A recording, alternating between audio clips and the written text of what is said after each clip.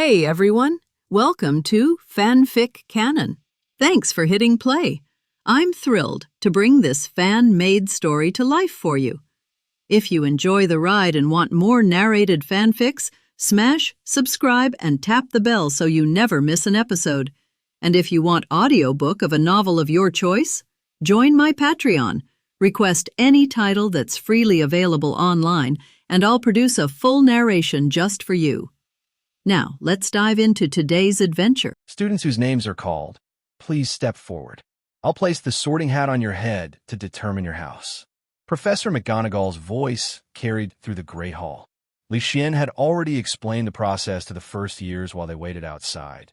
But as a teacher, she still repeated the instructions formally. Because of his explanation, the wide-eyed fear most kids felt at seeing the sorting hat didn't appear this time. Instead, curiosity flickered in their eyes. Hannah Abbott. At the familiar name, Leysen's expression brightened a little. Not because he had any special feelings for her, no. He was simply curious to finally see this ever-present side character who appeared in so many fanfics. Hannah looked perfectly ordinary, yet Leysen knew her background was anything but. A member of the Sacred Abbott family, future proprietress of the Leaky Cauldron, and eventually the wife of none other than Neville Longbottom. He smirked. If Neville knew now that the slightly shy girl beside him was his future wife, how would he react? Gryffindor, the sorting hat bellowed. Hannah skipped happily to join her new housemates. One by one, names were called. Students stepped forward, sat nervously, and were sorted without fuss. Then came Draco Malfoy. The blond boy strode confidently forward. But instead of sitting down meekly, he pulled a wand from his sleeve and aimed it straight at the sorting hat. Scourgify, the spell hit. For a heartbeat, silence. Then the entire hall erupted in chaos. The Weasley twins practically fell over laughing. Even a usually stern Professor McGonagall had to press her lips together to hide her amusement. Year after year, she placed that grimy, patched old hat on children's heads. And now, after Leysen's little remarks earlier, she found herself secretly agreeing. Yes, it was filthy. Her sharp gaze flicked toward Leysen, who was grinning ear to ear, enjoying the spectacle.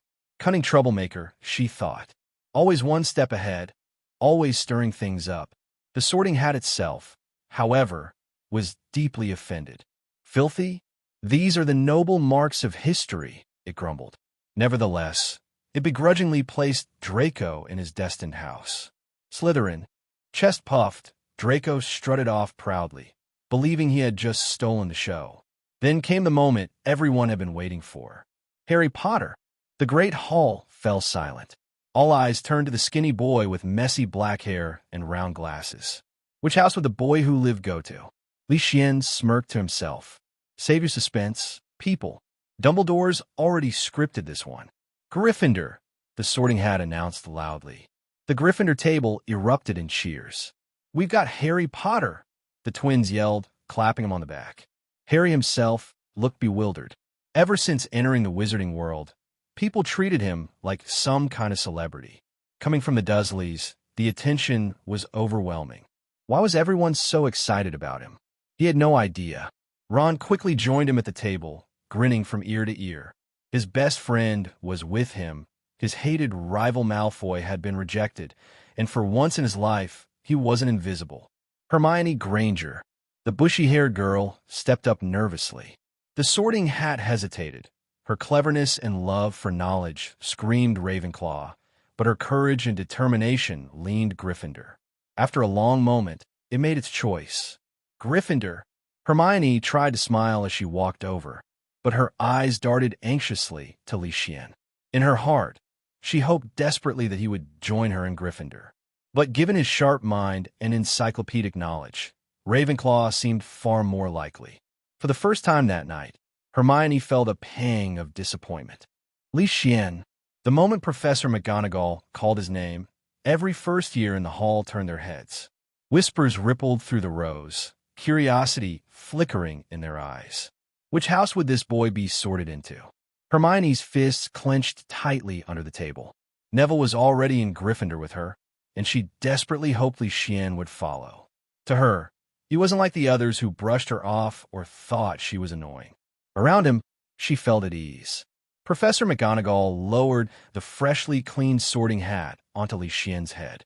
At once, a gruff voice echoed in his mind. Oh, now this is tricky. Leysen raised an eyebrow, but stayed silent. If he hadn't deliberately loosened the protections of his 5 elements pagoda, the hat wouldn't even have been able to peek inside. The hat hummed thoughtfully. Ambition, decisiveness, a natural leader. Slytherin would suit you well. But you're also brave, lion-hearted even. Gryffindor would welcome you. You care for others, value loyalty, and have a strange affinity for creatures. Hufflepuff could be your home. And above all, your mind, curious, sharp, always learning. Ravenclaw would certainly claim you. The hall had gone completely quiet. Though no one else could hear the hat's voice, the way it lingered on Leysen made the teachers and students lean forward, sensing something unusual. Even Dumbledore's eyes twinkled more brightly than usual. The last time the hat had struggled this much, it was with that man. Yet even he hadn't embodied traits of all 4 houses. Few wizards carry such balance, the hat continued. So tell me, child, where do you wish to go? Leysen smirked inwardly. So, it comes down to preference, huh? But he wasn't attached to any one house. With his current strength, it didn't matter where he ended up, no one could bully him. Slytherin's cunning, Gryffindor's courage, Hufflepuff's loyalty, Ravenclaw's wisdom, he could thrive in any. You choose, Leysen said calmly. Send me where you think I belong. The hat chuckled. How rare. Most beg for a particular house. Yet you leave it to fate. Very well, then, Ravenclaw it shall be. The decision rang out for all to hear. Ravenclaw. Cheers erupted from the Ravenclaw table. If Gryffindor had their boy who lived, then they, too, had someone special. Hermione's face fell, just a little. Neville's shoulders slumped. The 2 of them had already come to rely on Leysen as their dependable big brother figure throughout the day, and now he'd be sitting at a different table. Leysen walked steadily to Ravenclaw's bench, offering polite thanks as his new housemates welcomed him warmly. Professor Flitwick clapped with delight. He had sensed Leysen's studious nature from the moment they'd met, and now Ravenclaw had officially gained a treasure. But above it all, Dumbledore's gaze lingered. The boy's evaluation surpassed even Harry Potter's. Balanced, talented, dangerous, definitely one to watch. Sitting down, Leysen looked at the 4 colleges a little bit. He didn't pay attention when he was standing on them. Now that he sat down, he realized that the number of students in Lawan Kelluo was the second last. Naturally, Hufflepuff had the largest number of people, followed by Gryffindor, followed by Ravenclaw, and finally Slytherin. After all, there are still relatively few pure-blood wizards in the magic world, and not all pure-blood wizards are assigned to Slytherin, so it's normal for the number to be low. In Ravenclaw, the ratio of males to females reached 4-1. No, 5-1. Of course, most of the studious Ravenclaws are girls. Even after the sorting ceremony was over, Leysen discovered that this year's Ravenclaw, it turns out that there's only one boy. But Leysen didn't say much about the other seniors who didn't seem surprised at all. Maybe this is the normal state of Ron Kelluo. Ding, ding, ding. Please pay attention. Professor McGonagall tapped the glass on the table with his spoon to silence the young wizards. Seeing that everyone was quiet, Dumbledore stood up again and said, Now the banquet begins. As soon as Dumbledore's voice fell, countless foods suddenly appeared on the 4 long tables, which really opened the eyes of the little wizards who saw it for the first time. Roast beef, roast chicken, pork chops, lamb chops, steaks, chicken legs, and other meat. Hogwarts has nothing to say about meat. Others include boiled potatoes, baked potatoes, mashed potatoes, fried potatoes. Man, this is specifically for potatoes. It seems that there is no staple food, and Leysen, who usually eats rice, is a little uncomfortable. Forget it. Let's eat barbecue. Fortunately, there are also vegetables such as boiled corn, pea sprouts, carrots, roasted pumpkin, and tomato sauce. I have to say that Hogwarts food is basically high in sugar, protein, and calories. It seems that there are very few fresh fruits and vegetables, Eating like this every day, the little wizards have not become chubby. It seems that this may also be magic. Leysen took a look at the food on the table, and he was hungry too. It should be said that everyone was hungry at this point, so everyone buried their heads and started eating and drinking. Lamb chops, steaks, pork chops, pigs, beef and sheep, roasted chicken legs, and a mashed potato as a staple food. Without carbohydrates, it is easy to get hungry. As for roasted and boiled potatoes, forget it, and you have to peel them yourself, Leysen lazy. As a qualified Dongwang person, the combination of meat and vegetables is engraved in the soul, even if there is only one vegetable seedling. This is the last stubbornness of Dongwang people. I put some pea shoots, a piece of corn, and some boiled carrot slices in front of my plate. When I was about to eat, I found pumpkin juice and orange juice on the table not far away. To eat such greasy food, of course it must be paired with refreshing and sweet orange juice. Although pumpkin juice is also good, sweet and sticky pumpkin juice is not suitable for eating at this time. It's a pity that both pumpkin juice and orange juice are far away from Leysen. Just when Leysen was about to stand up or ask others to help, suddenly he picked up the orange juice with his white and slender hand and held the cup in the other hand, pour glass. Seeing that someone took it, Leysen was not in a hurry for the time being and waited until the other party finished pouring it out, but he didn't expect that the orange juice would be handed in front of him the next moment. Here you are, Junior Leysen. Leysen looked up. Hey, what a beautiful senior. Is there such a good-looking senior in Lawan Kaleo? Not only the appearance and the temperament of Yugia, but also the intellectual temperament. It is the type that Leysen likes. Thank you, senior. Leysen was stunned for a moment, and then returned to normal. After all, in the big information age in his previous life, he saw a lot of beauties when he swiped videos on his mobile phone, but they had undergone strict training. Of course, that kind of beauty with added beauty is incomparable with this kind of pure nature, but it has increased Leysen's resistance a lot. As for how the other party knew his name, as long as he was not deaf, he had just heard Professor McGonagall's voice. And how did Leysen know that she was a senior? Isn't that nonsense? He has seen all the new little wizards, and there is no little wizard who is so tall and has a wide face. What's more, that uneven figure is not at all like this age's figure. Penelo Clearwater, a 5th grade student at Lawan Crow, and one of Lawan Crow's prefects. The senior, that is, Penelo, took the initiative to introduce herself. Naturally, it was not the first time she and Leysen met. Today, on the Hogwarts Express, do you still remember the silver-haired senior? It's Penelo. Leysen, I don't need to introduce myself anymore. Leysen shrugged, making Penelo couldn't help laughing. His expression and humorous tone were really interesting. And Hermione, who was eating because of hunger, looked up and saw Leysen suddenly chatting with a beautiful senior girl. And for a moment, she suddenly felt that the steak in front of her was not delicious. Leysen chatted with Penelo for a while and didn't say more. After all, there's a time limit for eating.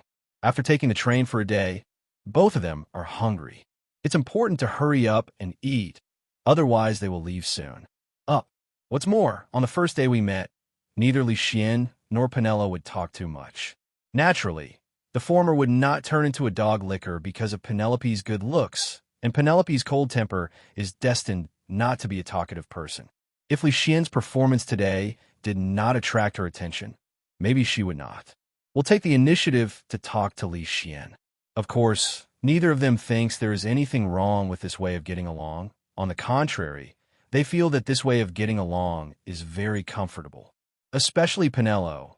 At least the conversation with Leysen just now made her feel very happy.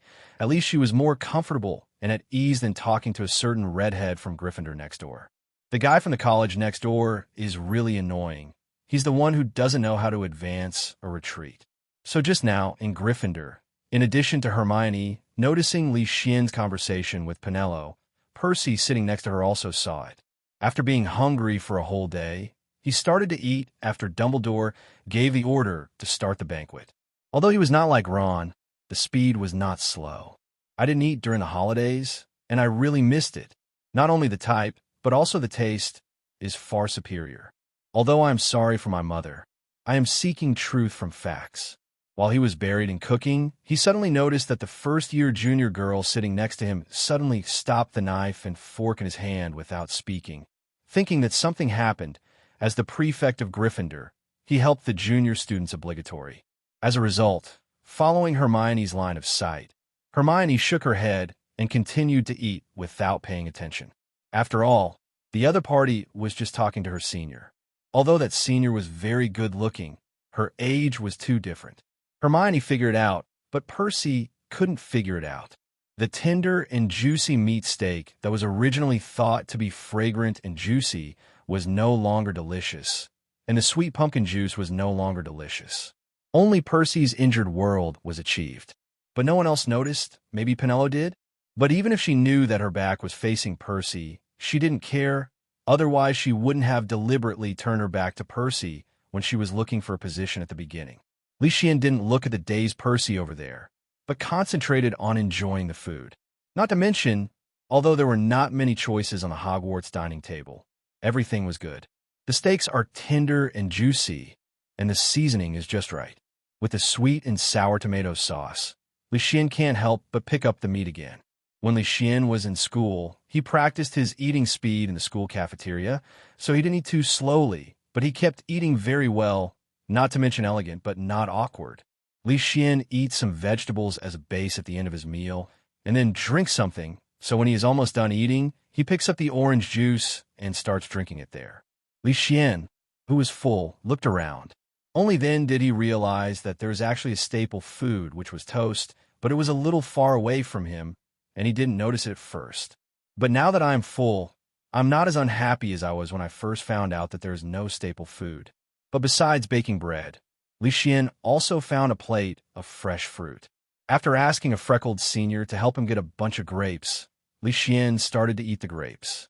As for why Leysen eats so fast, because he knows that there will be another additional program in a while. That is, the ghosts of Hogwarts will appear. Each house has its own ghost. Nicholas of Gryffindor, Fat Friar of Hufflepuff, Bloody Baron of Slytherin, and Lady Grey of Law Quirrell. Leysen ignored the ghosts of other colleges, but looked at the ghost of his own college, Ms. Grey, or Helena Lawin Kelluo. That's right, the ghost named Ms. Grey is officially the daughter of Kelluo's founder, Roina Lawin Kelluo. Most people don't know the inside story, but Leysen, who is a time traveler, knows it very well. As for why the original name was not used, and why the daughter of Roina Lawin Quirrell fell to this end, that is another story. Ms. Grey is a tall and beautiful woman with long hair reaching her waist and a long gown. She always has a trace of sadness on her face, which reminds Leysen of a certain Sister Lynn. Leysen reviewed his knowledge about ghosts. They are three-dimensional and transparent, and they are the imprints left by dead witches and wizards in the real world. They can continue to talk and walk. But very few wizards choose to become ghosts, because the first point of wizards who become ghosts is to be afraid of death. According to Leysen, it is obsession. The second is that becoming a ghost is not as good as outsiders imagined. It is a way of immortality. If you really become a ghost, you will live forever. Then every wizard will choose to become a ghost when he dies. Because after being a ghost, you can't enjoy and can't touch anything, and the cognition stays forever when they are alive, which is the most impoverished way. So few wizards choose to become ghosts. Just like after Sirius died, when Harry asked Sir Nicholas whether Sirius could become a ghost, the answer he got was no. Leysen observed that ghosts are basically translucent pearly white and can basically penetrate all undefended substances, including walls, food, and even human bodies. But ghosts can't harm people, and the magical world has not discovered what abilities ghosts have. They can cause certain troubles to natural substances such as water, fire, and air. For example, Leysen just noticed that when a ghost passed through the candle, the flame of the candle was flickering constantly. Also, like moaning myrtle can flood the bathroom, Sir Nicholas can be moved by the wind from the fan after a while. Leysen didn't want to conduct in-depth research on ghosts, but just jotted down information about ghosts when he checked them out. What should really be studied in depth should be magical animals and magic. More than half an hour later, when everyone had eaten enough, Dumbledore clapped his hands again and the food on the table disappeared, and countless desserts appeared on the table in the next second. Apple pie, treacle pie, chocolate trifle, deep-fried jam donuts, marmalade pudding, strawberry jelly, rice pudding, and peppermint hard candy. Leysen doesn't know why mint hard candies from the world of science and technology appear on the dining table of Hogwarts. Maybe an old bee wants to share his favorite candies with teachers and students? Leysen is not interested in mint hard candies, but is more interested in Hogwarts desserts. Perhaps the house elves know that the little wizards are quite full, so in order not to waste, the portions of these desserts are many. If you can't eat one, just take it again. At least it won't cause too much waste. The most fearful thing is that the little wizards have big eyes and small belly. Don't know the scale, they want to eat this and that. And in the end, there will be no difference it is finished. So looking at the small portions of desserts, Leysen tried them one by one. After all, as a qualified young man for health preservation, he stayed up the hardest night and brewed the strongest wolfberry tea. Therefore, the general dinner is to be 80% full. But when you see these desserts and still have a stomach, you should eat more anyway. You're still young, so it's okay to be unrestrained for a long time. Penelope on the side has been in Hogwarts for 4 years, and this year is the 5th year. Hogwarts food has basically been eaten from time to time. Hogwarts recipes have changed very little, so it's not like Leysen is so curious about every food. So she just drank pumpkin juice and watched the boy next to him continue to explore. She found it very interesting, and she didn't even know why. Seeing Leysen eating so happily, she was also very happy, and even felt that the dessert was a bit boring. It has a different brilliance again, and it seems to be quite delicious. It's just that I ate a lot before, and I was quite full. Although I didn't eat very much, I usually left a full glass of pumpkin juice for the end. After all, she never tired of drinking sweet and glutinous pumpkin juice. Basically, this cup of pumpkin juice is really full, but seeing that Leysen has a special liking for strawberry jelly, she also ate one. I didn't think the strawberry jelly was so delicious before, but today, I feel sour-sweet looks good. After everyone had eaten and drank enough, the first-year freshmen followed the prefects of each college to the common room, and the old students made their own arrangements. Hufflepuff's basement and Slytherin dungeons, as well as the common rooms of the two houses, are underground, while Gryffindor's and Ravenclaw's dormitories and common rooms are in the tower. Leysen followed the prefects to the awakens tower. There was a bronze eagle door knocker at the entrance of the tower. To enter, one needed to solve a puzzle. Entering the common room of awakens is a large circular room. It has to be said that the common room of awakens is very dreamy. As soon as you enter, the first thing you see is the white marble statue of Roina Quirrell, because this statue is facing the door of the common room. There are many stars painted on the dome of the lounge, and blue and bronze silk curtains are hung on the arched windows. If it is not at night, Leysen can imagine that the surrounding scenery can be fully appreciated through the windows. Mountain scenery. The floor of awakens' common room is also covered with dark blue carpets. The common room is fully equipped with all kinds of facilities, including tables, chairs, and bookcases. It can be said that awakens' main color is blue. Blue is good. Leysen's favorite color is also blue.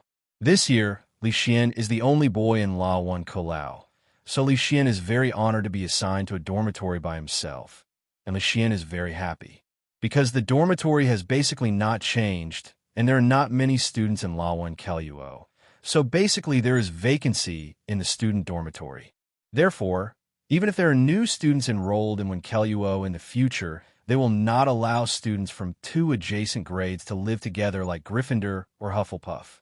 Of course, considering the differences between the 2 grades, we try to arrange the same grades in the same dormitory as much as possible, unless there are really not enough dormitories. Leysen felt that it seemed good that he was assigned to awakens. First of all, the accommodation was better than other academies, especially for a person like himself who had secrets. It was the most convenient to live alone. Leysen took a closer look. There are 4 big beds in his dormitory, all of which are hung with dark blue curtains. The other desks and wardrobes are all well equipped. Of course, what's more important is that there is a separate toilet and shower room. Leysen, who was a southerner in his previous life, couldn't accept the reception of the big bathhouse. He was mentally prepared. If he didn't have a separate bathroom, he would go back to the villa in the small world. The house elf had already helped to send the luggage to the dormitory. Leysen took out all the things in the suitcase, put those that should be put in the closet, and put those that should be placed on the table. Leysen also took out a record player from the small world. Leysen, who has traveled back from the big information age, regards the enjoyment of life as very important. In this age of no internet and no smartphones, it is still possible to listen to the radio and watch TV in the technological world, but this is impossible in Hogwarts. Don't say that it is enough to just read books if you're bored. Read books and get out of class. Read books after class, and read books when you return to the dormitory. This way you can easily become a very boring person. So he bought a lot of entertainment facilities and put them in the Curry of Small World. Will they be confiscated? Students' individual dormitories are generally not visited by professors, and this is not a serious matter. Listening to the music on the record player, the originally quiet dormitory became a little more angry. Leysen doesn't like to live with too many people, but when he's alone, he doesn't want to be quiet, just like when he was working and renting a house in his previous life. Even if he was lying on the bed playing with his mobile phone and reading novels, he had to turn on the computer and play music. It's like turning on the TV at home and not watching or playing with a mobile phone. You obviously don't watch it, but you can't turn it off. Once you turn it off, everything feels wrong. Even in the previous life, Leysen had to bring his mobile phone in to play music when taking a shower, and the bathroom song god was talking about him. I don't know why, but I always feel that singing in the shower is more sensual and sounds better. Maybe it's a psychological effect? After taking a bath, Leysen went into the small world to look at the magical animals. The other magical animals were fine, but mainly to see the Yolank iron belly dragon.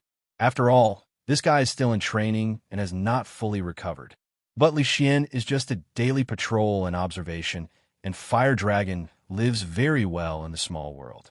In order to satisfy this big appetite, Leysen bought a lot of large poultry and large fry. Of course, Leysen also told Huolong not to be so picky about food, like those rabbits and pheasants that reproduce very quickly. They're also edible, as well as lively fish. In addition, the fire dragon cannot eat for at least 3 or 4 days after eating once. So there is enough food in the small world. So after a little inspection, and after taking some things from Curry from the small world warehouse, Leysen came out with a bird snake. This bird snake is the second child. If Leysen is resting outside, he will let the 5 bird snakes take turns to help keep watch, so they're also very clear and skilled. Number 8 Privet Drive is not used because Leysen has already deployed a lot of formations and methods there, like his own dormitory because he just came here and because it is the territory of Hogwarts. Even if Leysen has time to set up some means, it will not be too much. After all, Dumbledore has too many means and authority in Hogwarts up. In addition, why are you still so nervous in the dormitory? Is it because you're worried about Hogwarts? Or if you have any bad thoughts or actions that you're afraid of being discovered? And the house elves came back to help clean the dormitory when the little wizards were in class. So Leysen couldn't get that kind of device that was always on either. Naturally, Leysen would not leave such a handle behind. And under Leysen's teaching and the installation of the aura of the small world, the strength of the birds and snakes is not easy. If you treat them as ordinary birds and snakes, they will definitely make you unable to eat them. Of course, this does not mean that Leysen has completely let down his vigilance. Although the Lawa and Keluo dormitory is not like the Gryffindor dormitory, where people come and go at will, Leysen still has the vigilance that Leysen should have. Think about Harry Potter and their dormitory. The mouse named Scabbers is actually Peter Pettigrew. Think about a wretched and short middle-aged man with a foot in your dormitory, watching you there every night. That kind of the thought shuddered. And in the future, Sirius also went to Harry's dormitory after escaping from Azkaban. Think about waking up in the middle of the night and there's a person standing there by the bed staring at you. How terrifying it is. Of course, Leysen also took out an alarm clock and set the time. Otherwise, it would be ridiculous if he couldn't wake up tomorrow and be late. Why Ron and Harry are late, of course, is because there is no such thing as an alarm clock to remind them, of course, There are ordinary wall clocks in each dormitory. In fact, it's only past 10 o'clock now. In his previous life, for Leysen, it might have been the beginning of nightlife, and he wouldn't be able to sleep without 1 or 2 o'clock. Going to bed after 10 o'clock may mean being pressed to sleep by my parents when I was in elementary school. However, after coming to the world of Hogwarts, Leysen's schedule has been adjusted well, and now he really goes to bed early and wakes up early to exercise. Leysen set the alarm clock and got up at 6:30 tomorrow morning. Naturally, waking up so early is for exercising. Sleeping from 10:30 to 6:30 is enough for 8 hours. Perfect. Ring, ring, ring. The next day, Leysen got up with the sound of the alarm clock. After taking the bird and snake back to the small world, he brushed his teeth a little and then left the dormitory, intending to go for a run. Half an hour is enough. Leysen didn't wear wizard robes. After all, he was going to run soon, so he should wear sportswear. He wasn't afraid to stand alone. After all, little wizards were not required to wear wizard robes all the time.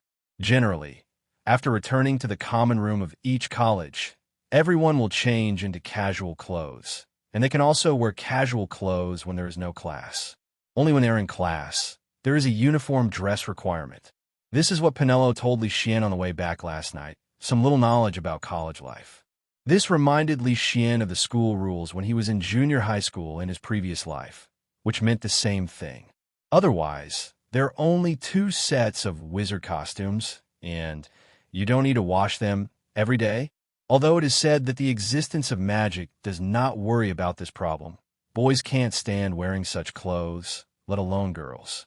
After leaving the dormitory, Leysen thought that there should be no one in the common room at this point, but found that several seniors and sisters were already studying there with books in their hands.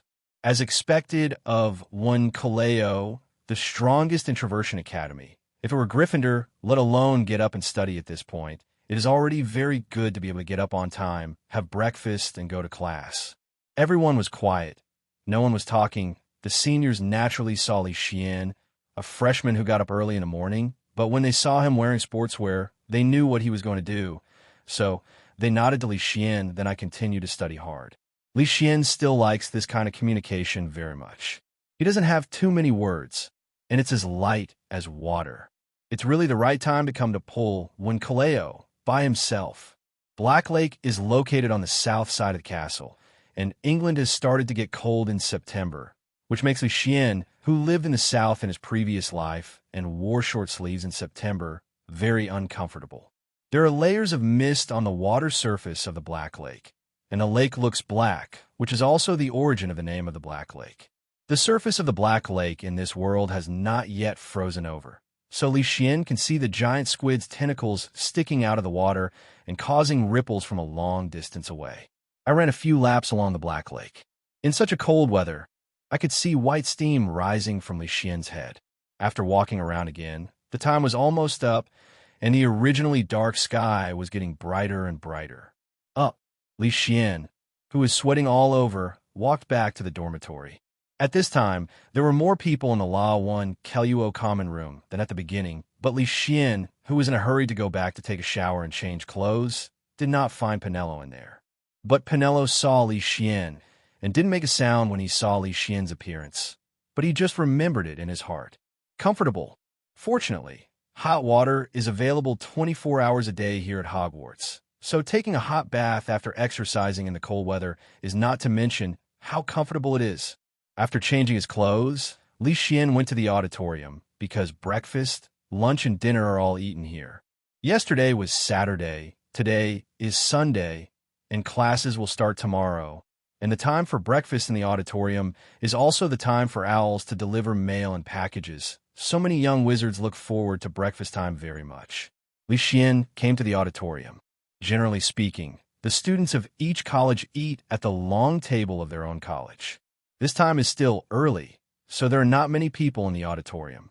Morning, senior sister.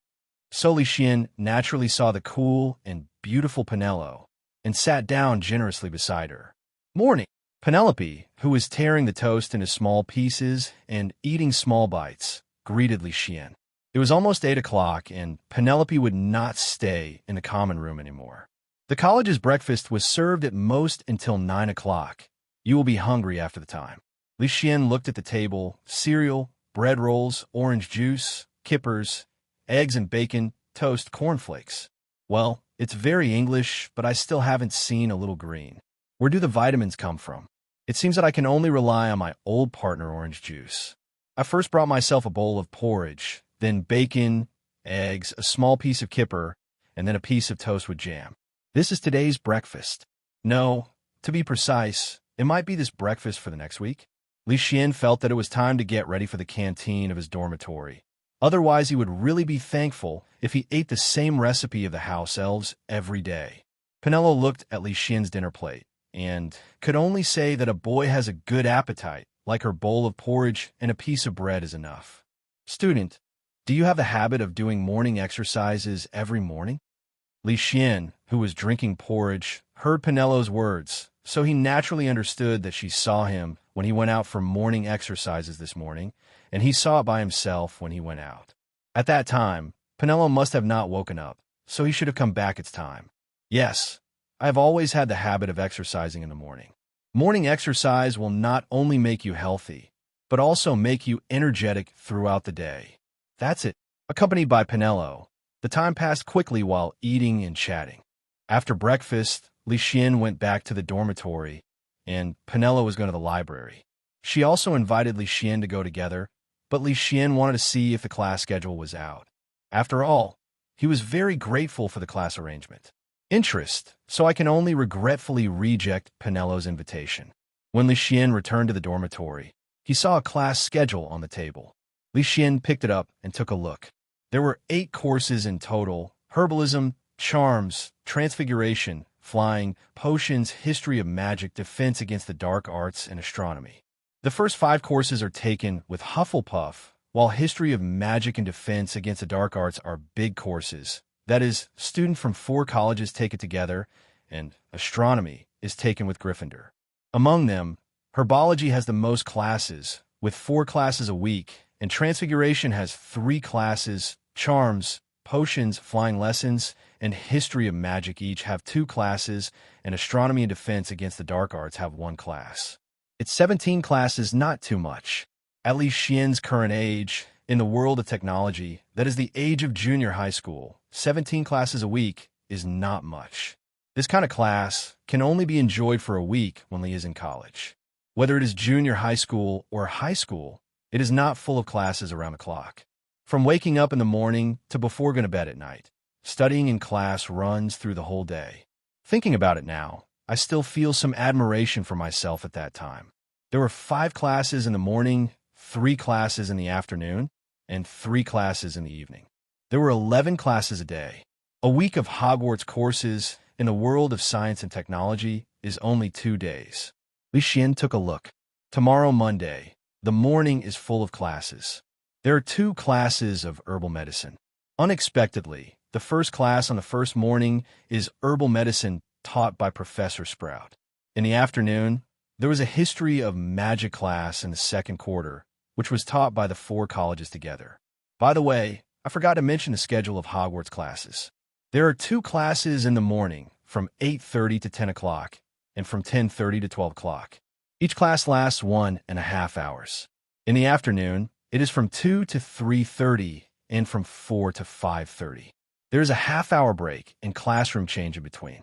After all, Hogwarts classes are a bit like Leysen's university, where the classrooms are fixed.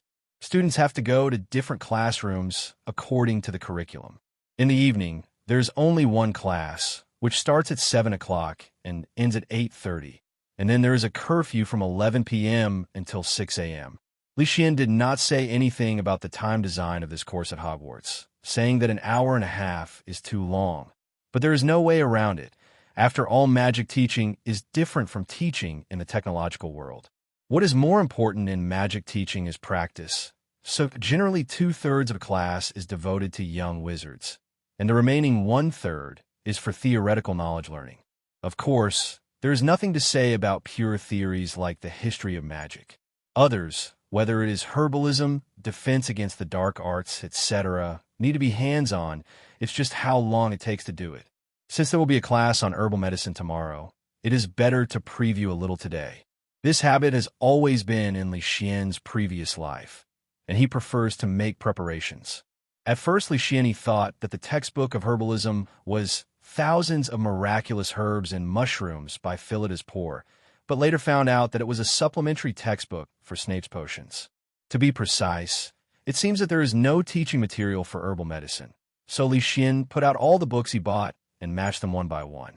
Standard Spells, Elementary, and Magic Theory are textbooks for charms.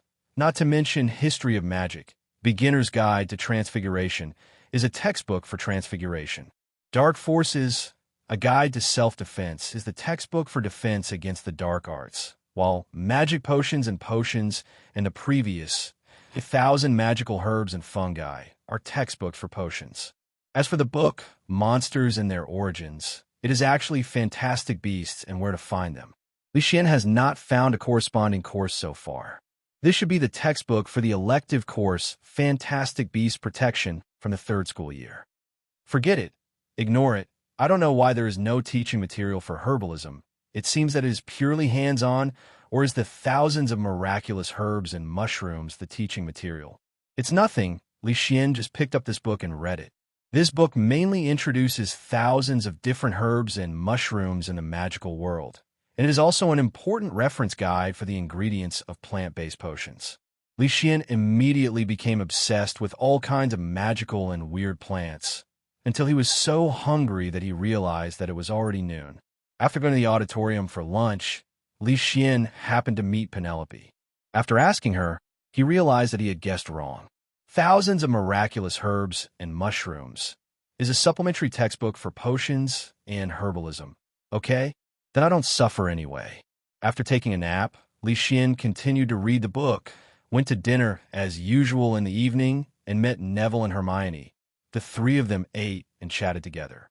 Knowing that Leysen was preparing for tomorrow's class, Hermione seemed to be stimulated and said that she should not go to the library today. She should be like Leysen.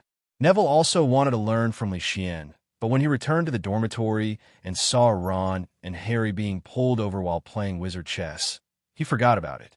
Leysen didn't know what his two little friends were thinking, so he returned to the dormitory after dinner, continued to read after taking a shower, and Leysen didn't finish the book until after 8 o'clock. It's not that this book is very thick, but that Leysen is not the average person after reading it.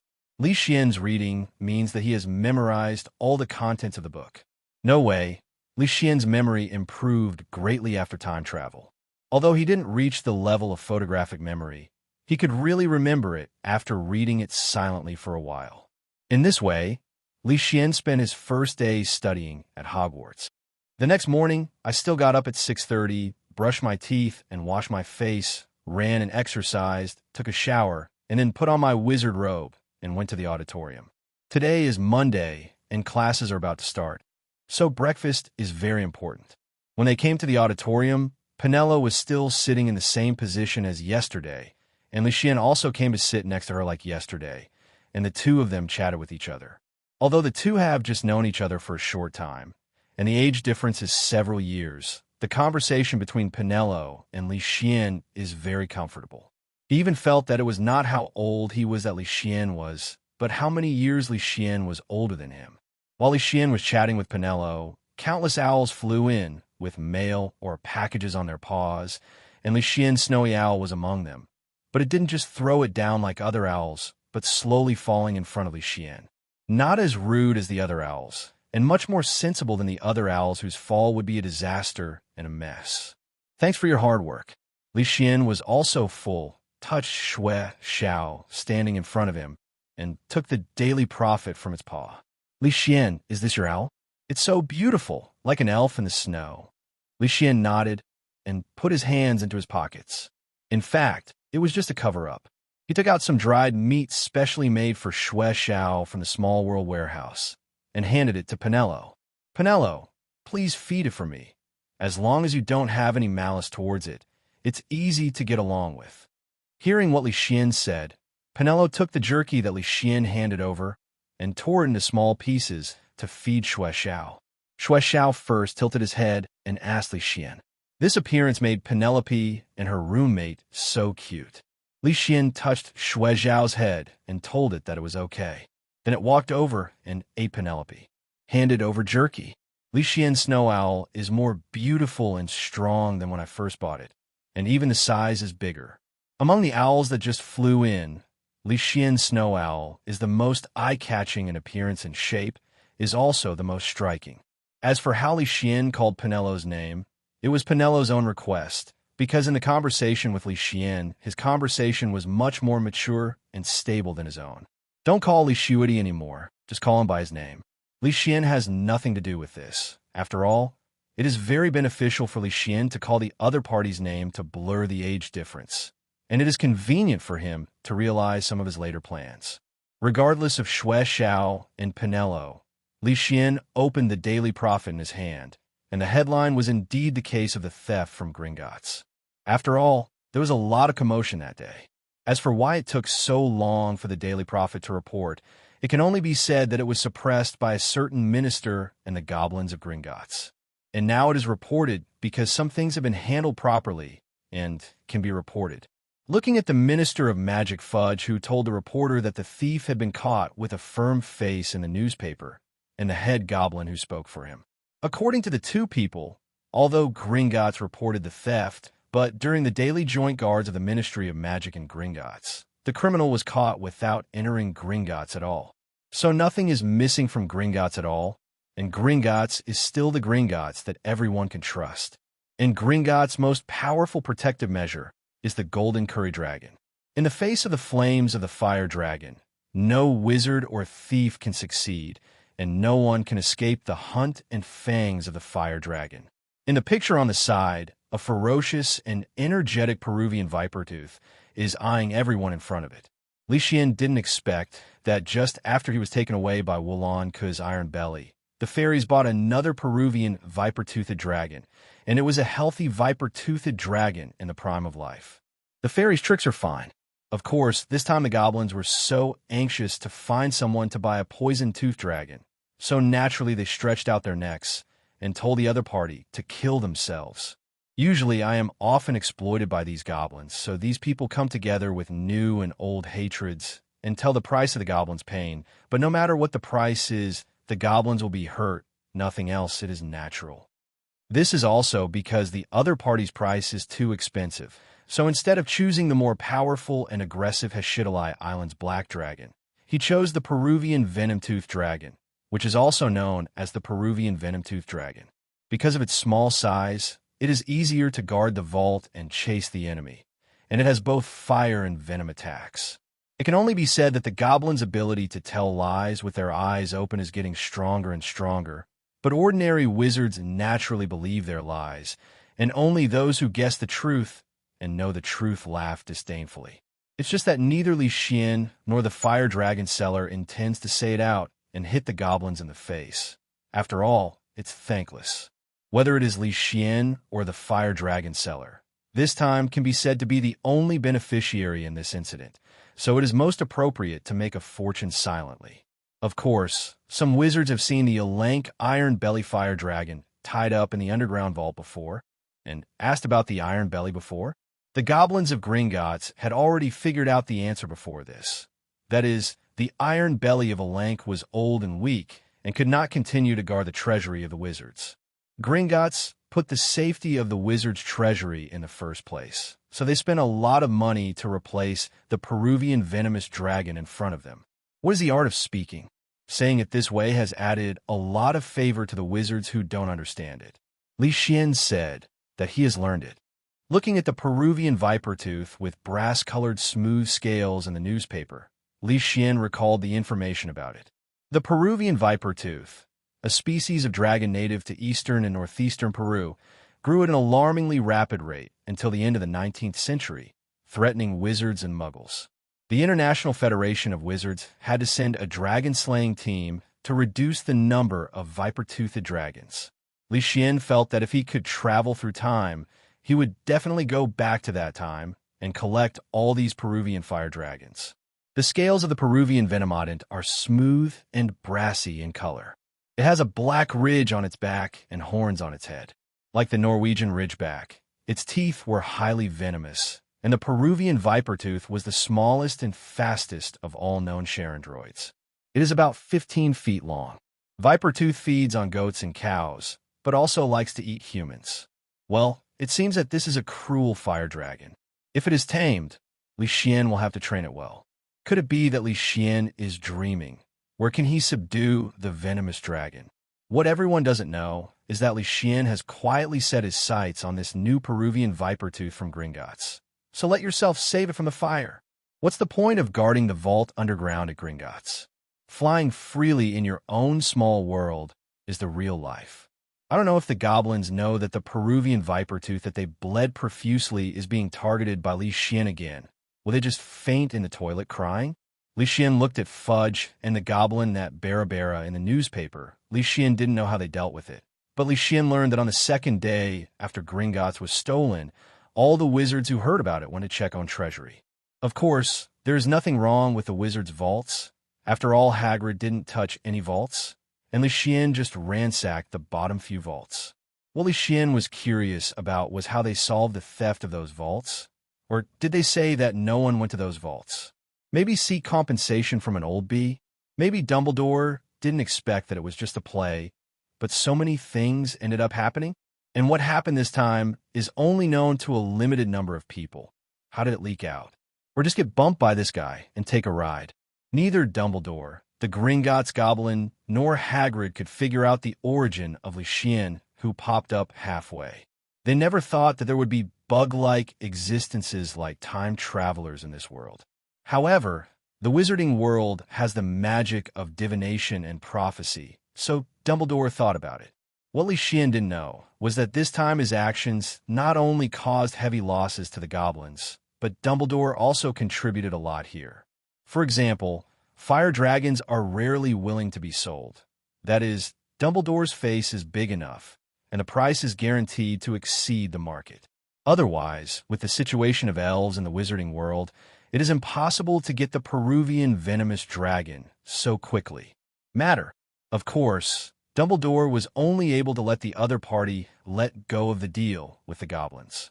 As for the price, it could only be negotiated with them. Dumbledore couldn't make the other party sell the fire dragon unconditionally or even at a discount. This time, Dumbledore also signed a lot of agreements with the goblin in private. Anyway, this time, only Leysen had the happiest smile. Although a lot of price was paid, at least the Sorcerer's Stone was successfully obtained, and the bait had been put down at the same time. Leysen remembered that when Snape and Quirrell observed Harry during the sorting ceremony, to be precise, Quirrell had his back to Harry Potter and the back of his head to Harry. Leysen, who was standing aside, saw Harry clutching the painful lightning scar, so he knew that it was Voldemort who was looking at him from the back of his head. But at the same time, Snape was scratching his chin with his little hand and looking at Harry indifferently, which made Harry misunderstand from the beginning. In addition, Snape is the dean of the hated Slytherin, and there will be various targets and coincidences in the future. So if Harry hadn't read Snape's memory in the end, the misunderstanding might not be solved forever, and there would be no Albus Severus, the name Potter. But what does this have to do with Leysen? No. Maybe it has something to do with it, because not only Voldemort, Leysen also has his eye on the Philosopher's Stone, and when Voldemort cools down, he can easily accept the culprit without the existence of the Philosopher's Stone.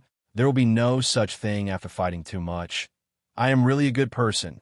Not only the Sorcerer's Stone, Leysen, the new Peruvian Venomtooth from Gringotts' underground vault, is also interested, but not now, but when Gringotts is invaded again in the future.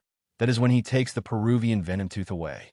After all, Gringotts' defense measures must have been raised to a higher level now, so I shouldn't do thankless things.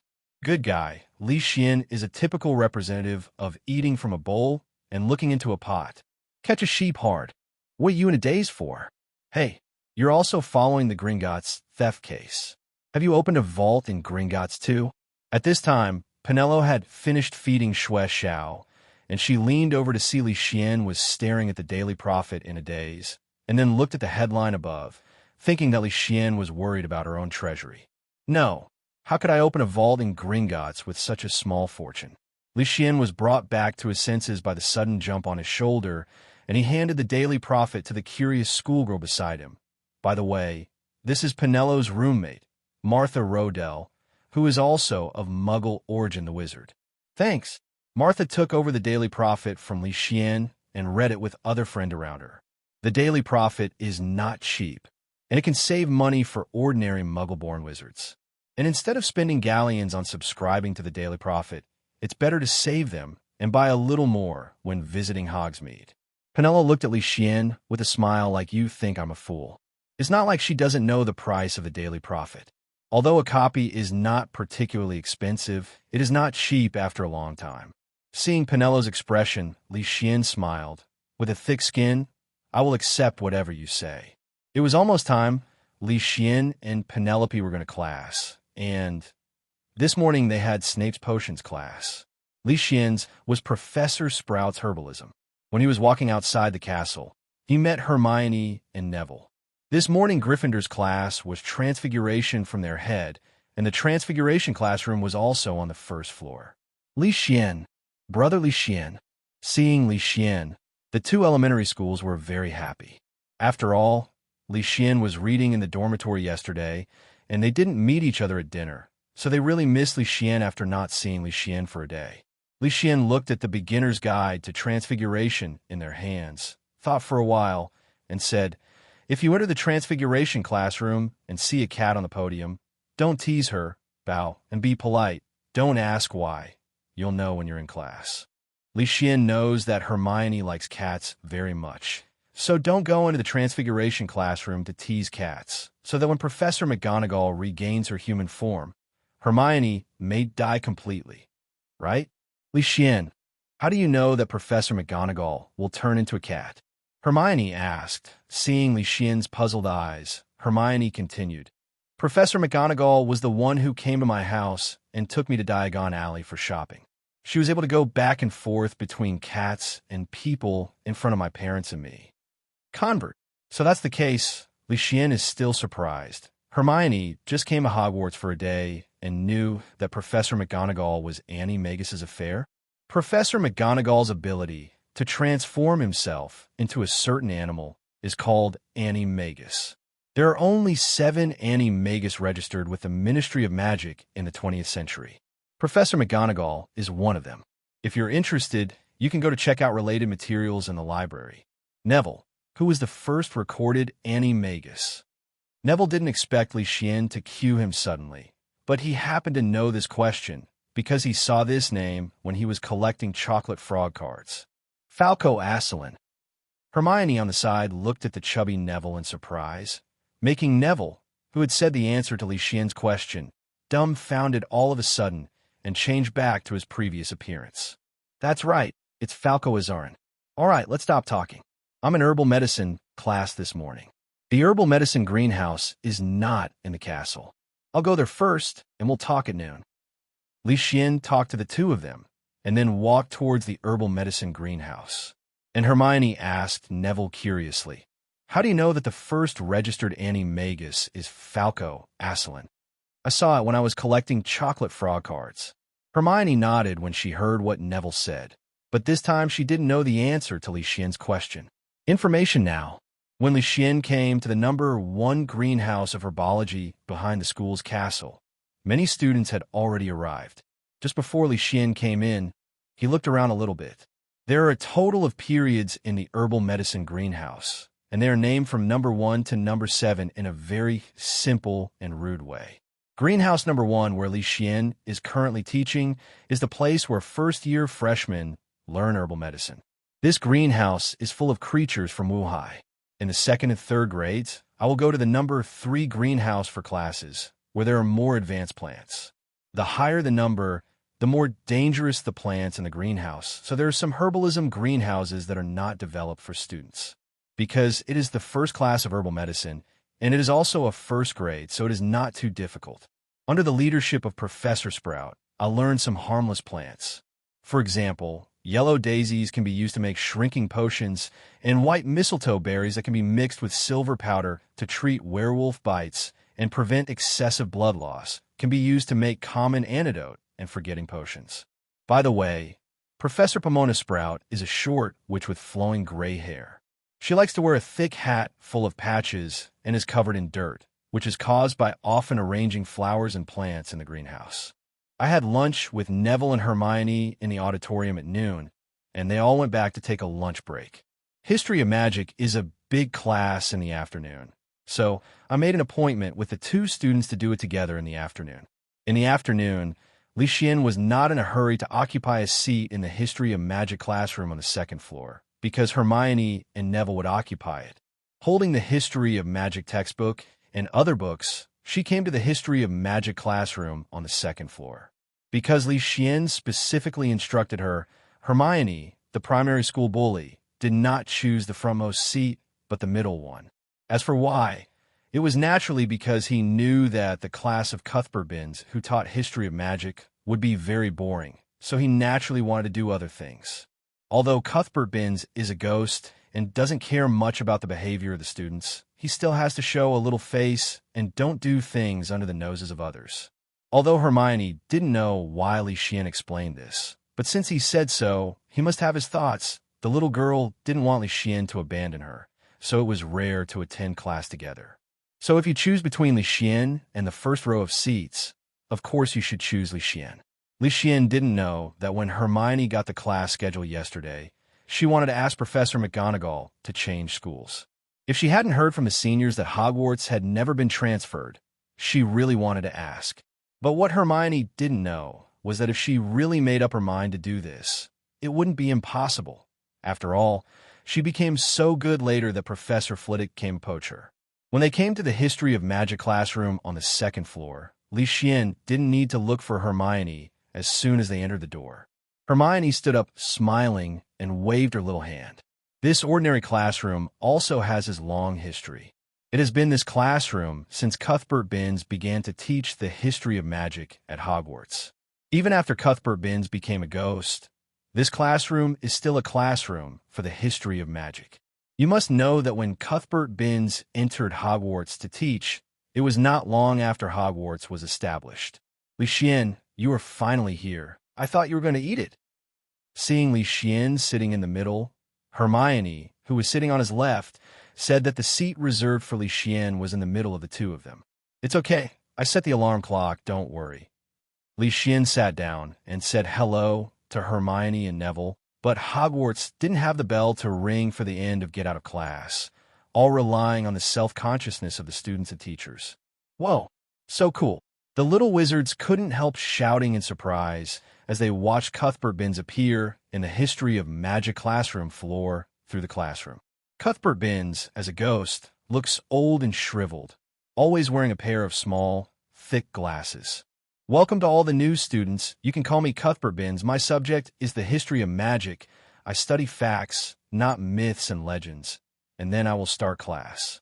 After Cuthbertbins came up and said his famous quotes, he stopped talking and started to give lectures directly. Because it is the first History of Magic class just started, and it is a ghost to teach everyone, this is really a new version of a ship that has never been seen before. But it can only be said that these little guys are too happy.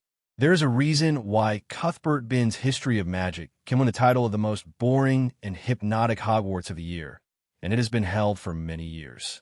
Cuthbertbins followed the script, and the sound of his lectures sounded like the buzzing of an old-fashioned vacuum cleaner, and the little wizards instantly felt a bucket of ice water poured down hard. 10 minutes, 20 minutes, half an hour passed, and all the little wizards admired how Cuthbertbins was able to keep his tone of voice unchanged from beginning to end. But this is simply torture for the little wizards, and it is just following the textbook, without any extra surprises. Leysen saw that many little wizards had already begun to whisper and chat, and some of them fell asleep directly under the hypnotic divine comedy like Cuthbertbins, and Leysen even saw people who took out wizard chess and started to play. That's right, that's Harry and Ron. Leysen, this Cuthbertbins class is so boring. Even Hermione seldom complained. This is really very strange, but it's normal when you think about it. This little girl Hermione must have the same habit of previewing as Leysen. Originally, Hermione had accumulated some questions that she wanted to ask, or like this morning's Transfiguration. When the teacher raised her hand to answer the questions, it would be a bonus for Gryffindor. Being able to listen to it without sleeping or doing other things is already very face-saving. Neville on the side also nodded. He was almost falling asleep. In this case, let me tell you a story. It's not a story. It should be the story of how Cuthbert Binns became a ghost. How about it? Do you want to hear it? Both boys nodded, looking at Leysen expectantly, waiting for him to start speaking. Even the little wizard who heard Leysen's words nearby couldn't help turning his body sideways and pricking up his ears to listen. Cuthbert Binns was actually born in a very long time ago, when the four founders of Hogwarts founded Hogwarts. When Hogwarts was first established, Cuthbert Binns was very old, but Cuthbert Binns was knowledgeable, quick-thinking, and clear in thinking, so he was invited by the four founders to be Hogwarts wizard professor. Until one day, after taking a break in the classroom lounge, he forgot to bring his own body when he got up to go to class, and he turned into a ghost. But death did not stop him from continuing his teaching career, so Cuthbert Binns became the only ghost professor at Hogwarts.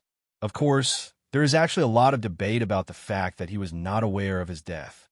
Leysen finished talking about Cuthbert Binns in one breath, and Hermione and the others listened with great interest. Isn't this more interesting than Cuthbert Binns' lecture? But Hermione did have a problem. She raised her head and glanced at Cuthbert Binns, who was still talking to herself, and asked in a low voice, "Leysen, didn't you say that Cuthbert Binns is a quick-thinking, clear-thinking, and knowledgeable man? Well, how did it become the boring look it is now?" As expected of Hermione, her little head was able to turn around quickly, and she was able to grasp the key points. Leysen couldn't be bothered by this problem. Actually, it's mainly related to the status quo of Cuthbert Binns. Hermione quickly grasped the key point of what Leysen said, and said, "A ghost." Leysen nodded. "The key point is the ghost. Because I saw many ghosts on the night of admission, I have asked and read some books about ghosts in the past 2 days. When wizards become ghosts, they will not be able to enjoy and touch anything, and their cognition will always stay when they are alive. So Cuthbert Binns looks like this, and his teaching style has not changed a bit for so many years. I think it is because he has become a ghost." Reason. After hearing Leysen's analysis, a group of young wizards nodded in sudden understanding. But at this time, Cuthbert Binns' eyes also shot over, and everyone immediately sat up straight and listened carefully.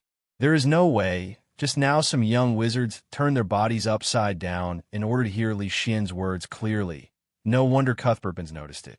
Cuthbert Binns stopped his lecture and looked at Leysen and the others. Naturally, the other young wizards also saw it, but it was no surprise when they saw that Leysen caused the movement. After all, they had seen part of Leysen's ability on the day they entered school. Draco, who was sitting on the other side, was full of envy.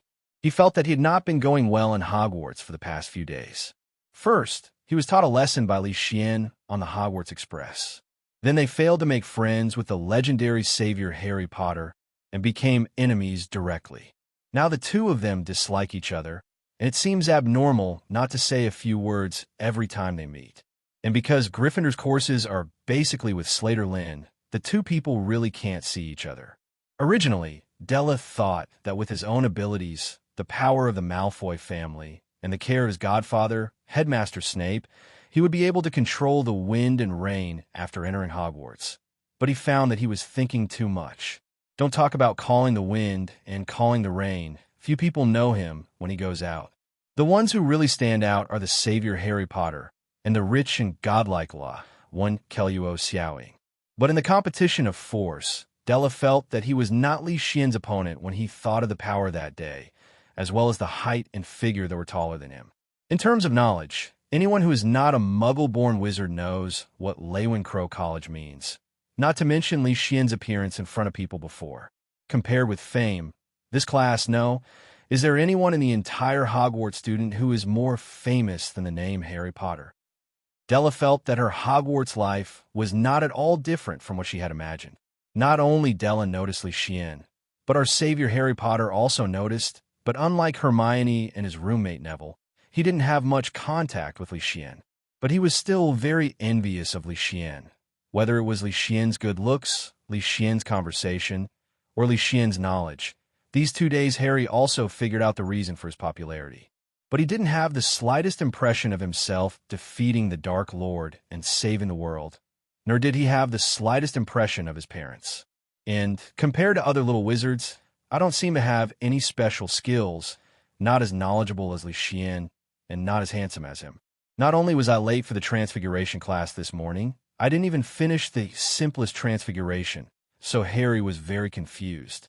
When Ron saw Harry playing wizard chess, he was suddenly in a daze and quickly patted him on the shoulder. Harry regained his senses and continued to play wizard chess with Ron. As for listening to Cuthbert Binns carefully, forget it. Stop torturing yourself. Let yourself go. It was hard to finish the history of magic course, but fortunately there was only one class. Otherwise it would be really uncomfortable. But what is more uncomfortable is that there will be another session tomorrow morning. Leysen took a look at the dinner. Of course, it can't be compared with the start of school dinner. After all, if there are so many kinds of dishes every day, it will be difficult to take care of other things.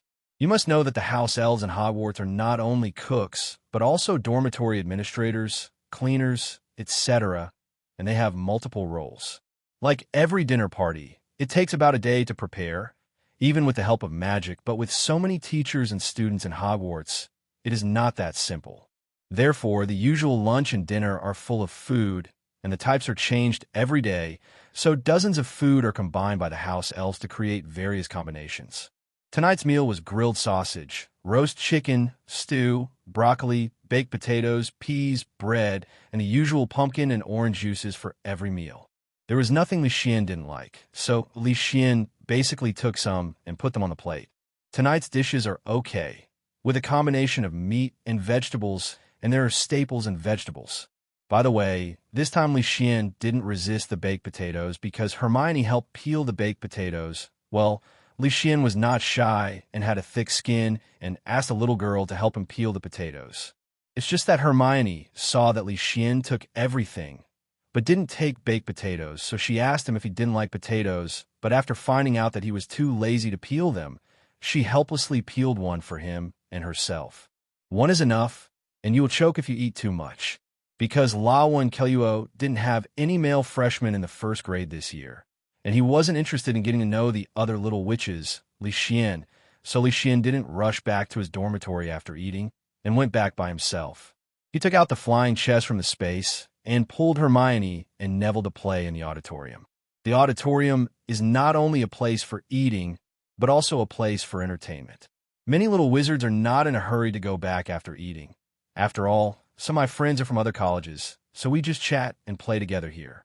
On the way, our Weasley twins naturally saw the new gadget Leysen brought out, and when he explained the rules to Hermione and Neville, he pricked up his ears and listened to it. After all, this flying chess is something in the world of science and technology, but not in the world of wizards. Both brothers are very caring and active in what they play.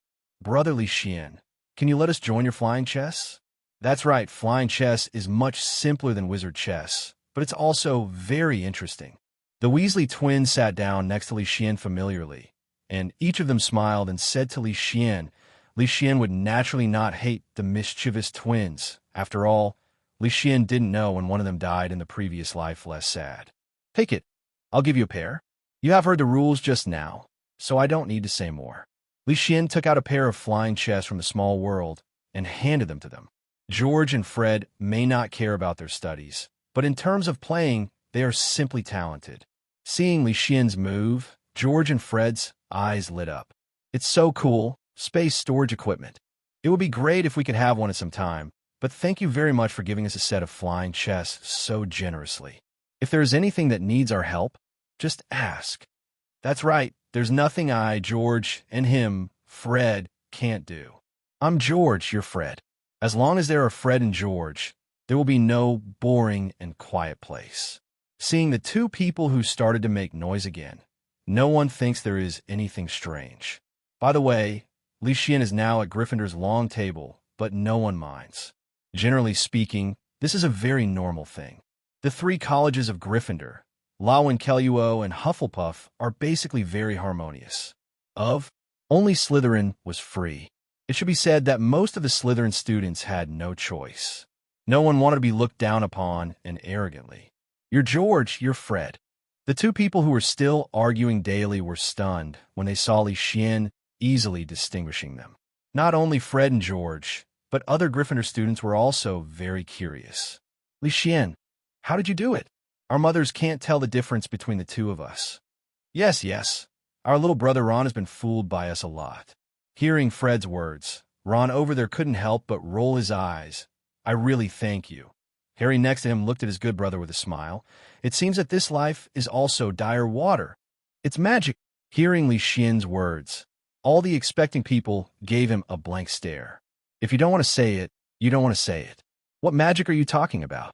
Do you think that in the world of technology, this is the world of wizards, and it's the same as saying who can't use magic? Go and play, or you won't be able to play after the curfew.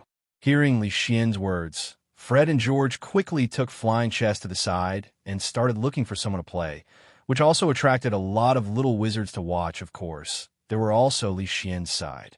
Seeing that there were only 3 of them on Leysen's side, Fred and George brazenly joined their team, and the other flying chess pieces were given to other little wizards to play.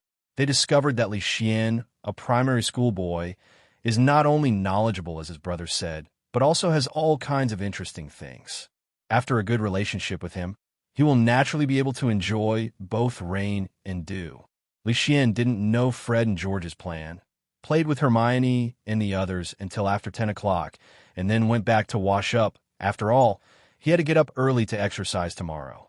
After a tough history of magic class in the morning, Leysen was temporarily released, but Hermione and the others couldn't do it, and they had to take a class of charms from Professor Flitwick, and Leysen had 2 classes in the afternoon. Now this time is rather embarrassing. It's not time for meal, and it's too early to go back to the dormitory to rest. Leysen thought about it and just went to the library to read some books.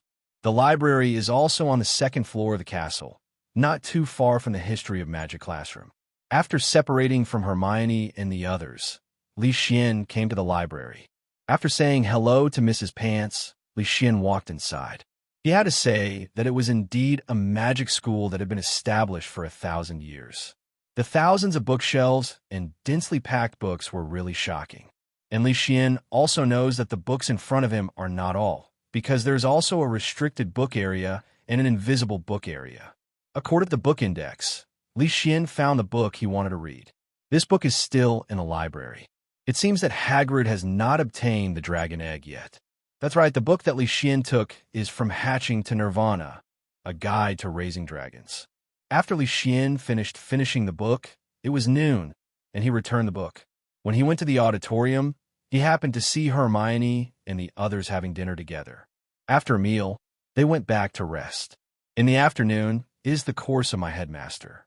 Charms, like Transfiguration, Herbalism, Potions, History of Magic, and Astronomy, are compulsory courses for grades 1 to 5. Charm study is very obvious.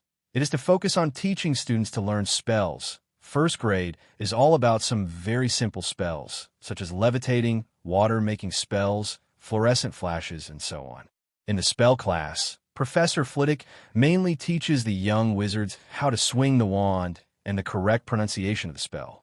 Leysen felt that the charms class was also very boring. In front of Professor Flitwick and the first-year little wizards of Lawan, Keluo, and Hufflepuff, after perfectly using the levitation charm and the clear water curse, that is, the water-creating curse, he got Flitwick the professor's reward was 10 points for Ravenclaw. Then I got the privilege of being exempt from listening. Of course, although there's no need to suspend the class, I still have to stay in the classroom. It doesn't matter. Anyway, Leysen happened to be learning magic spells, so I just asked Professor Flitwick if I had any questions. While the other young wizards were still listening to Professor Flitwick explaining the theoretical knowledge of water spells, Leysen was already learning by himself. Sure enough, the gap between people was still very obvious. But no one is jealous of Leysen, or at least the little wizards of Lawan, Keluo, and Hufflepuff are not. After all, they ask Leysen when the get out of class is over, and Leysen also teaches them generously. And when the gap is small and you can catch up, you may still feel jealous, but you can't even see the back of the other party. So, let alone envy, jealousy, and hatred, just give me a hard lick. What's more, Leysen has a lot of good things in his hands. Last night's flying chess as well as a lot of snacks from the technological world, are very popular with everyone. Coupled with Leysen's unique, mature, and stable temperament and way of handling things. Even though Leysen apparently has a good relationship with Gryffindor's Hermione and Neville, the students of awakens are not jealous. On the contrary, love the house and the black, since Leysen has a good relationship with them. Then Leysen's friends are my friends. Well, it's really a new level of licking, but because of this, both Hermione and Neville are in a much better situation than they should be. The clever Hermione is more popular among the little witches of awakens, and under Leysen's teaching, she is not so arrogant. To be precise, she shrinks her thorns to protect herself slightly. After all, the unpleasant thing about Hermione's character is that she showed a little arrogance and stubbornness in order to protect herself. Of course, it is not pleasing to be a good teacher in Gryffindor, but there is no such trouble in awakens, because the atmosphere of awakens is actually very similar to a college for academic discussions. It is normal for everyone to learn from each other and discuss with each other. So as long as Hermione pays a little attention, it's fine. Not to mention that Hermione has just entered Hogwarts now and has 2 friends, Leysen and Neville, and so many other friends, so she won't be so domineering. Leysen hadn't expected that Neville, a little forgetful, would be welcomed by Hufflepuff's freshmen. After all, Neville is not only shy now, but also prone to past events. The main reason is that the little wizards of Hufflepuff are basically not very good at discriminating against Neville. In addition, Neville has a very good personality. He has written many books on herbal medicine. This is even more attractive to the little wizards of Hufflepuff. After all, their dean is a master of herbal medicine, so they naturally have different ideas about herbal medicine. In fact, this is very common in Hogwarts. The students of each college will be particularly sad about the course of their dean, because they're all masters in the magic world, and they naturally hope to be like them.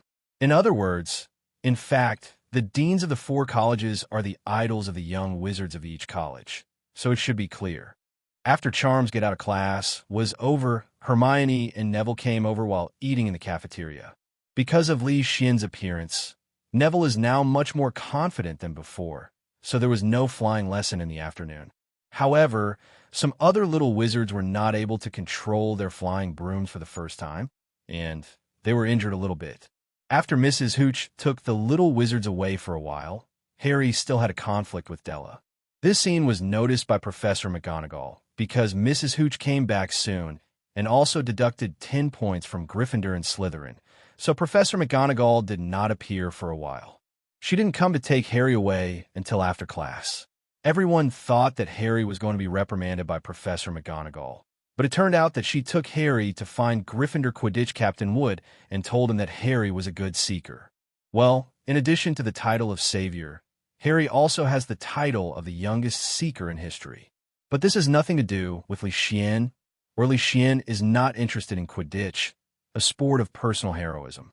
Maybe other people think that this kind of exercise is just right for them. After all, it can make a big splash, but Leysen is not young at heart now. Leysen's purpose of entering Hogwarts is actually very simple. The first one is naturally to learn spells, to learn potions, and to learn all kinds of knowledge that he needs to use. The second is the Hogwarts Library. At least in England, there is nowhere that has a richer collection of books than the Hogwarts Library. This is the invisible benefit that Hogwarts students can enjoy. Furthermore, they covet the creatures in the forbidden forest of Hogwarts, which can fill many gaps in Leysen's small world, such as giant arachnids, unicorns, and hippogriffs. It is very happy to be able to really enjoy a wave of 0 yuan purchases. After all, who can refuse the fun of free tickets? In the end, Dumbledore is in the front, so that I could develop wretchedly in the back, and collect Horcruxes, by the way. After all, the Diary of Ravenclaw, Harry Potter, and the future Tom Riddle are all in Hogwarts. Back in the dormitory, Leysen didn't rush to wash up, but went to the small world to inspect first. Roar! Seeing Leysen coming in, the lank, iron-bellied fire dragon approached with its big head affectionately. Today it happened to be staying by the lake behind the villa without hunting, so it sensed Leysen coming in. Okay, such a big man, yet so clingy. Leysen smiled and patted Huolong's head. Now Huolong can be said to have completely recovered its original posture. I still remember that when Leysen just brought it out of the underground vault of Gringotts, his whole body was covered with injuries, skinny, and even the scales became pale and loose. Lived in misery and decay. His eyes were dull and lacking in vigor, and he was afraid of the tinkling of metal pieces. But now, with sufficient food supply, and after Leysen has given the fire dragon the spiritual liquid, he has regained his prestige as the world's largest fire dragon. The originally pale scales have returned to a shiny gray that is hard to break at first sight. The eyes are no longer cloudy pink, but have changed back to sharp crimson. If ordinary people look at the fire dragon, the timid ones will be too scared to move. Courtesy Della Coup. Thank you so much. The original thin body has also recovered, and the blunt sharp claws have faded and replaced with new sharp claws. It has returned to the normal weight of a lynx iron belly, which is definitely 6 tons. And now, with the help of Leysen, the metal sheet sound that formed the conditioned reflex no longer has any effect on it, and the psychological shadow in this aspect has been overcome. This lank iron belly dragon is very old, and after being tortured in the underground vault for so many years, it is no longer as brave as it used to be. But with the help of Leysen, all kinds of meat, as well as the supplement of psychic liquid, has returned to the level of a mature man. If I have been living in the small world, and with the help of Leysen, I might be able to go one step further in the future. No, even a few steps. Let's go. Leysen sat on the back of the fire dragon and began to inspect his own country. It seems that the achievement of the fire dragon knight is not so difficult to achieve. There are also 5 enlarged birds and snakes at the side. This battle is not small. After patrolling all the way, there is no major problem, except that some creatures have been eaten too much by the fire dragon. They need to be controlled a little bit so that their groups can rest and recover. Time. Before, the fire dragon ate so much because it was just rescued and needed a lot of food to nourish it. Now, that difficult time has passed. Otherwise, it would be difficult for Leysen to go out to replenish the creatures in the small world now at Hogwarts. In fact, it was also related to Xuan's miscalculation at the beginning. He thought it was enough, but he didn't expect Huolong's appetite to be so good, which caused this situation. But it's normal. After all, it's Leysen's first time raising a fire dragon, so it's normal to have some problems. Morning. Leysen came to the auditorium with a beginner's guide to Transfiguration by Emery Switch, saw Pinello and her roommate, said hello, and sat down. The weather is not so good today. It started to drizzle early in the morning. So Leysen didn't go out for a run, but did some activities in the bedroom, such as push-ups, squats, sit-ups, and so on. The breakfast is still the same, but there are some more cookies today. Leysen took a few. The taste is good, the fragrance is full, the heat is just right, and it is very crispy. So Leysen thinks that this morning's breakfast is milk and biscuits, and he can't bear cereal every day. Leysen chatted with the others one after another, and when the time was almost up, he took the freshman of La 1 Keluo to the Transfiguration classroom. In just 2 days, Leysen became the leader of this year's La 1 Keluo freshman, the leader. Basically, Leysen took the lead in group activities, and he was only short of the title of a first-year prefect. When I came to the Transfiguration classroom on the 2nd floor, I saw the tabby cat on the podium with the same lines as square glasses on Friday.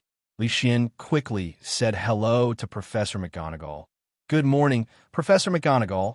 The students of Ravenclaw didn't know why Leysen said hello to a cat, but some Ravenclaw students who knew Animagus knew what was going on when they saw Leysen like this. However, although the other little wizards didn't know why Leysen did this, they also followed Leysen with question marks. So the Hufflepuff students who had already arrived were a little strange to see the student La 1 Keluo saying hello to a cat.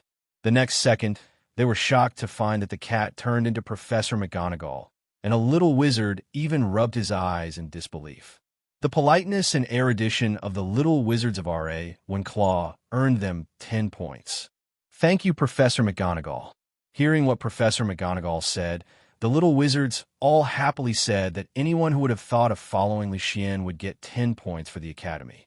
Sitting quickly, Professor McGonagall nodded and said to the little wizards, which professor doesn't like a knowledgeable and polite little wizard? Seeing that La1 Kaleo is so united under the leadership of Leysen, an invisible leader, and Leysen is so good, and compared with the little lions in his own academy, let himself wipe there, but's nonstop every day. But even so, Professor McGonagall will not think that his little lion is worse than La1 Keleo's little eagle. Professor McGonagall has been a teacher at Hogwarts since 1956, and now in 1991, a full 35 years. What kind of students have never seen? And his own Gryffindor is no worse than La1 Kaleo. Brother Leysen, how do you know that the cat was transformed by Professor McGonagall?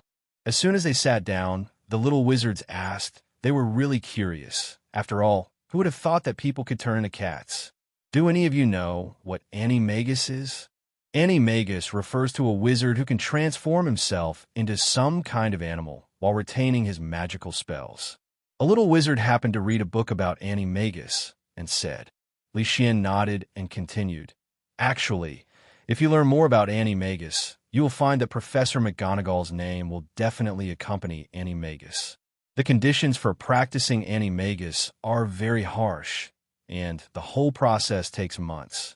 Therefore, there are only 7 animagus registered with the Ministry of Magic throughout the century, and Professor McGonagall is one of them.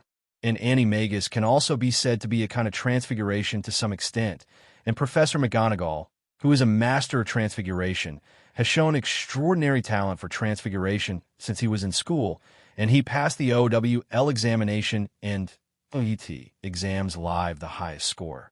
In addition, he also won the most potential newcomer award of transfiguration today. When Professor McGonagall was 21 years old, he became the professor of transfiguration at Hogwarts. You know, the last professor of transfiguration was ours, Headmaster Dumbledore. And Professor McGonagall has been serving as a professor of transfiguration from 1956 to the present, so I don't need to say much about Professor McGonagall's ability. Like our Professor Flitwick's title of Master of Spells and Dual Champion, Professor McGonagall is undoubtedly the contemporary master of transfiguration. None of the little wizards here thought that Professor McGonagall was so good, especially when he was able to get Dumbledore's approval to take the Transfiguration course from him. Thank you, Mr. Leysen, for your compliment. Your erudition once again adds 5 points to La1 Kaleo. Not only the little wizards were shocked, but Professor McGonagall was also very surprised. Originally, it was customary to use animagus to give the little wizards a blow every year. In the end, I didn't expect to be exposed by Hermione this year, and then recognized by Leysen. That's fine. I didn't expect that Leysen, a muggle-born wizard, would know herself so well. This is true in her long teaching experience. It's the first time. As for other people who are not convinced by adding 5 points to Leysen because he introduced himself, you can also learn from him if you're not convinced. Besides, the addition and subtraction of this score is actually very subjective. Just look at Snape and Dumbledore. For Harry, a crazy deduction and a crazy bonus. Of course, Professor McGonagall is not the kind of casual person, but she still has the right to be willful for a long time. Leysen got up and bowed politely to Professor McGonagall to express his gratitude. He really didn't expect that he would get extra points for introducing the little wizards, even if it felt a little flattering in the eyes of others. But Leysen doesn't have any idea that he must pull Kaleo to become the champion of the Academy Cup.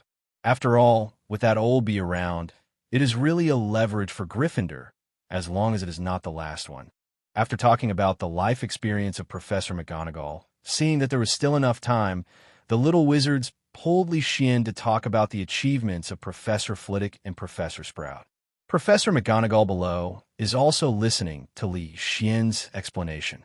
After all, the self he thinks and the self he hears from others are 2 completely different concepts and experiences. The first class was the same as Leysen's class in his previous life.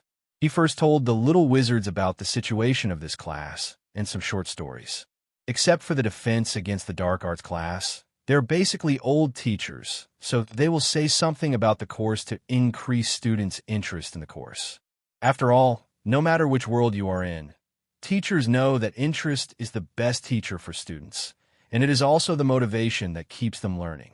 Didn't you see that even Snape did this? It's both death and glory when you open your mouth. What boy doesn't feel his blood boil when he hears it? Then I started to learn theoretical knowledge.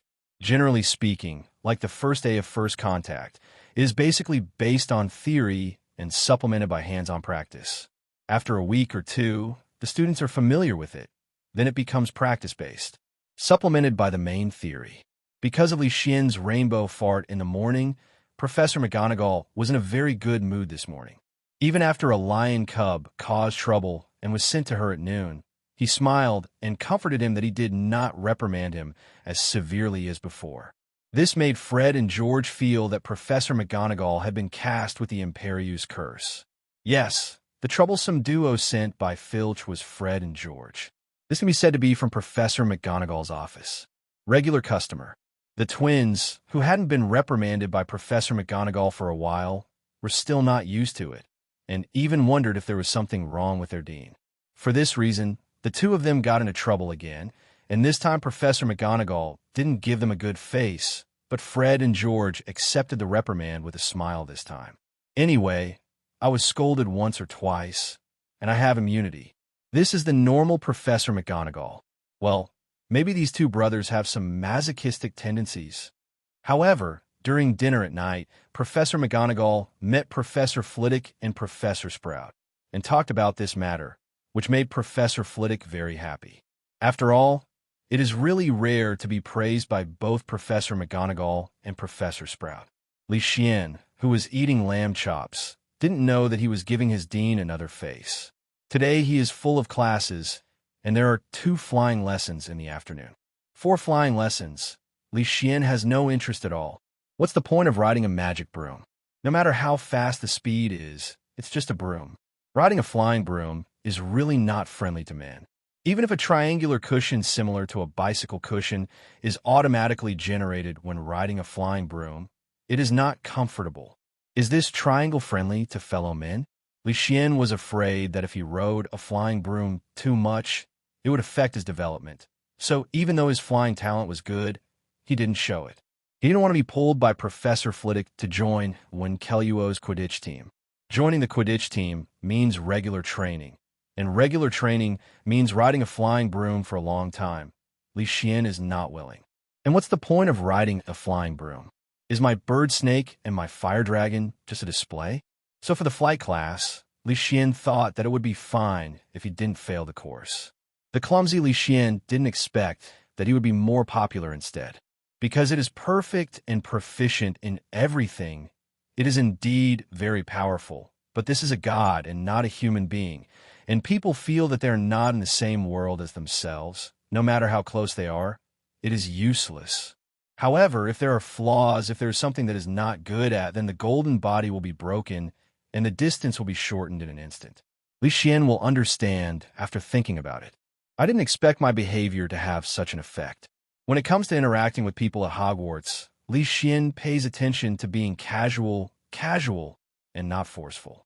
As for the omnipotence, erudition, maturity, and stability in the eyes of other little wizards, it can only be said that it is brought about by psychological age and knowledge, and it is also crucial to travel through familiar plots. There's no foolish waving of wands here. So many of you won't believe it's magic. I don't expect you to really appreciate the beauty of that simmering cauldron belching white smoke and scenting it. You don't really understand that liquid that flows into people's veins, that magical power that makes the heart sway and the mind bewildered. I can teach you how to increase your reputation, brew glory, and even prevent death, but only if you're not one of the dumb fools I've been dealing with so often. Looking at Snape, who said such a forceful sentence to the crowd on the podium, especially the last sentence, it is very Snape-like. No matter how good it is, it should be followed by some sarcasm or sarcasm. It was Snape's class very early in the morning, so the little wizards of La 1 Keluo, led by Leysen, came to the potions classroom 10 minutes earlier than usual. You should know that during general class, Leysen will take everyone to arrive 10 to 20 minutes earlier to avoid wasting time at the spiral staircase. As for why the potions class was 10 minutes earlier, it was all based on the experience of the seniors, so Snape would have no reason to deduct points. In addition, the potions classroom is underground, which is cold and gloomy, and the potions class needs to bring its own equipment, and after going there, it needs to be sorted out a little bit, and sometimes it is necessary to select or distribute the materials for potions, so go to the general office in advance. Better than being late. Snape was chattering on it, while Leysen was looking at the whole potions classroom. To be honest, the potions classroom was more in line with the image of wizards in various novels in the previous life. The shelves on the walls of the classroom are full of various glass jars, which are filled with various animal specimens soaked in solution, which looks extremely infiltrating. Coupled with the fact that the potion classroom is underground, this makes it colder and colder than the main building of the castle upstairs, creating a more terrifying atmosphere. If it weren't for the fact that they came down together just now, many little witches would have screamed in fright. There's also a magic material storage cabinet in the classroom, which stores all kinds of raw materials that students need to use when making potions, and the small blackboard that Snape loves most. Snape would always write the materials and configuration methods needed to configure the potion on it, because there was no Harry Potter, so naturally there would be no difficulties with the 3 problems here. But Leysen knew that Snape's 3 questions were actually hidden secrets. First question, what will I get if I add daffodil root powder to wormwood stem liquid? The standard answer is naturally the water of life and death, but Narcissus is a kind of lily, and Lily's name Lily means lily even though the name. Secondly, the flower language of daffodils is, I can't get rid of my regrets for you until I die, while wormwood represents the bitter sorrow of not being around, and the regrets brought to the grave. The literal translation of the English living death water, configured by the 2, means that life is worse than death. So the hidden answer to this question is that Lily, I am so saddened by your death that I regret it until I die. The second question is if I was looking for a bezoar, where would you look for it? The standard answer here is in the stomach of a goat. Leaving aside this question, Harry will use this knowledge to save his good buddy Ron in the future. In fact, there's also a hidden meaning here. That is, in connection with the previous question, Lily's death made him very sad. What he wanted to express was that fecal stones can be found in the stomach of a goat. So how should I solve my pain? Even fecal stones that can detoxify cannot be relieved. The third question, what is the difference between Aconitum acanthus and Aconitum chamagiasma? The standard answer is naturally there is no difference because they're all Aconitum, but they are called differently, but different names also have different flower language. The flower language of Aconitum chinensis is to live for love, tenacious, and heroic. The flower language of the boat-shaped Aconitum is malice. The hidden meaning is that no matter what happens, the love for Lily will not change. This is also the saying of always best description. There's also a saying that Leysen in his previous life recognized that the 2 names of the same plant also represent Snape's dual identities, Death Eater and Hogwarts Professor. A plant has many names, and it needs many sides to protect Harry. I also hope that Harry can understand that many people have 2 different sides, so you can't just judge who he is by looking at one side. Like him, and like his father, James Potter, everyone has a good side and a bad side, and he wanted Harry to understand this from an early age. Like his savior title, but many times this is difficult to change. Just like what Shun Gongbao said in a movie Leysen watched in his previous life. Prejudice in the human heart is a mountain. No matter how hard you try, you will never be able to move it. If Snape hadn't given his memory to Harry before he died, and Harry saw Snape's memory from the pensieve, perhaps Harry wouldn't believe it even if Snape said it. After all, people only believe, what they see and hear, and everything else is false. Perhaps Snape had thought of that, and perhaps did it, otherwise Dumbledore's layout would have been useless and his death wasted. It can only be said that Snape is a tragic character, and so is Dumbledore. Of course, they have nothing to say to Harry. Maybe there are some other things mixed in, but they are really good to Harry. Otherwise, Harry will not use their 2 names as his name in the future. Part of your child's name. The class without Harry Potter, the potions class to be precise, was very peaceful and stable, and so was the defense against the dark arts class. So Leysen is very happy not to be in the same academy as Harry, and not to be in Gryffindor. At least it can ensure that his study and life can go on smoothly and normally. Look at Harry's classes. Flying class clashed with Della class. Potions class was targeted by Snape, and defense against the dark arts class was stared at by Jackman. Transfiguration was late and was threatened by his headmaster to change a pocket watch into a map. Charms were not targeted, but he didn't show his extraordinary talent. I'm sorry for the name of the savior. In other words, herbalism, astronomy, and history of magic are better for him. I can only say that it is really a sad reminder. If you still take divination classes in the future, you may still be intimidated a lot. Thursday is a busy day for Leysen because there are classes from morning to night, potions class in the morning, defense against the dark arts class in the afternoon, and astronomy class in the evening. Astronomy at night is okay. In fact, it is to look at the starry sky with a telescope. In the explanation of Professor Aurora Sinistra, learn the names of stars, constellations, and planets, as well as learn their positions and how they operate, as well as their environment. The defense against the dark arts class in the afternoon was really a torture. Leysen, who had been prepared for a long time, hid in the last row, but was still suffocated by the smell. Coupled with Quirrell's stuttering and staccato lecture voice, it's no wonder that Hogwarts' defense against the dark arts class is so slow. In fact, the original Quirrell was a very talented young wizard. Like Leysen, when he was studying at Hogwarts, he also studied in Ravenclaw. But after traveling the world before school started, he stuttered and wore a scarf that he claimed had been soaked in garlic juice to help keep vampires away. So as long as there is Quirrell, there will be a strong and stinking garlic smell. As for the hood, it is supposed to drive away vampires, but it is actually to cover up the existence of Voldemort's remnant soul.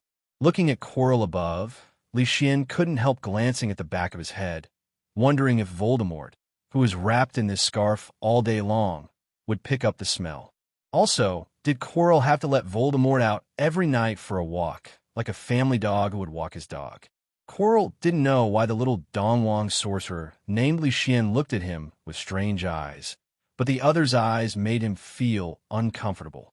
Now my master is dormant, and my goal this time is the Sorcerer's Stone and that Harry Potter, so try not to provoke others as much as possible, and don't attract the other party's attention. Especially recently, Snape has noticed his weird behavior and started to stare at him, so it's better to do less. So Quirrell returned a very stiff and ugly smile to Leysen, making Leysen, who was still there with a bad taste, instantly come to his senses. Well, he is also drifting, staring at Voldemort so unscrupulously. That is to say, during the daytime, in order to reduce wear and tear and the burden on Quirrell's body, Voldemort slept deeply. Otherwise, Voldemort, who is naturally sensitive and perceptive, would definitely feel that Leysen was watching him, not looking at himself like Quirrell thought. Leysen also returned a smile, and then lowered his head. Anyway, Quirrell's speech was intermittent, mixed with the smell of garlic, which made the little wizards confused, so they didn't pay attention to the relationship between Leysen and Quirrell. Of interaction, it's drifting, it's not developed yet, it's still going on and on. Leysen secretly reflected in his heart. The Voldemort who possessed Quirrell in the early stage is not weak, not the Voldemort who needs unicorn blood in the middle and late stages. With just one remnant soul, Quirrell can be completely controlled, and possessing the back of his head can reveal his face. Voldemort has all-round control over Quirrell's body. He can see the movement of the outside world through the back of Quirrell's head, control Quirrell's actions, and even force him to commit murder. In fact, Quirrell naturally also resisted. After all, who would like their body not to be controlled by themselves? It's a pity that Quirrell's resistance is so weak in front of Voldemort. Voldemort is too powerful for him, and because Voldemort's remnant soul is attached to him, the loss of his body is also very large, so his strength is also very weak. Decreasing little by little. According to this state, his body will collapse and fail due to being unable to bear it within 2 months at most. It can only be said that Quirrell is also a poor person, whether in the past or in the future, because Quirrell is the senior of Lawan Colau. So Leysen heard other seniors talking about Quirrell and Lawan Colau. Quirrell started out as a gifted and shy boy, but his shyness and nervousness caused him to be teased a lot at school. Like most people who are eager to be valued and respected, Quirrell felt his own inadequacy. In order to make himself stronger, he began to study black magic, of course, initially only on a theoretical level. But black magic is a constant test of one's will. If the will is not firm, it is easy to be infected. Just like that sentence, you're looking at the abyss, and the abyss is also looking at you. Even Quirrell fantasized that he could be the one who tracked down Voldemort. He didn't expect to be the one who defeated Voldemort like Harry Potter, and it would be nice to be able to find Voldemort's trace. It would be great if he could learn more magic tricks from Voldemort, so that he would never be laughed at again. Maybe it is really obsessed with repercussions. Not only did he find the trace of Voldemort, he learned more magic skills, but he was also able to integrate with Voldemort. There is me and you and me. This relationship is close enough, isn't it? Apart from being a little worse than Harry Potter, who defeated Voldemort, no one else could reach this level. Quirrell would be the prettiest pup in the wizarding world, and the most eye-catching pup, if only Quirrell would get the word out. Unfortunately, this is completely impossible. Today is Saturday. Unknowingly, it has been a week since I came to Hogwarts, and nothing else seems to have changed, but the weekend is not really a holiday for Leysen. Thanks a lot. Leysen took the letter from Shui Zhao's foot, opened the door of the small world, and let him go in to play with the Purongrongs. For some reason, the relationship between the Purongrongs and Shui Zhao was extremely good. This letter was sent by Guy Enoch, Leysen's subordinate at the Technology World Company. Because of the inconvenient communication, Leysen told the other party before entering Hogwarts. Every week and Saturday, Leysen asked Shui Zhao to go to him and asked him to prepare things for Shui Zhao to bring to him. First came a letter, which roughly summed up that there was no major problem and all industries were developing steadily. In addition to this letter, there is also a small object similar to a USB flash drive.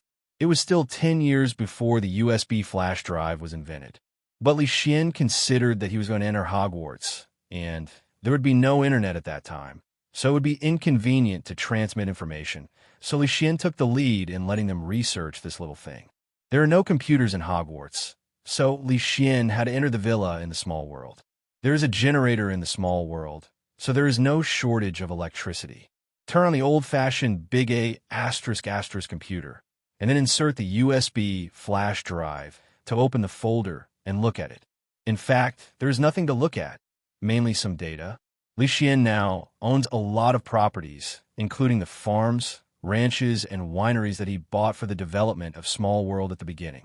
Technology companies, arms companies, food companies, department stores, big hotels and restaurants, and some miscellaneous small industries will be added slowly later. The farms, ranches, and wineries were bought by Leysen at the beginning when he wanted to give the small world a legitimate reason to buy plants and animals. After all, in this world, it is better to do things with layers of skin. The technology company is that Leysen relied on his previous life experience to let his subordinates develop some products. This technology company integrates R&D and production. As for arms companies, they all know what they know, so there is no need for Leysen to say more. In Western democratic countries, if you only have money but no armed forces to protect yourself, then you're really a big fat pig. Even if Leysen himself is very powerful, but he is only one person, lack of skills, and if any small troubles have to be taken care of by himself, the big boss, then why do you need this helper? And it is too unreasonable.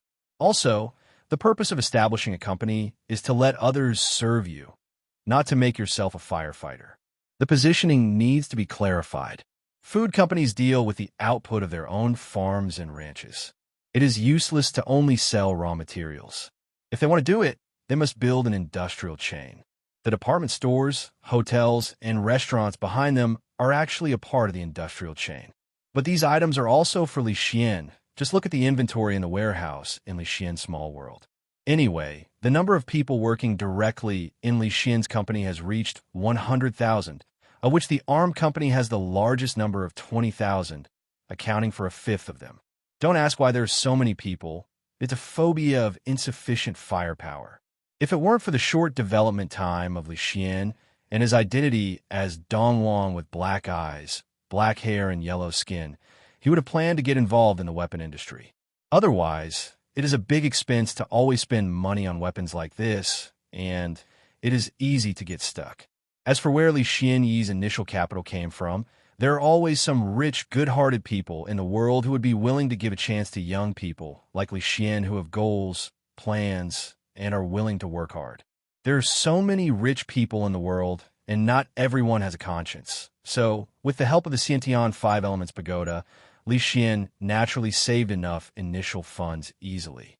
For things like money, it is difficult for people to find money, but finding money from money is like a snowball. After the scale is formed, it will become bigger and bigger. Especially in the area of big restaurants, in this era of globalization, Leysen has found some Don Juan chefs to come over, and after improving some dishes, his meals and hotel business are not to mention much better. The same is true for food companies and department stores. The output of his farms and ranches is not enough, and he buys more. After all, Don Juan cuisine can really conquer the world. Leysen, who has experienced the era of information explosion, knows the charm of Don Juan cuisine, especially in a place like England, where the cuisine is more self-indulgent. Don Juan cuisine is an absolute super killer. No one can resist it. Among the 8 major cuisines, there's always a cuisine that suits your appetite, and no one can escape the vortex of Don Juan cuisine. Salty and fresh are the main ingredients. The heat is superb, and it is good at making soup and cooking seafood. Shandong cuisine, Sichuan cuisine that makes good use of spicy seasoning. Heavy oil, heavy color, and heavy fire skill is good at stewing and steaming. Anhui cuisine, finely selected ingredients, clear but not bland, fresh but not vulgar, tender but not raw, oily but not greasy. Cantonese cuisine, and so on. Anyway, in just 1 year, Leysen has already opened 20 branches, not only in England, but also in other countries in continental Europe. If it weren't for the lack of chefs in reserve, there might be more than 20, but it's almost the same now. After all, Leysen's big hotel and big hotel were expanded at the same time, and there were corresponding security personnel. Leysen stayed in the small world for a whole day, and after dealing with the industrial affairs in the morning, he also solved the problem of eating at noon in the small world. It's quite a treat for myself. Get a small farmhouse fried pork, lemon duck, fried shrimp in a typhoon shelter, garlic lettuce. Don't think that Leysen can't finish it all by himself, and there are magical animals. Rarely free. After lunch break, Leysen played and played with the magical animals, and even became their cook. I got a whole roasted pig for the fire dragon, the super big grilled fish for the birds and snakes, the food for the little snuffers, the puffers, and the snow owls would be good for the birds, snakes, and fire dragons. They're so small that they can't eat much at all. Bowtruckles and billywigs are not here in the villa area, so don't worry about Leysen. After eating and drinking enough, Leysen took the magical animals to exercise, which was actually to organize and harvest some output of the small world. For example, the honey of bees should be cut, and some fruits and vegetables are ripe and need to be picked and preserved. After a busy afternoon, Leysen took a shower before coming out of the small world. If it weren't for Leysen's supreme authority in the small world, if many things can be solved with a single thought, I don't know how long it would take. He didn't show up at noon, so Leysen had to go to the auditorium to show his face at night. Otherwise, he wouldn't be seen for a whole day, so he wouldn't be listed as a missing person. If it was an ordinary little wizard, no one would pay attention to it, but Leysen's situation is different, so there are good and bad things about fame. Along the way, Leysen said hello to Ravenclaw and Hufflepuff's little wizards and some Gryffindor's little wizards. As for the Slytherins, it's fine not to cause trouble for Leysen, but also hope that the other party will be friendly with him. That is simply making things difficult for fat tigers like them. Maybe Leysen came late. Leysen didn't see Penelo on the long table of Ravenclaw, and Leysen also figured out the time for Penelo to eat, and he basically came on time, can be regarded as the group that ate earlier. Leysen, seeing Leysen, Hermione happily stretched out her hand and waved at him nonstop. Naturally, eating with familiar people is more interesting. Leysen, what's in your basket? Seeing Leysen sitting down in Gryffindor, our Fred and George also sat down beside him, asking very curiously. As for getting started or snatching it over, the two of them still know how to measure, and they will not do such annoying things. After all, this is the other party's property. You can ask, you can look at it, unless they get the owner's permission, otherwise they will not get started. So even though Fred and George usually do a lot of pranks, they both have high EQ and IQ and are very good at being human, so no one hates them, and they're even very popular. After all, who could say no to such an interesting friend? Here are some grapes I received today. There are a lot of them. I'm afraid they will be damaged. I'll share them with everyone for tasting. Leysen opened the oversized bamboo basket in his hand. Inside were grapes that were crystal clear like emerald greens. Each grape was half the size of a ping-pong ball, and there were still water droplets on it. It looks good. He took out a bunch from the inside, casually took a white porcelain plate from the dining table and put on top, then handed the basket to Fred and said, "Fred, you and George, take it and share it with everyone." Everyone was immune to the fact that Leysen was able to recognize Fred and George, because during this period of time, Fred and George looked for Leysen from time to time, trying to confuse the two of them. In the end, none of them were successful. After several attempts, I finally gave up and found that Leysen could really recognize the two of them. However, they didn't feel very discouraged and uncomfortable. On the contrary, they were very happy. After all, few people could recognize the two of them separately. Even if their parents, big brothers, teachers, and classmates may recognize them once or twice out of 10 times, there's a lot of luck involved. That is to say, the two of them have a good relationship, don't mind, and are naturally cheerful. Otherwise, if they were some sensitive children, it would be really easy to get into the horns. The two happily took the basket to divide the spoils. Leysen didn't need to intervene in this matter. Leysen was at ease with the two of them doing things. Although they might give themselves more, it would not be too much. Secondly, they will not only divide the students of Gryffindor, and the students of Winkelluo and Hufflepuff will not be left behind. After all, the two of them who have social psoriasis are really good friends all over Hogwarts. Of course, one of the watchmen said that even if he died, he would not be friends with those two disgusting Weasleys. After Leysen sat down, Neville over there helped to pour the orange juice he usually liked, and Hermione over there helped to carry the plates, knives, and forks. Leysen couldn't help but smile wryly, looking at Hermione's appearance.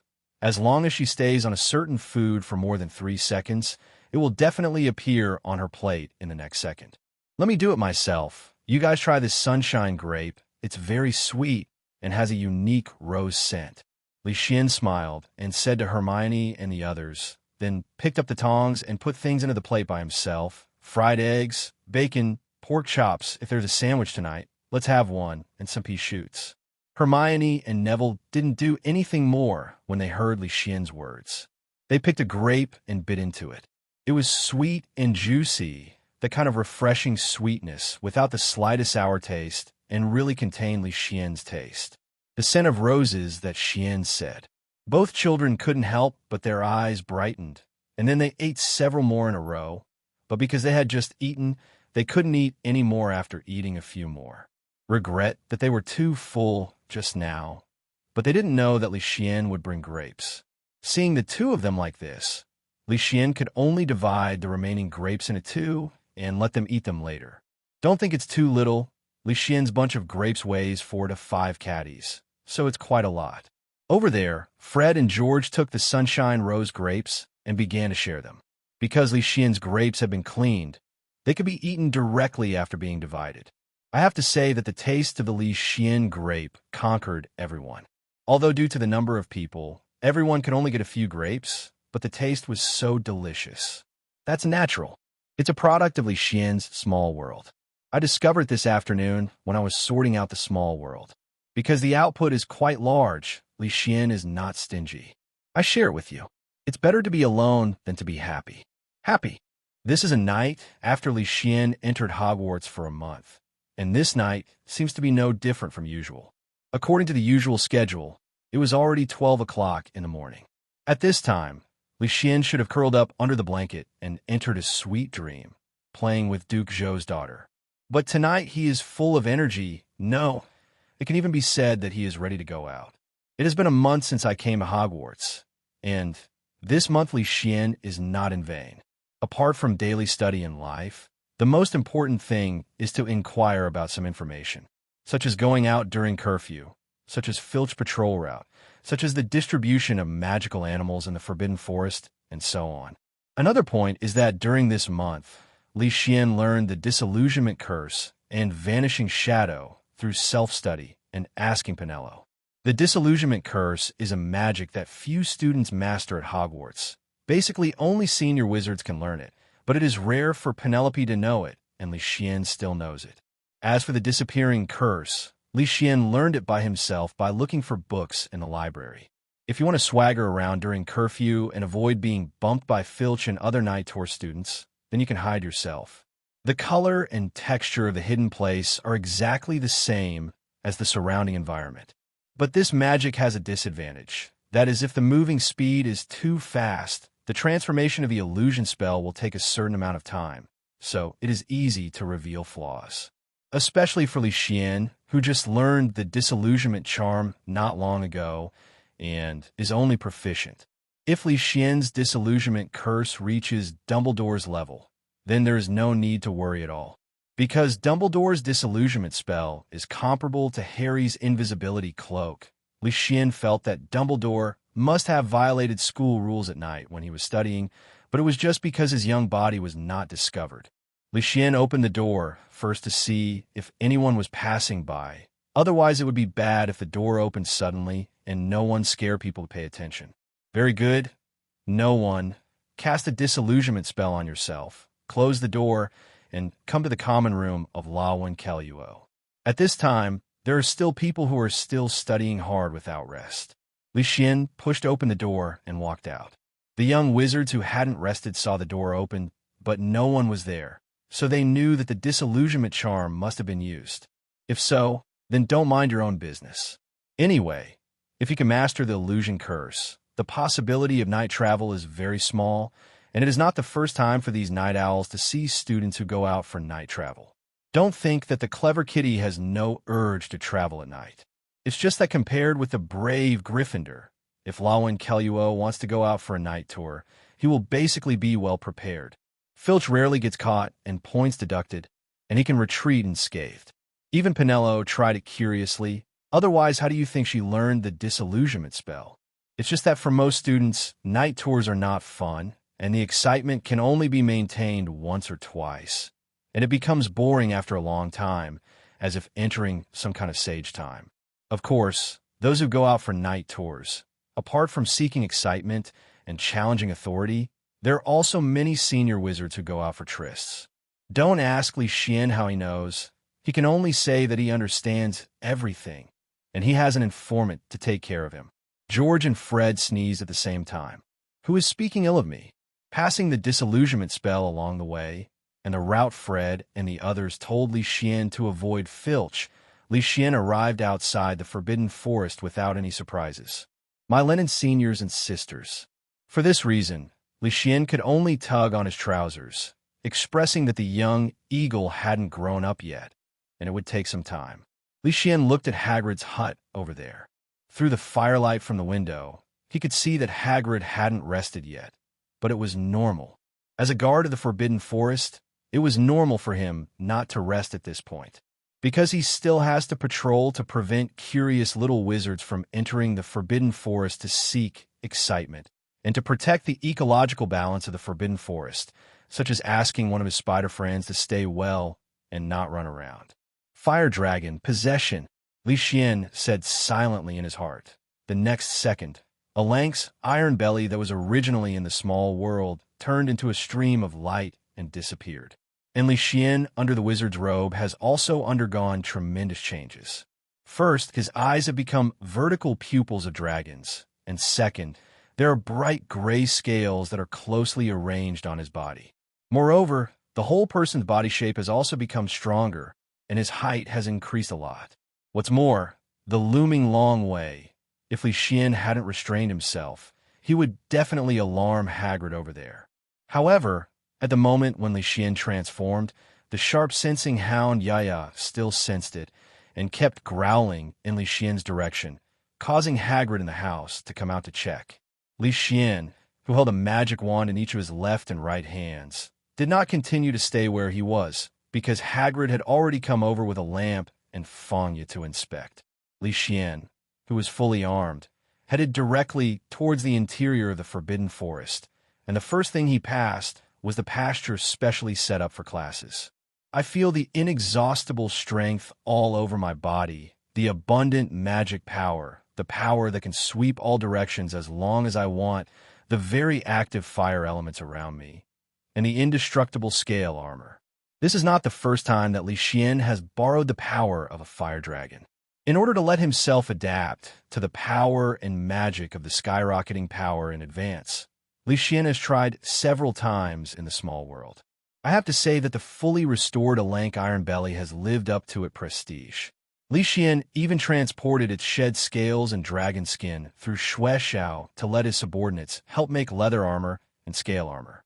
The fire dragon has transformed twice in Leysen's small world. There is no way the original fire dragon is too weak.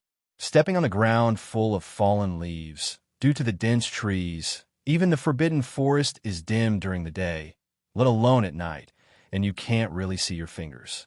Because the ground is full of thick fallen leaves, it is very soft to step on, but this causes a lot of sound of crushing and drying fallen leaves, which means that Leysen is an adult's mind, coupled with his extraordinary strength.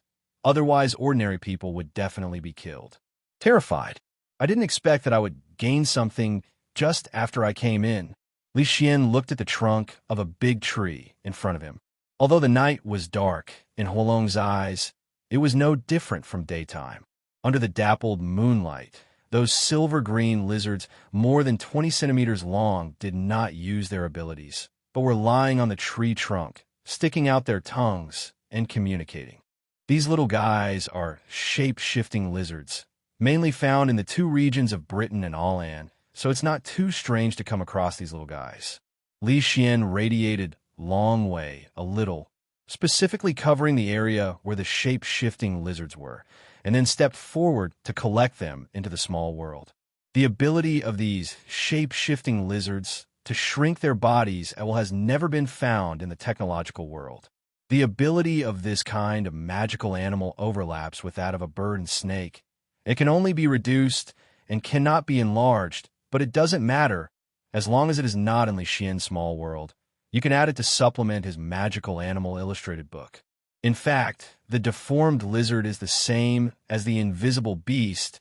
It is not very popular in itself, but the skin on its body is popular.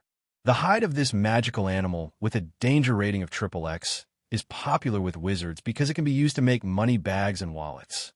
Money bags and purses made of this scaly material shrink when strangers approach, like the shape-shifting lizard leather pouch Hagrid gave Harry for his birthday a few years ago.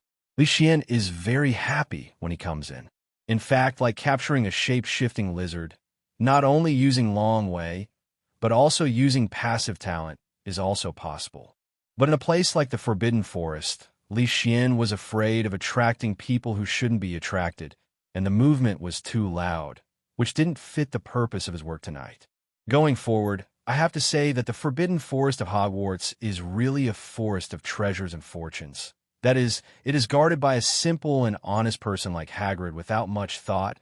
Otherwise, ordinary wizards will definitely guard themselves. But this time, some obstacles appear in front of them. These are some pink, bristly, mushroom-like magical animals, which look like a fleshy pink mushroom. There are magical animals like Hawklap in the Forbidden Forest of Hogwarts. In front of me, this little thing that looks like a fleshy pink mushroom, covered with sparse, straight black mane, is a magical animal named Hawklap, Danger Level X.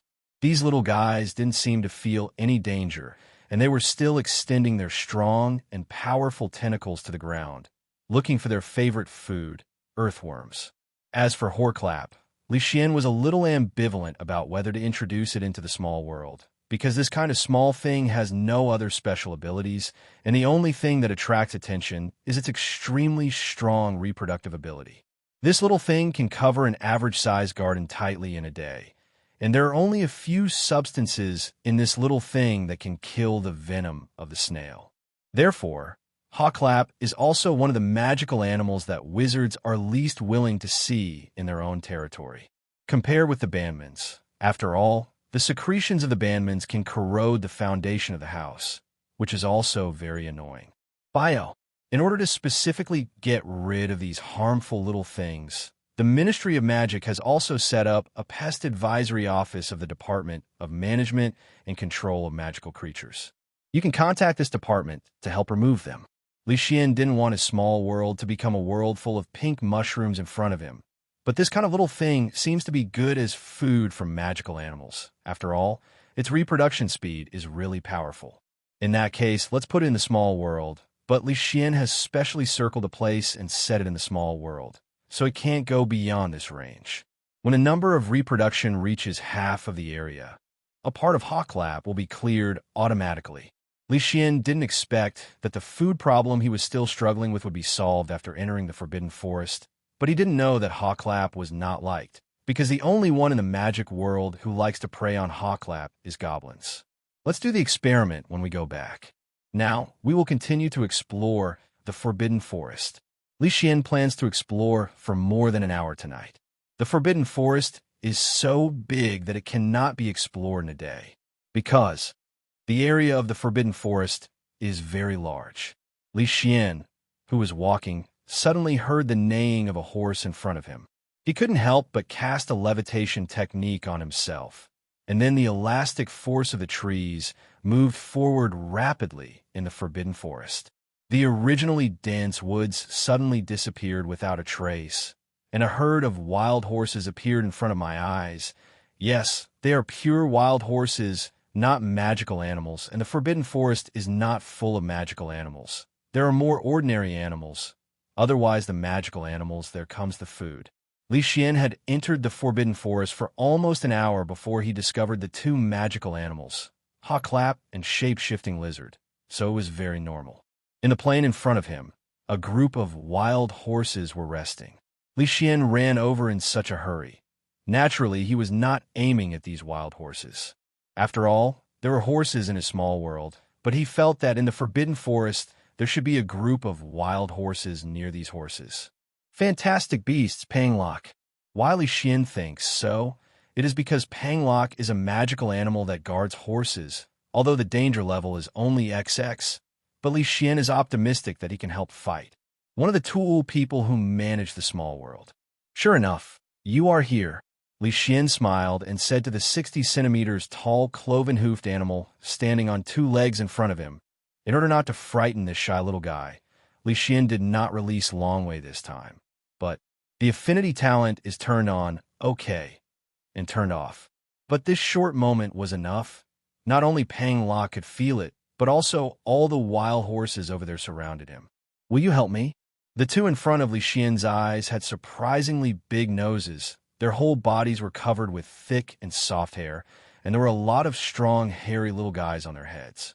After the two Panglocks looked at each other, they stretched out their surprisingly small arms and their short, four-fingered palms, pointing to the group of wild horses beside them.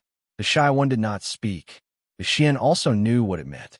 Okay, I'll take them with me, so you can rest assured, right? Hearing Leysen's words, Panglock was relieved and stood aside, and those wild horses seemed to have sensed something, so they all surrounded Panglock. This group of them has received a lot of care from Panglock, so basically they will not be white-eyed wolves. Relax, I'll transfer you to another world, Leysen said to Panglock, and in the next second he directly transferred it to the small world, and there was a herd of wild horses. Leysen did not expect to meet Panglock this time, and even once. There are two. It seems that the luck tonight is really good. As for why Panglock recognized Leysen so much, he obeyed Leysen's words as soon as they met.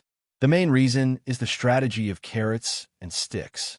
The animal affinity talent made Panglock perceive Leysen and not. There is no malice. On the contrary, I have a feeling of being close to the other party. Secondly, there is the threat of the dragon's power on Leysen. Although the dragon's power is very strong, Pang Locke is not a fool, so he can naturally perceive the strength of the wizard in front of him. However, the other party has made a request, and it is also a courtesy first, so it is better to give the other party face. No matter how bad the situation is, it is only one death. If you fight hard, you will still have a narrow escape. Otherwise, it will be 10 deaths and no lives. Leysen didn't know that the two Pang Locks had made up so many things in their brains. He was naturally very happy because Pang Locks are rare, humanoid magical animals, so some things in the small world could be entrusted to them, so that Leysen can liberate a lot. As for why Leysen thinks that there will be Pang Lock near these wild horse herds, it is actually guessed based on Pang Lock's habits, and he is not sure that there must be one.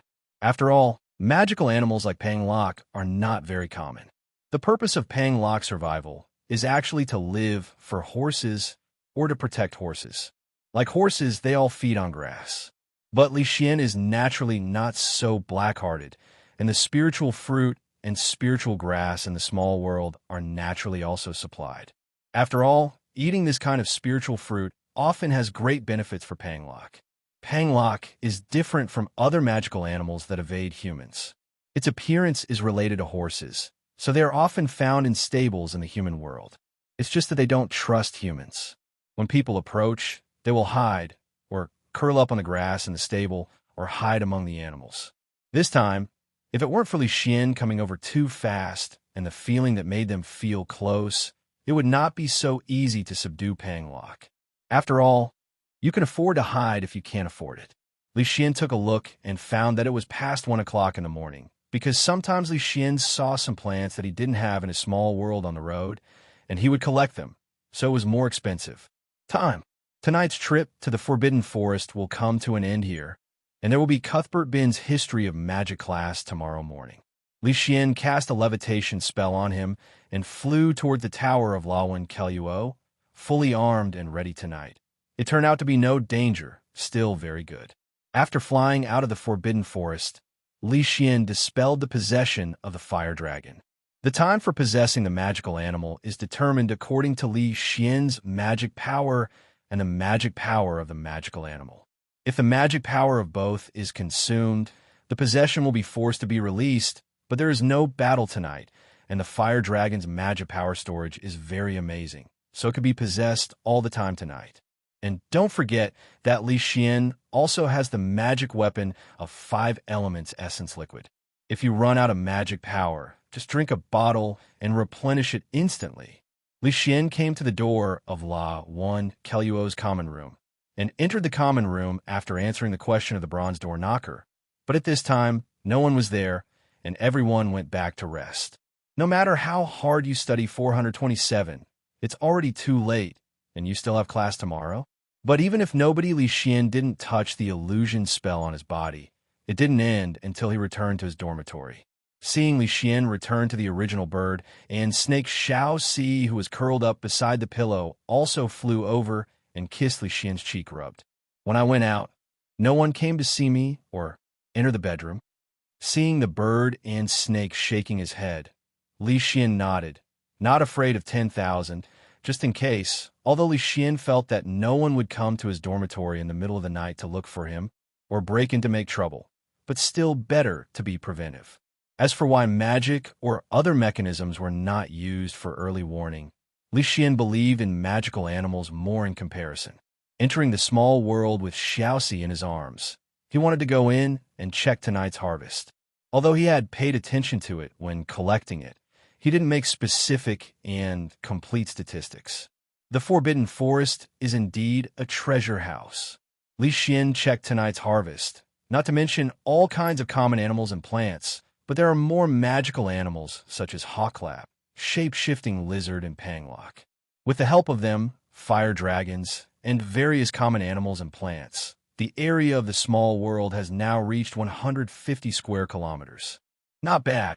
Satisfied after the inspection, Leysen went to arrange some things for Pang Lock and comforted them, and then took Xiao-Si back to the dormitory to rest after washing up. Leysen, you seem very happy today. In the morning, while jogging in the Black Lake, Penelope and Hermione couldn't help asking. Yes, a good thing happened last night. Hearing what Leysen said, Penelope and Hermione glanced at each other and knew what Leysen meant, but they didn't know what to say, so they didn't ask any questions. After getting along for more than a month, they also knew Leysen's temperament. If I want them to know, I will definitely take the initiative to speak up, otherwise it is useless to ask. In this regard, Hermione has the most say. After all, she is very curious and easy to learn. It is a bit like 100,000 whys. No wonder she is disliked by her peers. So I played a lot with Leysen and Penelope. After all, one of the two is physically in his teens, but his mental age can be said to be doubled. Penelope is already sensible, and CDFB. Plus age, he is also much older than Hermione, so of course he is tolerant in this respect. As for why these two people got up early to run with Leysen in the morning, it can only be said that this happened half a month ago. That morning, Leysen, he got up early for a run as usual, but when he got down to the common room of Law 1 Keluo, he saw Penelope in sportswear waiting for him there. After seeing Leysen, Penelope came up naturally and said that he would go for a morning run with him. Of course, Leysen would not refuse. After all, he would not refuse the beautiful scenery while running. Usually wearing loose wizard robes, Penelope suddenly put on such a well-fitting sportswear and completely showed his advantages. As for Penelope's mind, everyone who pulled when Keluo could see it during this time, especially when her roommate Martha Rodell asked her that she didn't refuse aloud. This matter was the default. Although the age difference between the two is not small, but Leysen's behavior is always easy to make people ignore his age. Not to mention that under the nourishment of the small world, Leysen has developed much better than his peers. Even the little wizards in the 2nd and 3rd grades are believed. Then, after 2 days, Hermione knew that Penelope came to do morning exercises with Leysen every morning, and she naturally knew that Leysen had the habit of running in the morning. But for a little girl like her to get up early from the warm bed and go for a morning jog by the Black Lake, it will be a test of willpower. The original Hermione was of course reluctant to leave the bed, because she felt that she was sealed by the bed. But on the 2nd day after knowing this, the morning training duo turned into a trio, and everyone knew Hermione's little thoughts. Well, Leysen, who was originally a famous figure, became even more famous. After all, this kind of feat that boys are envious of, who wouldn't envy it? The three of them have a certain tacit understanding with each other, so they won't say much about this kind of thing. In fact, Leysen and Hermione had talked about exercising and running before. There are actually 2 reasons for Leysen exercising. The second is to increase the reaction and speed of dodging. After all, if you really fight against others, you will just stand in place and cast spells as a cannon. Unless your iron armor curse is durable enough, or your magic can hit the target with 1 shot and kill the enemy with 1 shot. Otherwise, you're a living target. Wizards in the wizarding world will not stand obediently like they were in school. I'm attacking you back and forth with 1 move. You think it's a trial and error game? So even if Hermione and Penelope didn't take part in the morning run before, they would still pay attention to this aspect. Hermione in the 1st grade might be early, but Penelope in the 5th grade really started to practice. Therefore, many of Leysen's precautionary actions, in Penelope's view, are extremely correct and forward-looking, which is why Penelope is becoming more and more interested in Leysen. As for the other aspect of emotion, it can only be said that it is not so fast. After all, Leysen does not have the aura of Long Out Yin on him. This afternoon, Leysen had just finished flying lessons for the 2 morning sessions. He had just come to the auditorium to sit down, and before he had time to catch his breath, Hermione suddenly came to his side, stretched out his hand, and pulled him away. Leysen was stunned, but he still followed Hermione's strength and walked forward. Otherwise, with Hermione's strength, Leysen would definitely be able to break free with a random shake. I thought that Lee's usual exercise is all about appearance. What's wrong? After walking outside the auditorium and finding a place where no one was around, Hermione stopped. Seeing her mysterious appearance, Leysen asked suspiciously, 3-headed dogs in the academy. Seeing Hermione cautiously looking around and then looking nervous, what did Leysen think? This is the end? I know. You know. Hermione's eyes were wide open. How did Leysen know about this? If Hermione hadn't been taken to the corridor on the 4th floor by a spiral staircase when she took Harry and Ron to the prize showroom today, she wouldn't have noticed. As a result, now Leysen told himself that he knew, but the principal of that place said that no one was allowed to enter. So Leysen directly violated the school rules from the very beginning. But it shouldn't be a problem for him not to be discovered. But Leysen told himself so reassuringly. It seems that he trusts him very much in his heart. Leysen didn't know that his simple words, this little girl, not only helped him make up the reasons, but even stretched them far. Hermione is indeed right. Leysen not only has the Forbidden Forest after learning the disillusionment charm, he also went on night tours several times. So he also came to the corridor on the 4th floor near the right side of the castle that was forbidden to enter at the beginning of school. Pass. It's not because you have seen the movie and know the plot. Is it possible that you also plan to enter the underground room, where the Philosopher's Stone is stored? No, Leysen said that he was eyeing the 3-headed dog Lu Wei. Hogwarts is a very good place to collect wool. Here, Leysen's process of collecting magical animals is very good, and it is still free. Thank you, Hogwarts. Thank you, Dumbledore. Thank you, Hagrid. Thank you, Jackman. They are all good people. With the help of the affinity talent, there is still time to feed food and give the 3-headed dog extra food. After all, it is locked in the corridor, so it is naturally impossible to eat well. After coming and going, the favorability of the 3-headed dog has been greatly increased by Leysen. Not to mention anything else now, Leysen has at least the same status as Hagrid in the heart of the 3-headed dog Lu Wei, and after a while, no one will be able to match him.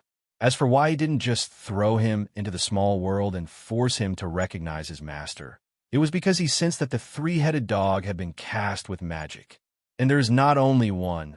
Leysen believes that if the 3-headed dog is brought into the small world by himself at this time, even if it is released in the next second, the one who comes with the 3-headed dog in the next second will definitely catch the Phoenix Dumbledore. It may also be that Leysen is too worried, but Leysen doesn't want to make fun of his own life, even if he can also enter the small world at the same time. But the small world doesn't move. If Leysen enters there, it will appear there. It's still early now. All the baits were laid out to wait for Voldemort's appearance, so that Leysen wouldn't just jump into it foolishly. Anyway, after the split is over, the 3-headed dog, a tool dog, will not receive Dumbledore's attention. At that time, he can take it away without any danger. Before that, it is necessary to improve his favorability. However, Dumbledore and the others only kept these backhands, and the contact with the 3-headed dogs would not alarm them, but they knew how rambunctious and curious Hogwarts students are. If it is really triggered upon contact, they don't need to sleep at night. They should all watch over there and make sure to catch one, especially the 2 Weasleys. Unless the entire 4th floor is completely closed, it is inevitable, but such plans cannot be carried out, such as letting a certain savior discover the situation here. Harry Potter, just give me your ID number. Even Leysen suspected that it was Dumbledore's handiwork for Harry and the others to be moved by the spiral staircase to the 3-headed dog Fluffy, so coincidentally. Don't forget that as the headmaster, his authority can be said to be biggest. Did you also see the trapdoor at the foot of the 3-headed dog? Sure enough, it was Hermione. Even in the most critical moment, she still observed very carefully, let alone observe carefully in such a situation. She could still run without being frightened. All good. Of course I saw it, but it has nothing to do with us, does it? After all, Headmaster Dumbledore clearly said that no entry is allowed there, and there are 3-headed dogs guarding it, saying, Ming must be something extraordinary. We don't need to be so curious. Discovering that Hermione pulled her out to talk about the 3-headed dog, Leysen took her back after talking to her. Neither he nor she had eaten. It lasted all afternoon. The class is hungry. I have to say that the body is not the same as it is still growing. It is easy to be hungry every day, and the appetite is still increasing. Let's go back to eat.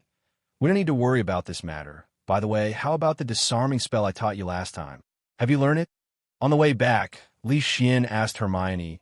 The disarming curse has not been learned yet, but Leysen felt that it is better to learn this thing early rather than later. So after asking Hermione, he taught her this. Curse. Recently, it has been able to display it, but the power is still very small. When Senior Pinello and I used it, it only affected it a little. If she has a defensive power, the disarming spell holding me up is useless. On Saturday, at the end of October, Leysen came to the 8th floor of the castle. Of course, he didn't come here to find his dean. Just to mention, Professor Flitwick's office is on this floor. Where's Barnabas the troll, stick stupid? Leysen looked at the tapestry hanging on the wall all the way. The speed of his time traveler is also slow enough. It has been 2 months since school started to respond to every request. After all, other traversers basically came to the room of response to Tabaugh shortly after enrolling. Fortunately, it didn't take long for Leysen to find the tapestry where the troll beat Barnabas with a stick, but the room of requirement is not on this side of the tapestry, but on the opposite side of the tapestry. The way to enter the room of requirement is first to find the troll's stick and beat the silly Barnabas tapestry to determine the location. Then concentrate on thinking about the required venue and walk through that section of the wall 3 times, and the room of requirement will appear. Leysen first looked at the corridor to make sure that no one would use this method. After all, there's a portrait of the fat lady over there. Behind the portrait is the entrance to the Gryffindor Tower, so it is natural to take precautions. Leysen recited silently in his heart according to the method. La one Keluo crown, La one Keluo crown, La one Keluo crown. In the next second, a smooth door appeared on the wall. After checking the surroundings again, Leysen pushed the door open and walked in. As Leysen entered, the original door on the wall also disappeared. After Leysen entered, the disorganized hills piled up in front of him were just like when Harry entered in the future. At that time, the halo of Harry, the protagonist, exploded. As soon as he came in, he directly relied on intuition or the induction between the Horcruxes to find the crown of La Winkeluo. It's a pity that Leysen doesn't have that kind of ability, but before that, Leysen thinks it's better to try the method that may not be successful. The crown flies. Leysen took out his wand and cast a flying curse, but unfortunately, there was no movement. It seems that Voldemort left behind this crown. Aren't all the Horcruxes done for nothing? Seeing so many sundries in front of him, Leysen knew that if there were no accidents, he might be here all day today. However, this does not mean that Leysen has no helpers alone. For things like this kind of tabaugh, of course our main force has to sniff it out. The decision is yours, little sniffers. Leysen brought out all the little sniffers in the small world. And once they came out, Leysen didn't need to say much. Their DNA was instantly activated, and they divided into 4 groups. Each of them entered a pile of debris. Well, it seems that it is impossible to ask the snuffers to help. They only have Jean Gallen in their eyes, and they've been blinded by Jean Gallen and Silver Sickle Coppernut. But it doesn't matter. Leysen still has a lot of people here. Birds and snakes, Panglock, Bowtruckle, and even Puffy Leysen have been released. After all, they have grown to a certain extent in the small world during this period. So, some simple commands are still understandable. As for Bird Snake, Panglock, and Bowtruckle, it goes without saying that they are not low in intelligence. Leysen showed a painting of Ravenclaw's crown to a group of magical animals, and asked them to look at the picture above to find out. Fortunately, there is a painting of Ravenclaw's crown in the library of the college. Otherwise, Leysen would not know where to go. Where can I find a reference for them? Leysen remembered that when Harry found the crown, it was in a wooden box, so he told the magical animals to remember to open the box and pile up the ones that couldn't be opened, and let him come when the time comes. As for the fire dragon, although the place here is not small, it still can't use its hands and feet, and its size is not suitable for such delicate work, so let it stay in the small world obediently bar. Only the world where the fire dragon is injured is complete.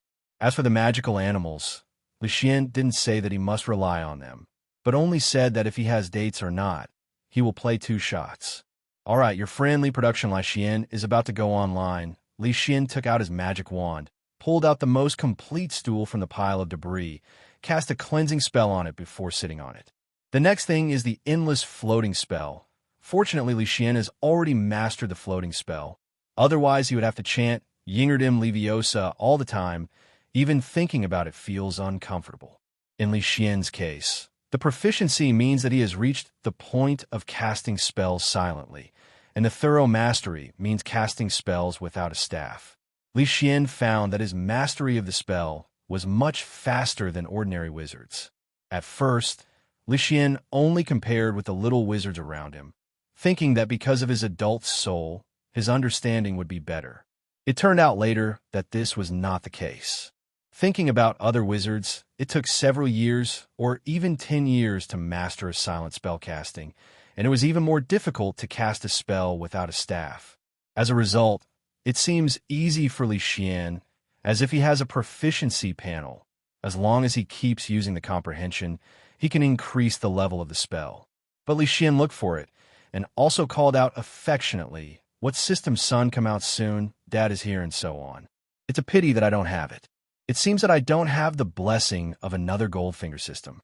I'd better guard my innate 5 elements Spirit Pagoda and 10,000 B Spirit Orb to live a stable life. Now, there are not many wizards who are as dedicated and motivated as I am up. Congenital 5 elements Spirit Pagoda and Myriad Beast Spirit Orb. Hatue. If it weren't for what you just said, I would have believed it. As items floated in front of him one by one, Leysen's garbage sorting was also going on, and the mountain of debris in front of him was also decreasing bit by bit. Leysen also admires those seniors and sisters who hide things here. They dare to look at everything. It is really a knife stabbing a asterisk eye-opening. Normal old textbooks, broken cauldrons, damaged brass scales, rotten wizard robes, expired candies, broken wands, rotten herbs, unknown potions, cloudy love potions, rope tables and chairs with missing edges and corners, a spoof of big dung bombs. There are also a lot of strange things such as love letters written, but not sent out, graffiti-like paintings, golden gallons that have been corroded beyond recognition, and various unknown bones. For this reason, Leysen had to cast a bubble head spell on himself. Just like in Quirrell's class, now the bubble head spell is a mantra that Leysen often uses. Leysen felt that his bubble head spell could definitely reach the level of silent casting this semester, which was naturally thanks to Quirrell. Here in Leysen, things are mainly divided into rubbish, a little value, worth keeping, and unknown. In this way, things are divided quickly, and like things worth keeping and unknown, Leysen will classify them a little bit and put the same things together. As for the garbage, it must be piled together, and the valuable things will not be classified so much. If there is no accident, Leysen will definitely sell them in droves. After all, Leysen, who has the attributes of a hamster, will not let this kind of free things, even if his own galleons are inexhaustible now. Leysen even had an idea, that is to throw these low-value things into the world of science and technology, build a magic research room or something, and practice with these things first. For example, Imperial Potion is a very high profit point. The combination of technology and magic makes me feel excited when I think about it, but Leysen's wallet may cry. After all, we all know that scientific research is basically a gold-swallowing behemoth. Most of the time, like a brave man, I can only get in and out, and I don't know when it will be possible to get mass-produced things and results. Another point is that this kind of thing must be done in secret. If the world of science and technology and the magic world find out, Leysen will definitely become the target of public criticism. Leysen has no one who has global power, so it's better to be a little bit. It seems that he has to create a personality for himself as a scientific research talent. Otherwise, he will not be able to use the things in the research room in his own name in the future. But one thing is the loyalty of scientific researchers. Leysen is afraid that if he uses the Imperius curse too much, it will affect their brains. So how can he continue his scientific research? It doesn't work without the Imperius curse. Leysen will not leave the decision to others.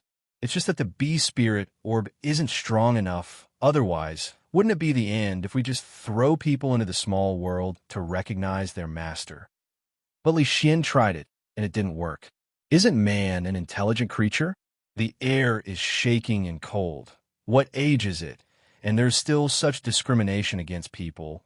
When will human beings be able to stand up completely?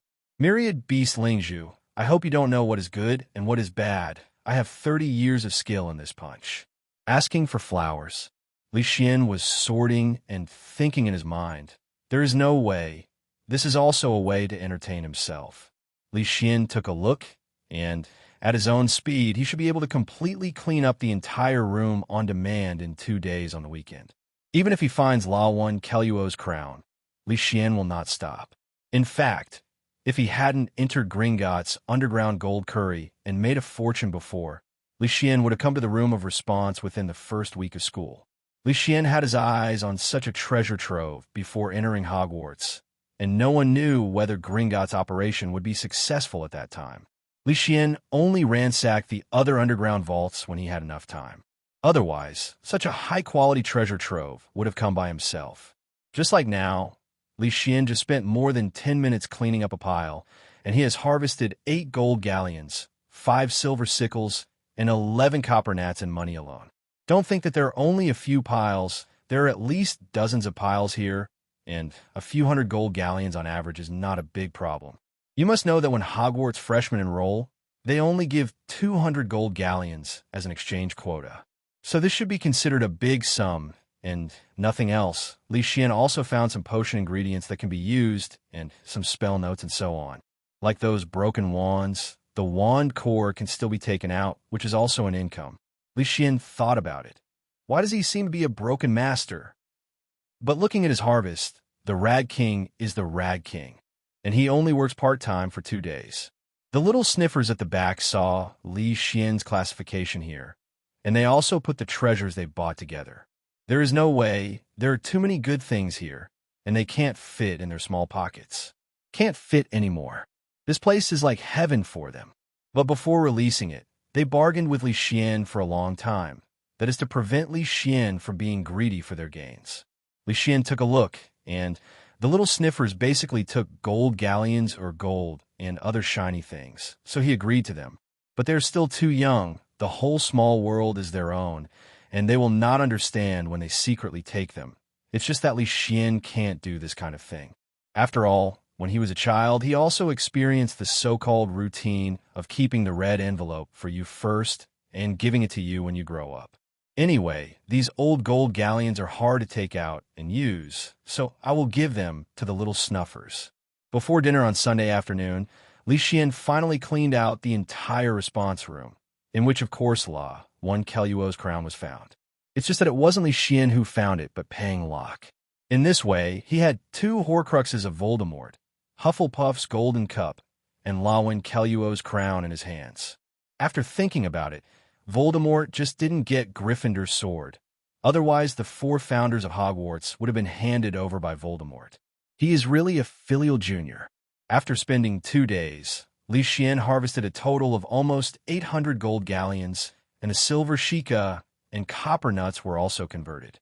There are also 2 piles of slightly valuable items 10 meters high, and 1 pile of valuable items 3 meters high. It's better to be taken away by Leysen than to be swallowed up by a fire in the future. Turning waste into treasure is something Leysen still likes to do. To be able to have such a harvest, I can only thank the seniors and sisters of Hogwarts in the past. It is because they filled the room of requirement bit by bit that Leysen's harvest today can be achieved. Put these things into the small world first and talk about it later. What I have to do now is to take the magical animals back to the small world to wash up. Not only them, Leysen is the same. It's not easy to be a Rag King. After taking a shower, the whole person felt alive again and walked out of the room of responsiveness to the auditorium on the first floor. In the past 2 days, Leysen, who was elusive and invisible to no one, rarely appeared. Naturally, Hermione and Penelo asked her. After finding a reason to prevaricate, the 2 women knew that Leysen didn't want to talk about it, so they stopped asking. After all, the 2 women have a common understanding that there is a secret in Leysen, and they have a very tacit understanding not to get to the bottom of it. Today is Halloween, and there is a banquet in the evening, but today I still have to attend classes honestly during the day. But Leysen is lucky. Today is Thursday, so I can skip an astronomy class in the evening. For students, missing a class is blood money. But in the afternoon, I have to suffer in Quirrell's defense against the dark arts class, which is more difficult. I feel dizzy from the smoke. Leysen feels that when Kelluo and Hufflepuff's first-year wizards definitely don't have the appetite tonight. So good. Anyway, in Quirrell's class, everyone has a consensus. That is, after class, go back to take a shower and change clothes before going to the auditorium. Otherwise, not only you will not be able to eat it, but also those around you will not be able to eat it. There will be no one around you, and you will even be punished collectively. If you don't want to provoke public outrage, you should go back and wash up honestly on April 27th. In fact, it wasn't like this at the beginning. I know that one time after Quirrell's defense against the dark arts class, a certain senior went to the auditorium to meet the girl who was fighting with him without changing his clothes. Because this senior sat in the first row when he was in class, it can be said that he was well nurtured from the inside out. Excitedly ran to find the other party, but after the girl held back for a minute, she couldn't help it and said you directly. As a result, the senior president died, and the two of them also blew it. Since then, Quirrell, who was originally famous, has become even more famous. All the little wizards also silently added a rule to themselves. That is, after taking Quirrell's defense against dark arts class, they should go back to the dormitory to wash up before going to eat. Not only to avoid losing the right to choose a spouse in the next few years, but also to make oneself eat better. No, at least to be able to eat well. If you look closely at dinner at night, it's easy to see that those have just finished defense against the dark arts. Those who had almost no meat on their plates were eating light foods, such as potatoes, pasta, and pea sprouts and mashed potatoes. In all likelihood, they had just finished their defense against the dark arts get out of class. After all, after being smoked for so long, I must have lost my appetite. Fortunately, Leysen only has one defense against the dark arts class until 3:30. So there's enough time to wash up, and the dinner does not start until 7 o'clock, an hour later than usual. This time is enough for Quirrell to do things. Leysen doesn't know where Quirrell has so many channels and really hopes to steal the other party's channels. After all, from Hagrid's Norwegian Ridgeback fire dragon egg to this giant monster, it is not something ordinary people can get. Although it is said that trolls also survive in the forbidden forest of Hogwarts, it is not easy to find trolls in such a huge forbidden forest. I just don't know whether Quirrell is a giant monster found in the forbidden forest or imported from outside, but what is certain is that Quirrell or Voldemort must have the skills to deal with or drive monsters. Look at the Halloween giant monster invasion and guard a troll in the history of magic level. It can be seen that the original Quirrell is quite qualified to be the professor of defense against the dark arts. At least he is much better than next year's Lockhart, who is famous for his Oblivion curse. It can only be said that good luck tricks people. This is all cheap Leysen. This is a magical animal with a dangerous level of XXXX. It is basically difficult to buy, and few people will catch giant monsters. It is thankless. Although the troll is ugly and looks downright stupid, the creator is fair, taking away the troll's appearance and IQ, but giving it an extremely strong body. The giant monsters are basically 3.6 meters tall, that is 12 feet, and weigh a ton, with great strength, but the disadvantage is that their IQ is not high, and they are irritable. Of course, the trolls are not really stupid. When the trolls talk to each other, they make humming sounds as if it is their language. There are even some wizards who train smarter trolls as guards. For example, the mascot of the Norwich Quidditch national team is a troll. I don't know what they think. Since there are wizards who can train giant monsters to become guards, Leysen can naturally do that. With the addition of the small world and the beast spirit orb, giant monsters can also become smart.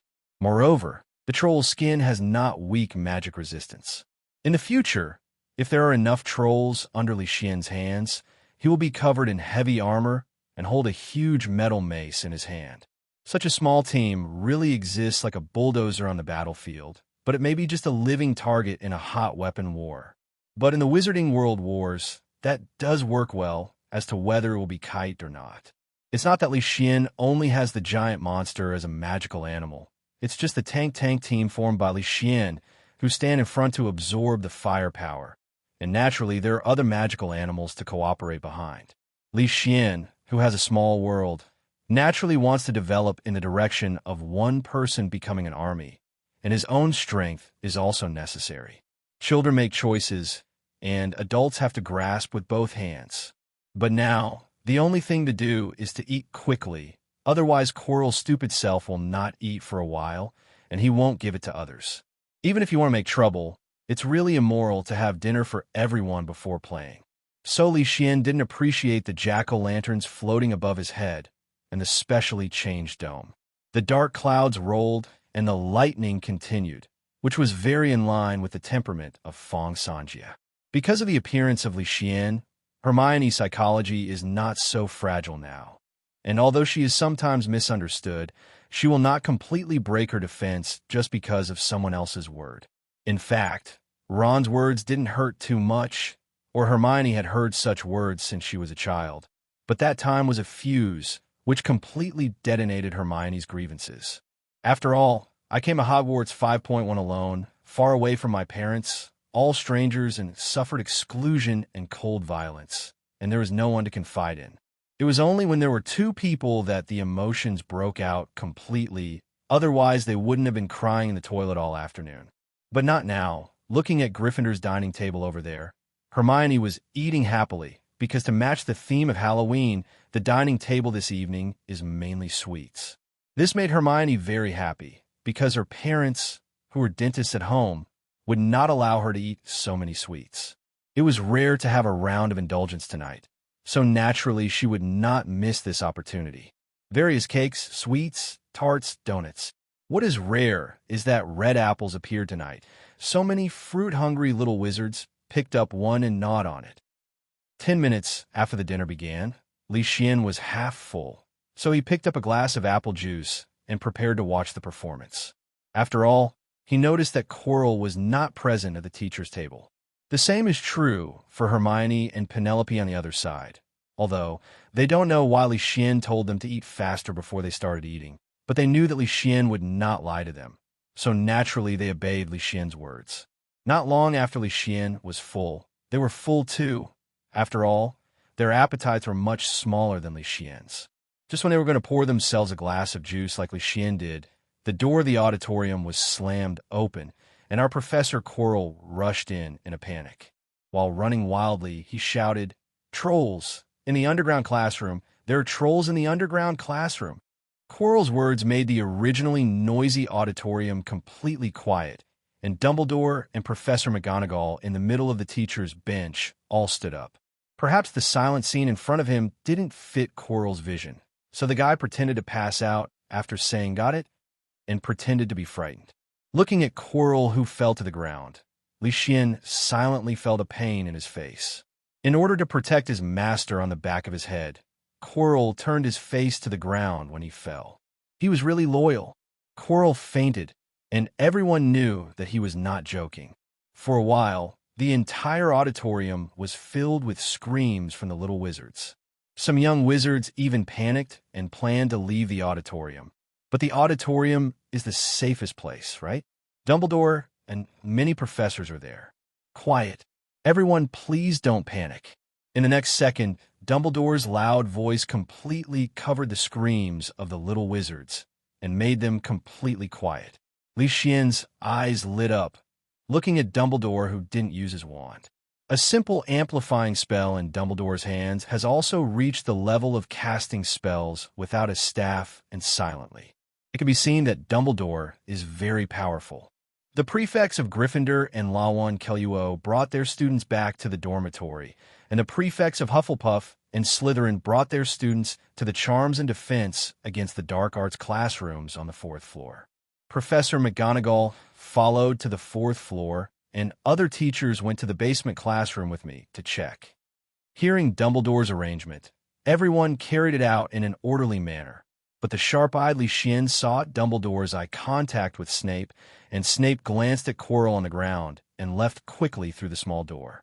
Leysen, who followed Penelope and the others, felt that Dumbledore's arrangement was reasonable. The trolls were in the underground classroom, and the lounges of Slytherin and Hufflepuff were also underground. Really let them go back. What if they encounter giant monsters on the road? The troll is not a dead object that cannot move. As for why it is arranged to go up to the 4th floor, it is because it will take time for the troll to climb to the 4th floor. At this time, it is enough for the professors to check the underground classroom for a round. Secondly, there are armor corridors on the 4th floor. These armors are not just armors in the hands of Professor McGonagall, but will become guards. If the troll really came to the 4th floor, Professor McGonagall has full authority to use these armors if she doesn't care about so many students. In fact, Dumbledore mainly didn't know the number of trolls. 1 or 2 would be scum to Professor McGonagall, even a group. That's why this arrangement was made. Leysen, who followed the student law when Quirrell suddenly pulled Penello's clothes quietly, felt his eyes, and silently slowed down by his side. Anyway, she was not the only prefect. "Help me cover. I'm going away for a while." At the end of the line, Leysen whispered to Penello. Hearing Leysen's words, Penello's beautiful eyes suddenly looked at Leysen in surprise. Just now, when Quirrell appeared there and yelled, she exchanged glances with Hermione on the opposite side. Both of them were surprised, because Leysen's words undoubtedly it doesn't mean that he foresaw this matter in advance. And now Leysen was about to leave again. If there were no accidents, he would definitely go to the giant monster. So Penello looked at him worriedly, wondering if he should help cover this. "Don't worry, don't you know my strength? And it's not just me, other professors will also go. If it doesn't work, I'll expose myself and call for help." Leysen comforted Penello, and then saw that they were all about to reach the tower of Ravenclaw, and it would be too late if they didn't leave, so he quickly said, "I'll go first, otherwise it will be too late." Taking advantage of a corner, Leysen cast a disillusionment spell on himself. Seeing Leysen, whose figure disappeared, Penello wanted to say something, but didn't say it for a moment.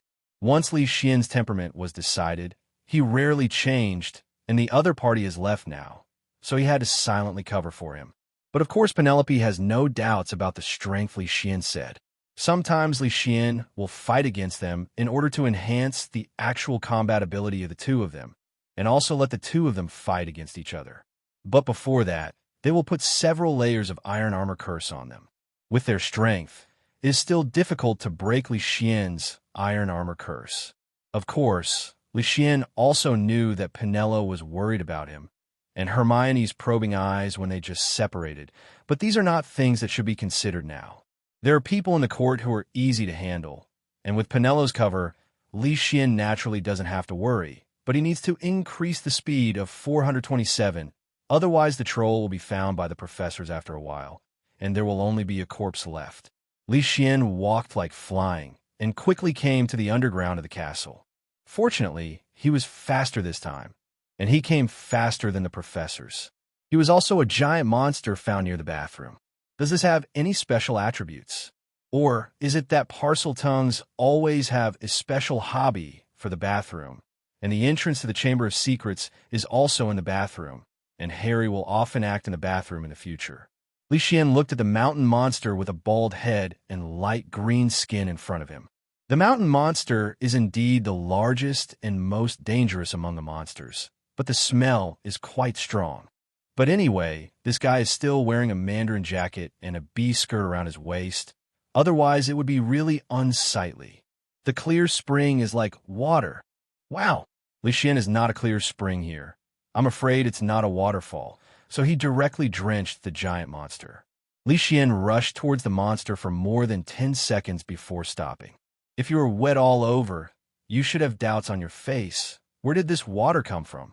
Leysen didn't care about it either, and directly used a levitation technique to knock him out with a wooden stick in his hand, put him in the small world, and then left. The commotion just now was not small. So when the professors heard the sound and came, they only saw the sewage all over the floor and nothing else.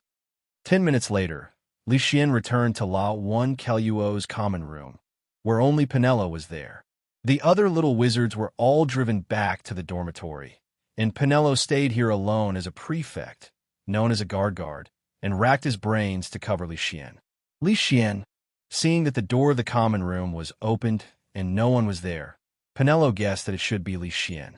Leysen saw that there was no one else in the common room except Penello, and he knew what was going on after a little thought. This little girl is really smart. After lifting the illusion spell, Leysen appeared in front of Penelo and said with a smile, "It's me." Penelo looked Leysen up and down, found that he was not injured, and said with a sigh of relief, "It's fine. Everything is done?" Leysen nodded, seeing that Penelo didn't ask any more questions because Leysen hadn't been away for a long time. So Penelo probably told Leysen what happened after he left and let him go back to his dormitory. Because Leysen should be staying in the dormitory at this time, the benefits of living alone are reflected again at this time. It was already an hour later when Leysen and the others were released. Anyway, Leysen wasn't worried at all. After all, near the bathroom just now, Leysen used the Aspenwood wand to cast several disappearing spells. In this way, even if Dumbledore and the others used flashback spells, they couldn't find Leysen. After an hour, Dumbledore even used the authority of the Dean, but still couldn't find any trace of Leysen. But what is certain is that there are indeed giant monsters invading, and there is only one. Quirrell did not speak at this point, but it is strange that this giant monster has never been found. If the other party had left Hogwarts, there should have been traces left, but there were none. Only that puddle of foul-smelling sewage might represent something. Although the troll was gone, and we checked it again, we still can't take it lightly. The Halloween dinner is impossible to continue, and the little wizards who have been worried all night can't eat too much. Dumbledore still asks the house elf to bring some food is delivered to the common rooms of the respective colleges. If any little wizard is hungry, go get it yourself, otherwise tonight's food will be wasted. Another point is that although the giant monster has disappeared and has been checked, it is best to go with a few young wizards when traveling recently, not alone. Is it a bit like next year's basilisk? Practice ahead to prepare for next year. The real culprit in Penelo and Hermione, who had guessed the truth of the matter, did not make any noise. Both women are smart people. Our savior Harry Potter has lost the title of troll killer under Leysen's interference. Maybe meeting Leysen is really his luck. I don't know if it's a blessing or not, but Voldemort was really convinced by the stupid Quirrell and asked him to do something on Halloween to divert Dumbledore's attention. So he wanted to go to the underground room where the Philosopher's Stone was. Even if you can't take away the Philosopher's Stone, at least you have to study the checkpoints set by other professors, although his own is included. The result is indeed to divert attention. Although it is embarrassing to be stunned, the goal has been achieved. He wanted to take advantage of the chaos to come to the basement room, but was caught by Snape, who had been waiting there for a long time. Quirrell, who had been targeted, made Snape even more suspicious, even though he said that he came down to find the troll. But just now I was fainted by the giant monster, so it is not right to say that a person came to find the giant monster. So this Halloween troll incident, Voldemort's purpose was not achieved at all, and Voldemort couldn't do anything about it, because the longer the days passed, the more deteriorating Quirrell's body would be. It's already a bit unbearable now. If Voldemort hadn't taught Quirrell to prepare a potion to relieve it, maybe now Quirrell's body has collapsed and there is not much time left for him. Of course, the anxious Snape had startled the three-headed dog when he opened the door last night, and he still got bitten on the leg while fighting the guy. After all, the way to tame the three-headed dog Fluffy, Hagrid only told a limited number of people, Dumbledore, Harry, and Voldemort. It's okay. Snape wasn't in there, so he didn't notice it for a while, and he slapped the three-headed dog hard. 2 heads were blocked, and 1 sneak attack was not blocked. Although last night's Halloween dinner was a little bit of a mistake, today's class still has to be carried out on time. Even when there were no classes this afternoon, it was a Quidditch match between Gryffindor and Slytherin. Although Harry has only joined Gryffindor's Quidditch team for more than a month. But it has to be said that sometimes talent is so unreasonable, as if Leysen also learned it. In order for Harry to better defeat Slytherin, well, Professor McGonagall is also a pure Gryffindor lion, and she specially gave Harry a light wheel of 2,000. It's a bit like what Leysen said in his previous life. If he lost to Luban in a team battle in a game, he had to die. But this has nothing to do with Leysen, and the first match of the 4 colleges was the fateful battle between Gryffindor and Slytherin, which attracted many little wizards to watch the match, and Leysen was also dragged to the Quidditch field. The game started, but Leysen didn't focus on the tense and intense Quidditch game, because this sport really didn't appeal to him too much. If it was the women's volleyball team in the previous life, Leysen would definitely concentrate on it and dare not to be distracted in the slightest, but unfortunately not. Leysen's eyes were empty because he was thinking about one thing, about the Fu Ma Zhao, Earth Demon Horcrux. The 7 Horcruxes have been mentioned before. Currently in the hands of Leysen are the Hufflepuff Gold Cup, La1 Keluo Crown, Tom Riddle's Diary, Harry Potter, Nagel the Snake, Gone of the Old House of Gaunt Ring, and Slytherin's Locket. Leaving aside the middle 4, Leysen's focus is on Slytherin's Locket. According to Leysen's understanding, the locket should be on Umbridge's body, and this guy is very precious to the locket, hanging up all the time. However, in the past 2 months, the Daily Prophet that Leysen subscribed to had a portrait of Umbridge appear several times. The pink clothes remained the same, but the locket was missing. It would be fine if I didn't see it just once, but Leysen never saw it from the beginning to the end, which means that something must have gone wrong, and Leysen is now looking for the point of the mistake. Leysen, what are you thinking? What the Slytherin Quidditch Captain Flynn did just now is really despicable. Gryffindor's Wood was stunned by Flynn with an iron bludger for revenge because of his outstanding performance just now, and he fell directly from the air. Well, the behavior of Slytherin's Bucktooth Captain is indeed ugly. Not only the wizards of Gryffindor are very angry, but even the wizards of Hufflepuff and Ravenclaw are complaining about what happened to Gryffindor. So it's normal for Slytherins to be unpopular in the academy. Look at their despicable methods, and they're not ashamed of it. They're all proud of it. It can only be said that the values of the entire Slytherin have been distorted, even if it was normal at the beginning. But after staying in that environment for a long time, I really learned the point of using any means. In addition, their dean, Snape, is usually a very cold and unspoken person. So there's no doubt that Slytherin was elected as the most unpopular house in Hogwarts. There's also a reason Leysen doesn't like Quidditch. It's barbaric. There's no fairness at all, like now, Wood is injured and passed out. On Gryffindor's side, no other players are allowed to come on to replace 427. After Wood is sent off, the game continues again. It is a 7-6 situation on the field. At the end of the game, one side has to wait for the snitch, or the captains of the 2 sides negotiate. Agree. Now the captain of Gryffindor, Wood, has fainted, and it seems that he can only wait for the snitch. Leysen opened his mouth to perfunctory Penelo a little, showing the same hatred as her and everyone else, and in the end he got a beautiful hygienic eye.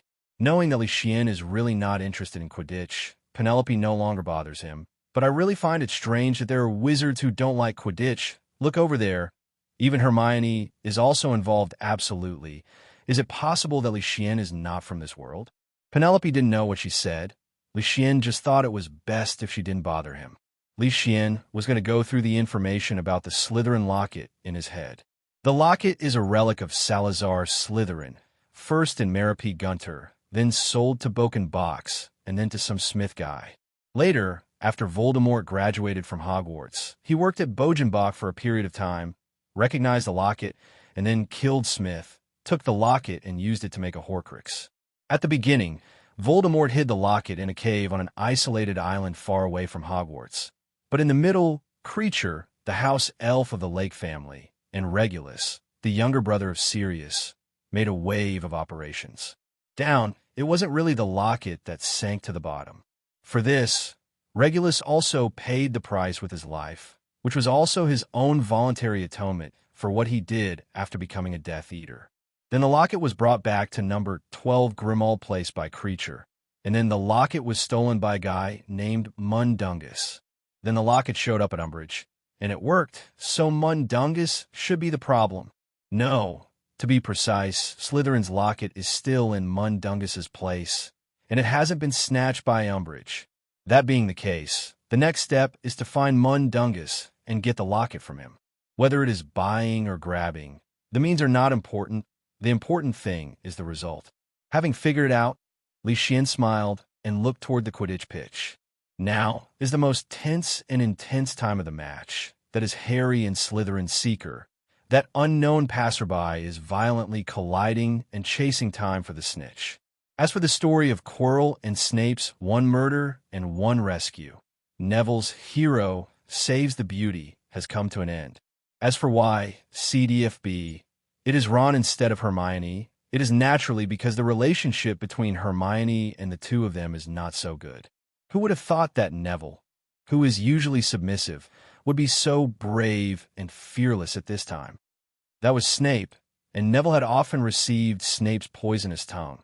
If Snape really found out that he was doing something, then he would not be able to live well for the next 6 years or so. Looking at Harry, who was targeted, he knew how difficult it was, but thinking that he was doing it for his good brother, classmate, and roommate, he suppressed the fear in his heart. As for why it was Neville and not Ron, the first was that Ron's old wand didn't work from time to time, and now Harry's situation didn't allow him to make mistakes. Secondly, that is Ron is a complete scumbag, not to mention additional spells such as the ignition spell. Even the most common levitation spell is still a problem. Neville is different. With the help of Leysen and other little wizards of Hufflepuff, another man of destiny in the prophecy began to show his own light. Perhaps because of the appearance of Leysen, the original Gryffindor trio may have changed. No longer Hermione and 2 useless male followers, but 2 destinies and a servant. Beat. Gryffindor wins. In the end, under the outbreak of Harry's savior halo, he once again became the one who turned the tide. Except for the Slytherin people who were unhappy, everyone else was very happy. Leysen is also happy. After all, the locket has been smoothed out, so only the world where Slytherin is injured can be achieved. On the second day, no. It should be said that it was the third day Hermione ran over and asked what the name Leysen Nicholasm represented. Our tight-lipped Hagrid followed the rules and told Harry about the 3-headed dog and the Philosopher's Stone. Leysen felt that Dumbledore did it on purpose. How could he not know that Hagrid's big mouth is actually not a big mouth, but that his mouth is running in front and his brain is chasing after him? It wasn't until Hagrid had said the words that he realized that it shouldn't have been said. Even the layout had been there from the very beginning, starting with letting Hagrid pick up Harry to establish a good relationship between the two of them. Then why is the first level Hagrid's level and not other professors' level? To be honest, keeping 3 fists there all the time attracts more attention than other levels, okay? When he met the 3-headed dog, Harry would definitely find Hagrid who had the best relationship with him. And then Hagrid's slow-talking temper would definitely leak some information to Harry. And then Harry just followed this line and followed Dumbledore's plan. As for how it got to Hermione, it was naturally because Harry and the 3 of them really did not expect to find Nicholas. But this secret cannot be made known to everyone. So they could only come to the sidelines to help, and came to Hermione for help. After all, Hermione's performance was obvious to all in the past 2 months. At least it can be said that she is the smartest and most knowledgeable person in Gryffindor's first year. Which little wizard can read a 10-centimeter thick book as an extracurricular reading like her, and read it with gusto? You know, it's a history book. In addition, the relationship between Hermione and them is not bad. After all, there are not many little wizards in the first grade of Gryffindor. They go to class together every day and see each other. As long as they are not particularly bad, they can basically play well together. As for why Hermione is not Leysen, after all, it seems that Leysen knows more than Hermione. It is because they are not very familiar with Leysen, and if Hermione really doesn't understand, she must go back and ask Leysen, so anyone can ask almost. Don't underestimate our Savior Lord. But he is clever, so Leysen can naturally figure out the kid's tricks, that's all. Harry, they came to ask you. Hearing Leysen's words, Hermione nodded. There was nothing to hide, and it was Leysen who asked the question, so it was natural that the question must be answered. Nicole May, a very powerful alchemist, his masterpiece is the Philosopher's Stone representing longevity, and now he and his wife have lived for more than 600 years. Leysen sighed, and I have to say that Nicholas Lemur is indeed a genius alchemist, relying only on himself to create the red magic stone with magical properties that can turn any metal into pure gold, so that he and himself, the beloved, live for more than 6 centuries. In fact, Nicole May could even live longer, but he and his wife gave it up voluntarily, because the Philosopher's Stone can only guarantee their longevity, but cannot guarantee that their bodies will not remain young. So it's actually quite uncomfortable to live tremblingly and cautiously. If it wasn't for the desire to die, Nicholas Flamel would not have handed over the Philosopher's Stone, even if Dumbledore was his friend. After all, this is related to his own life. Without the Philosopher's Stone, there is no elixir of life. No matter how good the relationship is, it is useless. It's Nicholas May. I remember. Hermione was also a bit blinded by one leaf. Of course, she had seen the information about Nicholas, but that was in the books of legendary characters. For this kind of biography, of course, it is subconsciously thinking that the other party has passed away, and it has been so many years. And Nicole, May has also explained the profound things in a simple way these years. Therefore, there are quite a few people who know him in the magic world, but they are basically from the older generation, and there are very few wizards from the new generation, so it is normal for Hermione and the others not to know. So what the three-headed dog guards is. In the next moment, Hermione realized what was the object guarded by the three-headed dog, but she went online in an instant and suppressed the last few words abruptly. After all, her voice was quite loud just now because of surprise. It's good that you know about this matter.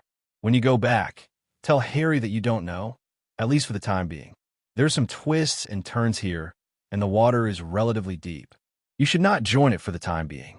Seeing Leysen's serious expression and her caring tone, Hermione nodded vigorously.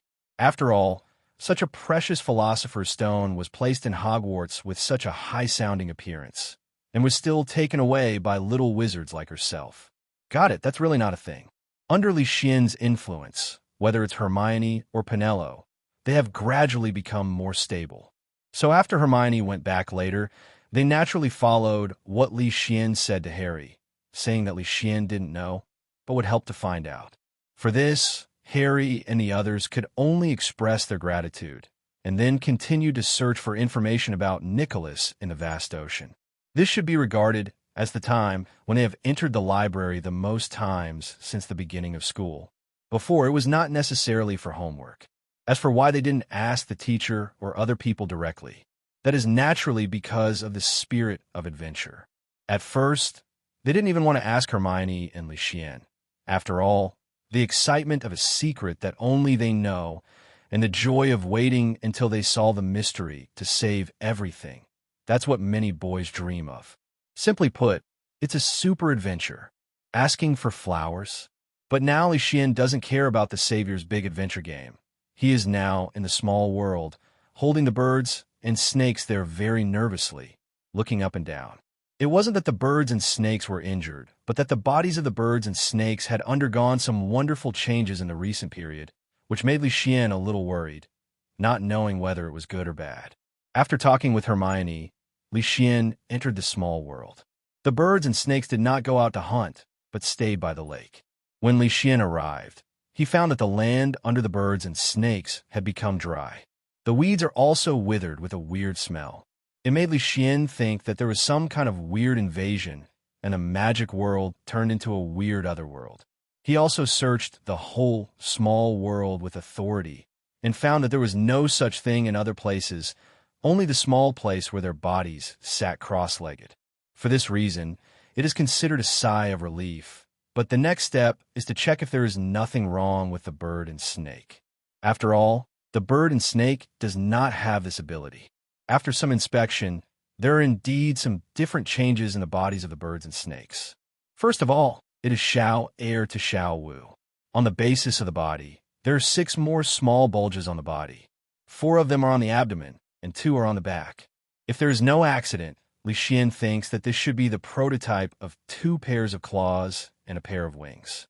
Don't ask why Leysen knows that birds and snakes don't have wings and claws formed when they are born, so Leysen, who has taken care of these little guys since they were eggs, naturally knows. Therefore, the drought and withered plants should be the masterpieces of the 4 birds and snakes, and the last strange aura was naturally brought by Xiaoyi, who was not mentioned. If Xiao heir's changes can still be called birds and snakes, Xiao Yi's eyes may have changed in another direction. That is, the head with only 2 eyes originally appeared 2 lines behind the left and right eyes. Scratches. The other thing is that there are 2 more bulges on the back, and 1 more under the abdomen, And compared with Xiao Air's hot breath, Xiao Yi's body has an inexplicably terrifying and weird aura.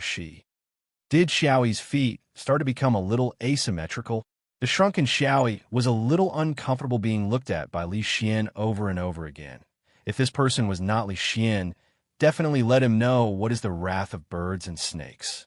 So he broke free from Leysen's hand with a little force, and Xiao Yi stood on the ground and chatted with his younger siblings there. Leysen observed that, compared with Xiao Air and the others, Xiao Yi's standing posture and feet the angle seems to be a little off. So Xiao Yi is going to take a different path? Leysen thought a little bit dumbfounded. I can only say that your brother is still your brother. You really do not take the usual path. It seems that Xiao Yi is going to become that unique handsome boy. However, Leysen still used the authority of the small world to firmly lock the mutated power of the birds and snakes on their 433. Otherwise, as they become stronger and stronger, his own small world will be lost. If it was an ordinary person, there would be no way. After all, the mutant power of birds and snakes already involved a little bit of rules. In the world of wizards, this is something linked to legendary wizards. But as the controller of a small world, this ability is still there. Feeling as if there was an invisible layer of confinement covering their bodies, the birds and snakes swayed uncomfortably from side to side for a long time and slowly adapted to it under Leysen's forced request. Feeling that the power of the birds and snakes has been restrained, the pudding over there dared to come over. Recently, because of the changes of the birds and snakes, they're not afraid to get close to the birds and snakes at all. The birds and snakes didn't know why the puddings ignored them at first, and they were a little unhappy. Later, when they realized that they would hurt the puddings, they kept a proper distance. Now that we can play together again, of course we are very happy. The Yolank Iron Belly Fire Dragon, Tai, lying on the ground with the whole dragon on the side, looked at the little one in front of him playing there with some boredom. That's right, this fire dragon was finally named by Leysen Tai. It is very in line with its temperament, hard as iron. Well, forgive the name Leysen. Leysen almost planned to call the Iron Belly Fire Dragon an old iron. After all, the age of the place is not young. Thinking about it later, it seems that every time I charge, I yell old Tai, give me it. There are so many dramas, so it's still Atai. Atai doesn't have much objection to this. He has lived for so many years and has endured so much torture. Now he is indifferent to everything except life and death. Now what can make him feel turbulent, except Wanli is food?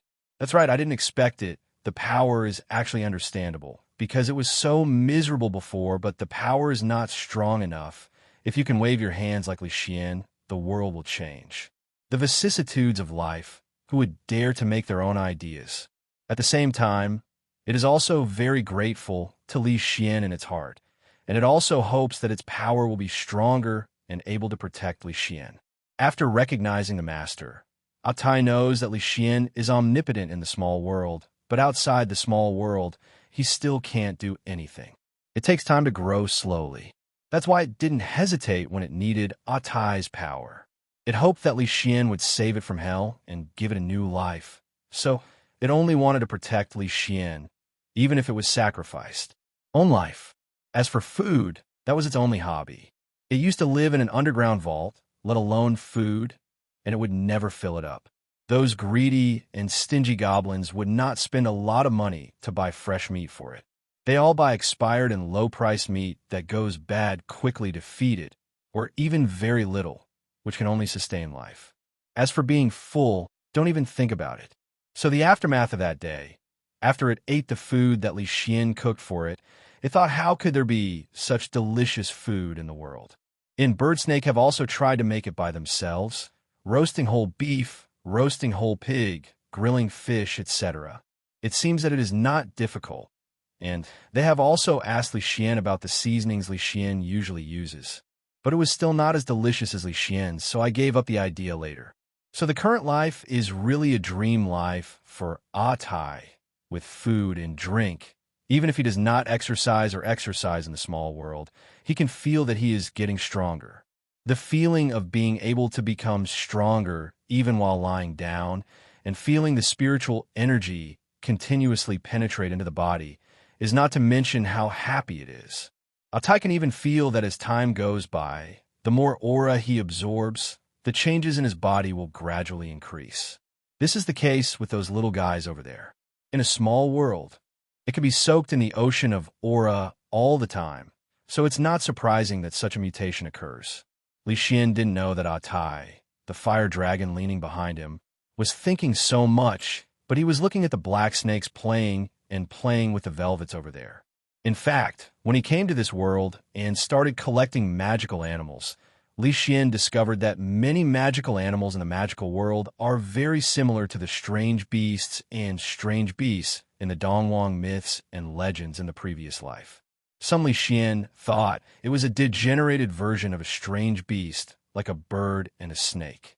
This time their changes reminded Leysen of two strange beasts in the Book of Mountains and Seas, Sour and He Fei. The real name is Fat, Pickle into the method cannot type, Word, Acid, and a monster with 4 wings, 6 eyes, and 3 legs, and a snake-like bird. Once this kind of bird appears, it means that terrible things will happen. Compared with Sour and Sour, the name of fertilizer is bigger. After all, the appearance of fertilizer is accompanied by drought. For example, in ancient times, many droughts were suspected to be caused by fertilizer. Fei is also a bird with a body like a snake, but what is different from Xuan is that he has 6 legs, 4 wings, and a head that is not much different from that of a bird and snake, with both eyes and sharp beaks. So, do you think it is very familiar?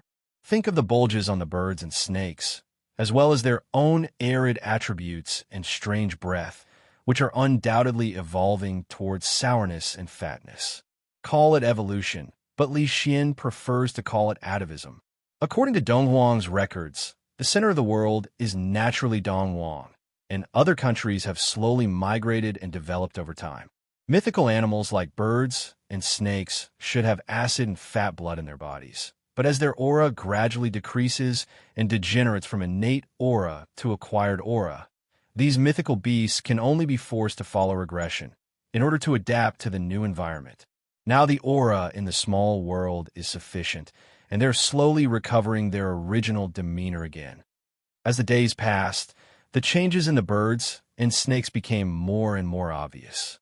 For example, the 4 traces of Xiaoi have become more and more like the outline of the eye sockets, and the color of the body is also slowly changing to fiery red. Unlike Xiaoer, they still maintain their original blue-green color. Xiaoer's legs have gradually become shorter, and at the same time, 2 bulges have become 2 underdeveloped legs, but under such changes, their food intake has increased a lot.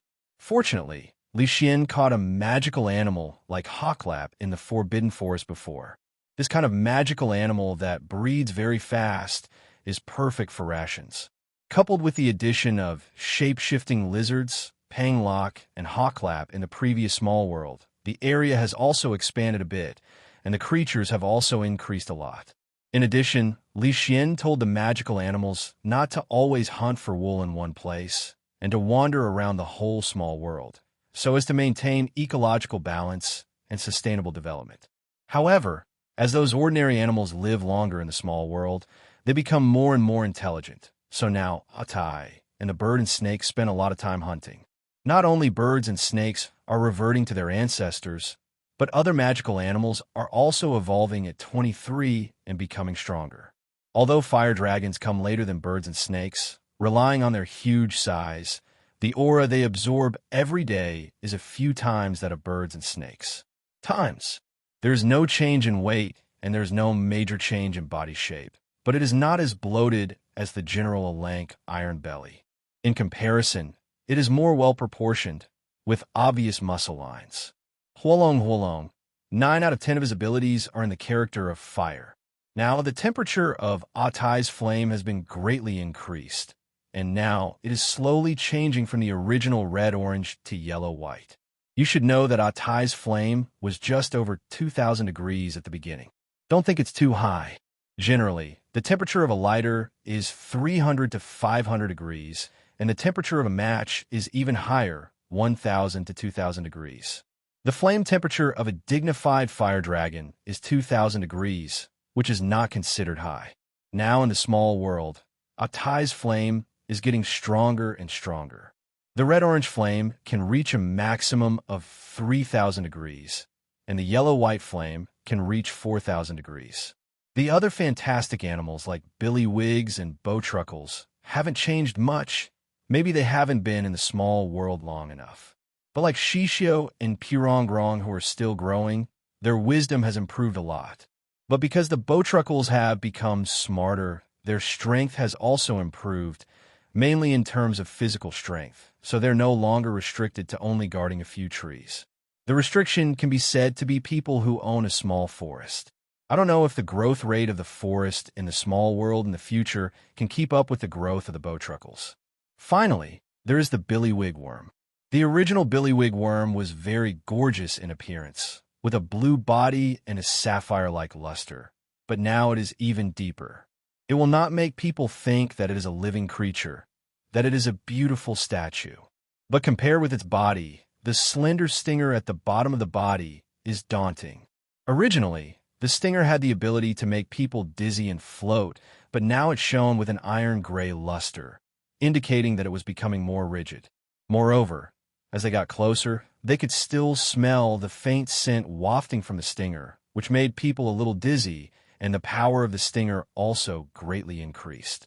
Leysen felt that the stinger might not be fatal, but it is also possible to become a vegetable. Immersed in drunkenness, dreams, and death, unable to wake up.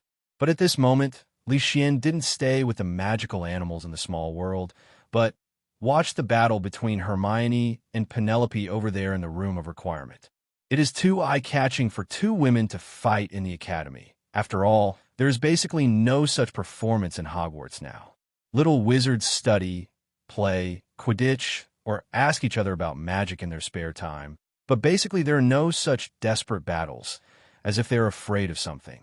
However, in the current magical world, after the mysterious man was killed by the savior Harry Potter, there has been no major fights. Therefore, in such a peaceful environment, what Leysen and the others did seemed a bit abrupt. So after Leysen came to the response room and searched for a round, he brought Hermione and Penelope to the response room. Both girls are knowledgeable people, so naturally they have seen some records about the room of requirement. Especially Penelope, who is already in the 5th grade, has naturally heard the legend about the room of requirement. Unexpectedly, not long after Leysen entered the academy, he found this place. What a different man. Disarm you, stupid.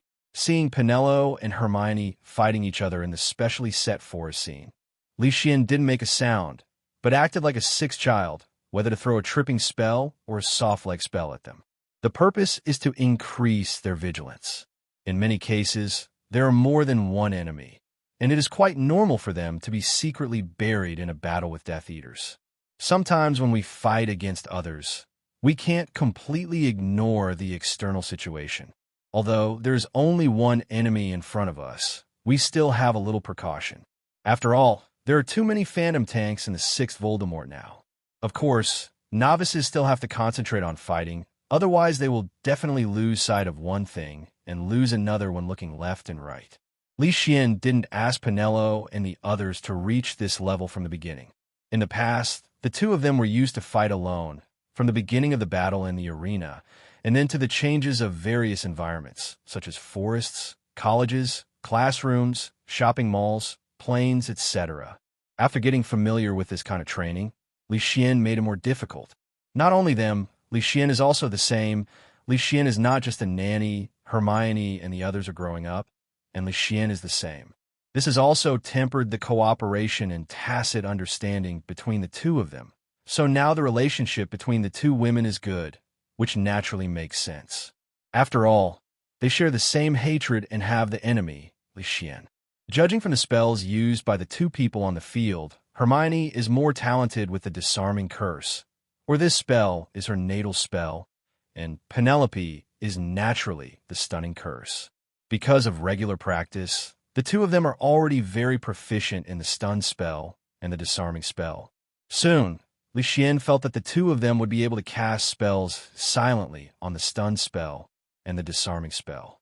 Sure enough, things like magic still have to rely on practice to continuously improve, especially high-intensity exercises like Leysen's. The improvement is faster. Okay, let's take a break. The battle between Penelope and Hermione ended with Hermione losing in the end.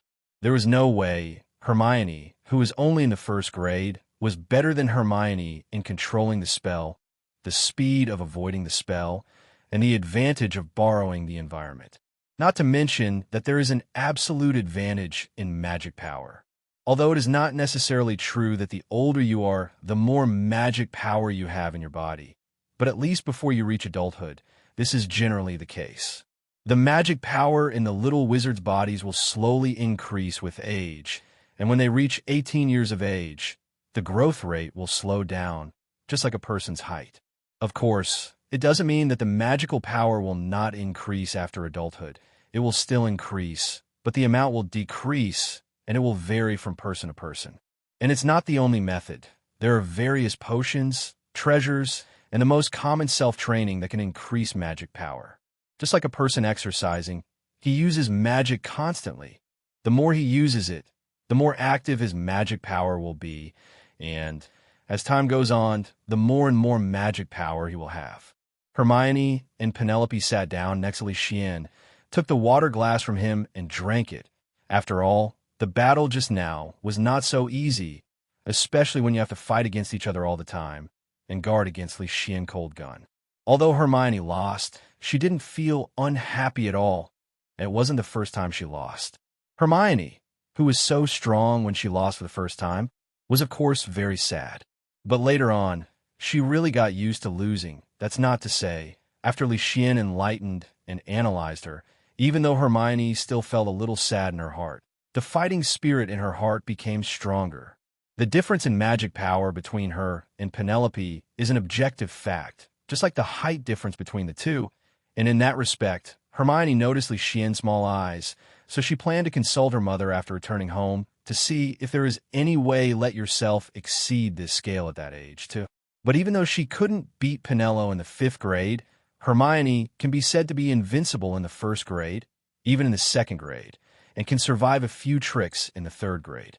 For Penelope, after practicing for this period of time, plus she was already smart and good at playing, so now she is at the level of an ordinary graduate. Don't think that Leysen's teaching is not good. First of all, they have only started practicing with Leysen for 2 months, and they don't do such high-intensity exercise every day. They still focus on learning in daily life. Only on weekends do they have this kind of exercise. I usually focus on familiarizing myself with spells. Sitting down, Leysen looked at Hermione and Penelope. Hermione should still be a wizard apprentice, but Penelope has already reached the level of a wizard. By the way, this is the level division Leysen made in his heart. During this period of time, according to Leysen's observations and some data collected before, Leysen roughly divided the strength of current Magic World Masters.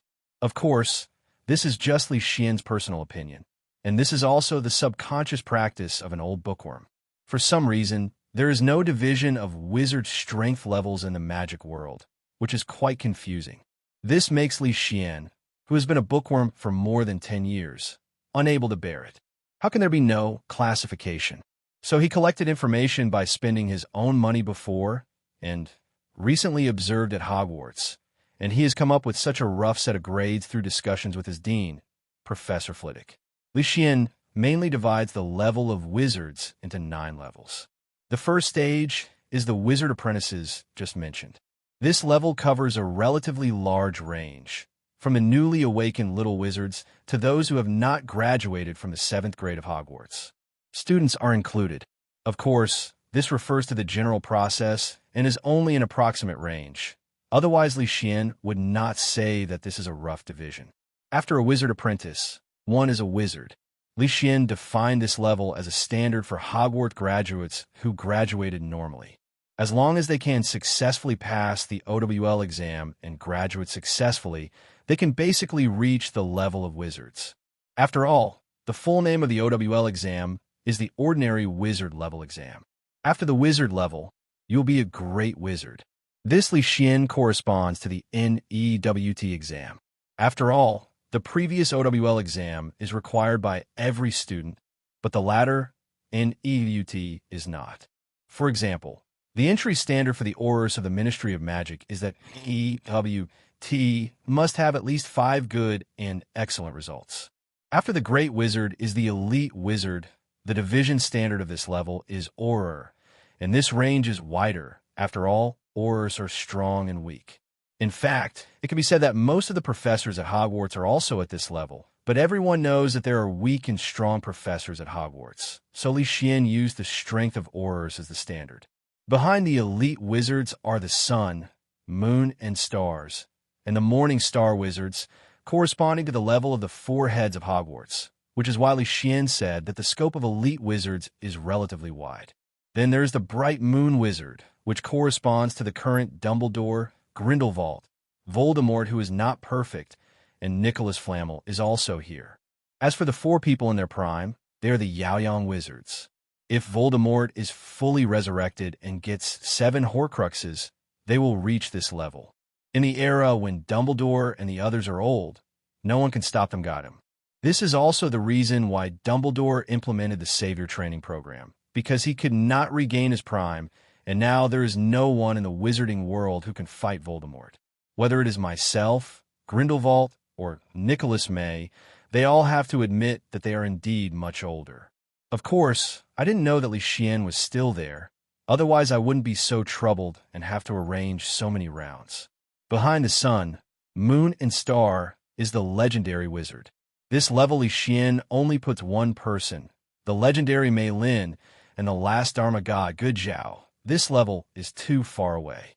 In the current wizarding world, the Morning Star wizards who have reached the top 4 masters can already be said to be among the small group of people who are at the pinnacle of the wizarding world. So for Leysen's help, Penelo, who is about to take the OWT exam, naturally accepts it, and other people like himself have no chance. And Hermione, who knew about it in advance through Penelo, naturally joined it, and Leysen's set of wizard levels naturally told them, and even helped them analyze some of them. According to this standard, when Penelo graduates from the 7th grade, he will definitely be a great wizard and sprint towards the elite wizard. And Hermione is an elite wizard who can guarantee the bottom line. Whether she can reach the level of the dean depends on the situation. As for why the gap between the 2 women is so big, it is naturally because one has only 3 years and the other has 7 years. As for Leysen's strength, with more than a year of practice, the supplement of the 5-element spiritual liquid, and the multiple help of the innate 5-element spirit pagoda and the 10,000 B spirit orb, he has now reached the level of a great wizard. What is worth mentioning here is the level of magic power storage. If Leysen uses the spiritual liquid, with his current ability, among other things, he can completely reach the strength of an elite wizard. There is no way. The unique talent for spells allows him to easily master spells, cast spells silently, cast spells without a wand. These levels are difficult for ordinary wizards to achieve, although it is not as simple as eating and drinking for Leysen, but at least it will not be more difficult than ascending to the sky. Leysen, who uses the fire dragon, can reach the level of the Morning Star wizard, which means that Atai's current strength is equivalent to that of the dean's. As for other magical animals, not to mention their combat effectiveness, the mutated birds and snakes have also reached the level of a general great wizard, so Leysen is naturally relieved to let them out to watch. And as the days went by, the changes of the birds and snakes were gradually increasing, and Leysen could also feel that their strength was also slowly increasing. It's almost time. Should we go back to the cafeteria? Or should we open a small stove? Small stove, Hermione and Penelo said at the same time. In terms of food, they still think that Leysen's craftsmanship is better than the school food. It's just that Leysen doesn't often open a small kitchen, usually only when the 3 of them are alone, and during holidays. Otherwise, they eat in the cafeteria, so once they can seize the opportunity to open a small kitchen, they will not easily let go. Although Leysen also likes to cook, but when there are too many people, it is torture. However, Leysen was willing to cook for the 2 girls, so he was not surprised by the decision of the 2 girls. Okay, it's cold. Let's eat hot pot. Otherwise, it will be cold if you cook. As Christmas is getting closer and closer, the weather is getting colder and colder. It seems that in a few days, it will be snowing. Leysen, who saw snow for the first time last year, was very excited. After all, Leysen, who grew up in the south, has never seen snow. Okay, then let's help. It is not the first time to eat hot pot. The two women are no strangers, and eating hot pot in such a cold weather, let alone how happy, no woman, CDFB, can refuse the temptation of hot pot, regardless of age. Praise Dong Huang. The longer they get along with Leysen, the stronger the two girls' affection for Dong Huang will be. After all, Dong Huang's food is really delicious. Take out a coal stove, some charcoal, and a copper mandarin duck pot from the small world. Add water to one side, and put the hot pot base to make a spicy pot. On the other side, put red dates, goji berries, ginger slices, and pork ribs to make a clear soup pot. You can also drink soup meat. The meat is kept after slaughtering the animals raised in the small world. After all, the meat in the small world is better than those sold outside, and some vegetables are also grown in the small world, which is convenient for Leysen to eat. Mutton, beef, pork belly, mushrooms, lettuce, beef balls, potato chips, radish taro. The densely packed dishes filled the entire table, and the tableware and other tableware were naturally taken from curry from the warehouse of the small world. Please call him Li Doriminshian. Peanut oil, soy sauce, oyster sauce, minced garlic, millet chili, beef sauce, crushed peanuts. Leysen's dish is relatively simple, but at least in terms of the level and richness of taste, it beats the whole of England. During the waiting time, Leysen and the others were not idle. To be precise, Hermione and the others were not idle. They were practicing using chopsticks. Of course, it is more convenient to use chopsticks to eat hot pot. It is not the first time for them to use chopsticks, but they are still a little unskilled. Let's practice before eating. Looking at the tumbling hot pot, Leysen was thinking about something. It was almost December, which meant that this semester was coming to an end, and time flies by so fast. Final exams are in the week before Christmas, and the deans of each college will make a list of students who will not go home for Christmas in the second week of December. Of course, Leysen wasn't worried about the final exam. Leysen, who had been educated by Dong Huang, the Hogwarts exam was not a big problem for him at all. He is thinking about the harvest of this semester. Leysen did not learn much in the first-year courses, because he is already much ahead of his peers through self-study. Leysen's main goal is to develop the dog in Hogwarts, and to develop with the help of Hogwarts resources, such as the library, such as the Forbidden Forest. When it comes to the Forbidden Forest, Leysen feels a little helpless.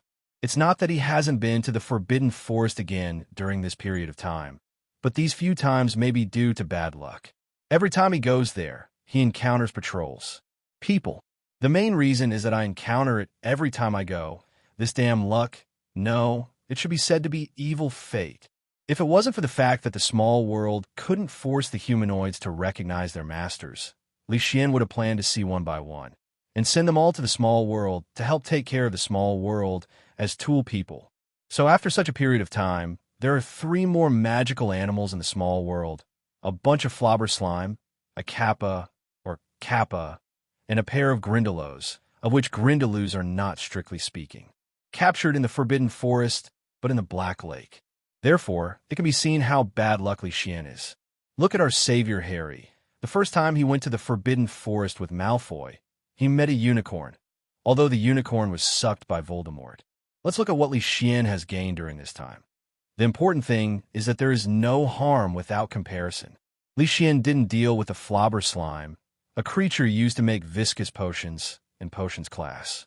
It's just that there are plenty of flobber slime worms in potions class. Of course, Leysen can't stuff them into his own small world. When they come across the wet ditches in the Forbidden Forest, it's like adding species of creatures. After all, this kind of 10-inch long, thick and round brown worm-shaped creature has the same danger level as the velvet. It is not very helpful to Leysen, and it is even worse than the velvet. At least the cattail is still a cute thing, and it can be sold as cute. And the flobber sticky worm, let alone being cute, is sticky all over the body, and you won't want to get started. It's hard to use it to practice the flying curse. After all, it's a rare living creature that can be summoned by the flying curse biology. Leysen caught Grindylow in the Black Lake, or stole it. After all, the Grindylow in the Black Lake was tamed by the mermaids, so they could be regarded as owners. Generally speaking, Grindylow will attack humans, whether they are ordinary people or wizards. But in Hogwarts, naturally no Grindylow would dare to do this, especially if he was tamed by a mermaid. Otherwise, if he dared to attack the little wizard, no matter whether he won or lost, he would lose his life.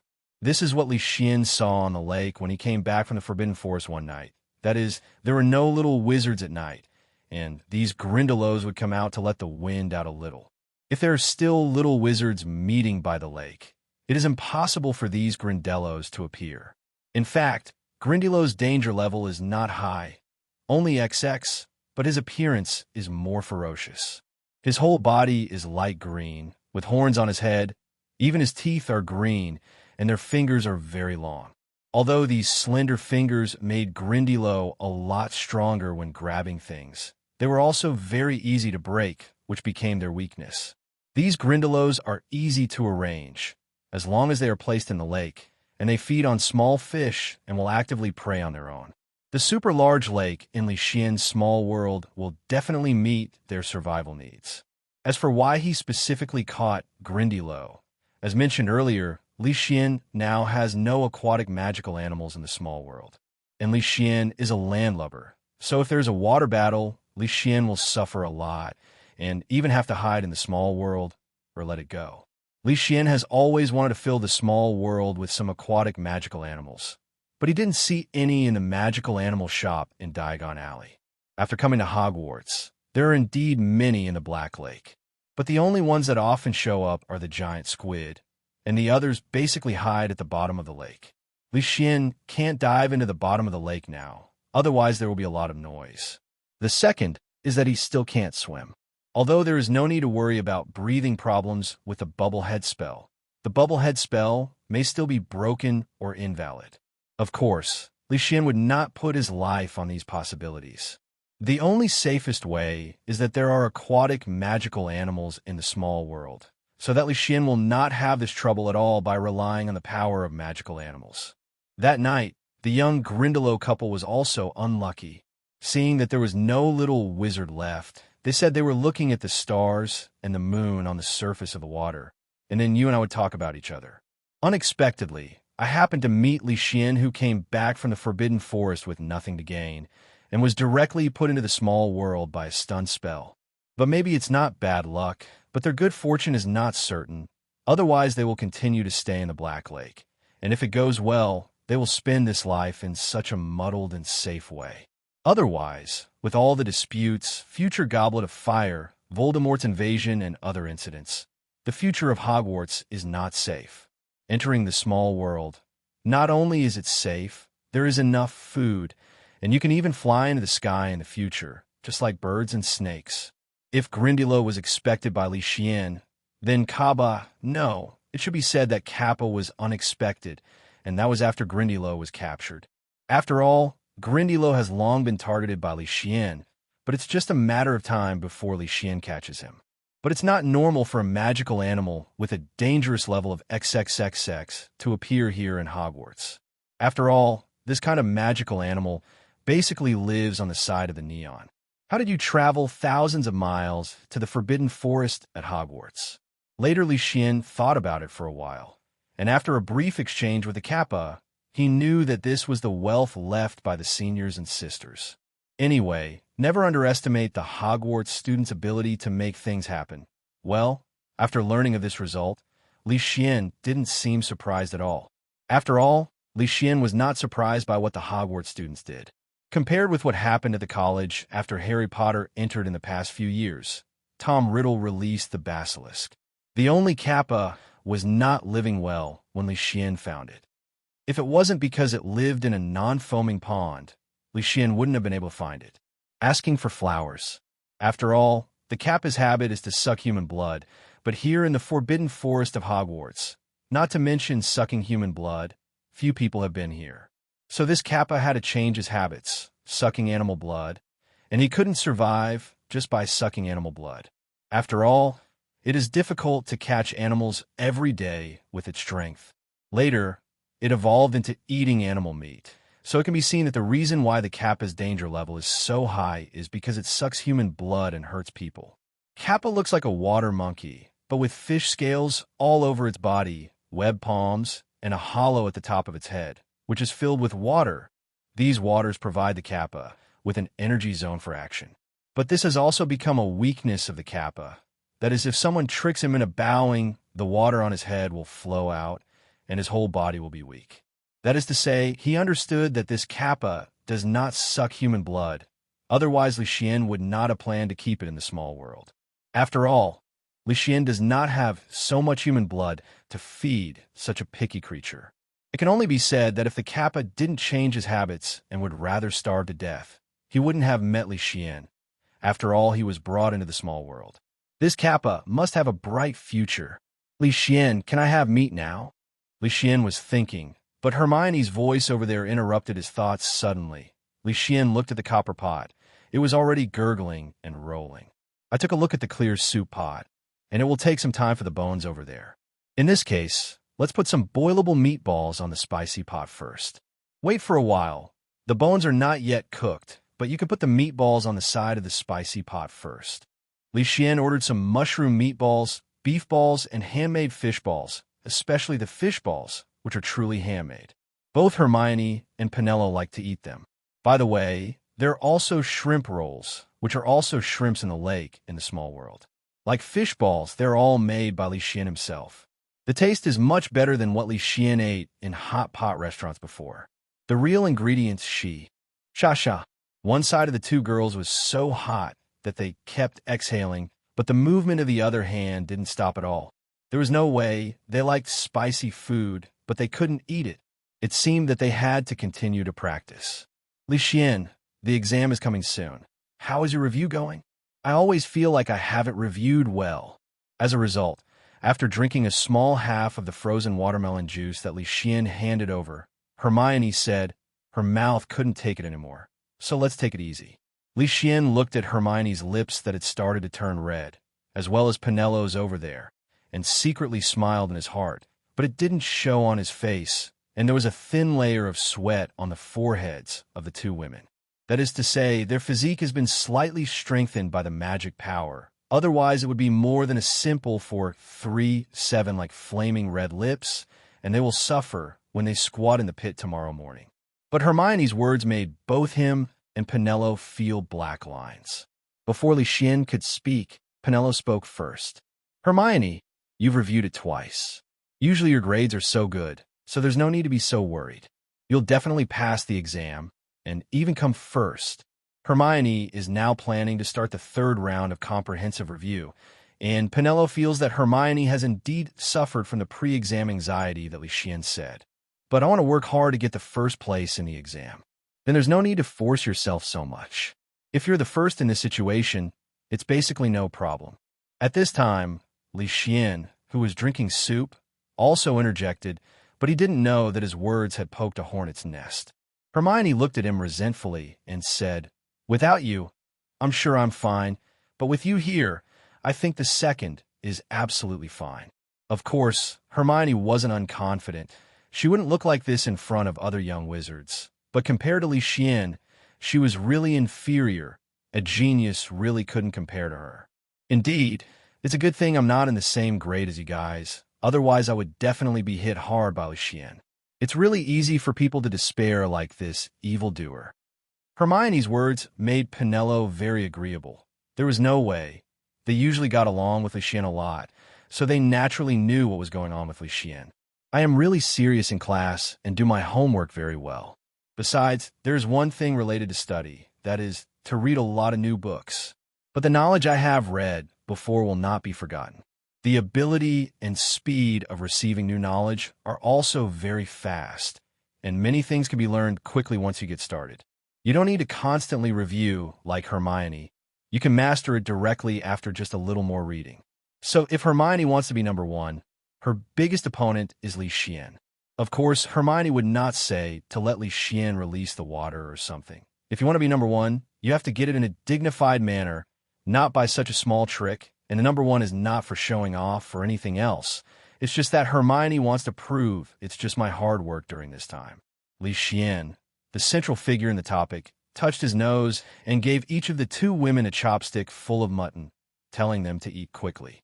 Well, Leysen's method of blocking their mouths with food was quite effective, and the two women continued to struggle with the mutton in the bowl. It's snowing. Leysen got up in the morning and looked at the heavy snow outside the window. It seemed that he couldn't exercise today, but it didn't matter. He could also exercise indoors. The first grade exams were all over yesterday, and the results will be released today, and then tomorrow is Christmas, which means that it will be a holiday from tomorrow, and the first semester of this school year is over. Last week, Professor Flitwick compiled a list of students who stayed at school and did not go home. Of course, Leysen chose not to stay at school. After all, he has been in Hogwarts for more than 3 months, and there are a lot of things outside that need to be dealt with by himself. Woolen cloth. So this Christmas holiday is just a good time for Leysen to review the business of the past 3 months and to see if anyone disobeys his discipline. After all, it has been too long since he has appeared. Relying only on Shui Zhao's connection with the outside world, the limitations are still very large. Bring the bird and snake Xiaosen back in a small world. Winter is coming, and Xiao air's changes make them like a small stove, so let them out at night. Leysen's fireplace doesn't need to be too hot, otherwise it will be too hot. After washing and changing clothes, Leysen turned off the thief induction spell at the door, which was originally used to detect magic disguise. It's just improved by Leysen. Now it's really a thief induction spell. Sometimes Leysen wonders if he has persecution paranoia. But after thinking about it, I don't think this is the case. I can only call it a steady one. After all, I have too many secrets, so it's better to be steady. When going out to the auditorium, Leysen saw many young wizards having snowball fights there, and the bravest ones were our Weasley twins, who dared to throw snowballs at Voldemort. Looking at Quirrell, who fled, the twins were very happy, but they couldn't be happier after a while, because they were taken away by McGonagall. So Leysen on the side was very happy watching, but no one came to make Leysen unhappy. Perhaps Voldemort didn't expect that he, the Dark Lord who almost ruled the magic world, would one day be teased like this by 2 little wizards. Leysen noticed that Quirrell's body was shaking uncontrollably when he left. He didn't think that Quirrell was shaking from the cold. Maybe the master behind his head was putting pressure on Quirrell. That is, under the public view, and Quirrell has not obtained the Sorcerer's Stone, otherwise the Weasley twins did this 5.1. According to Voldemort's temperament, it would be the best to directly use Avada Kedavra. I am afraid it is not the Cruciatus Curse and the Imperius Curse. Superior. It can only be said that at this time, Voldemort really endured humiliation in order to be resurrected.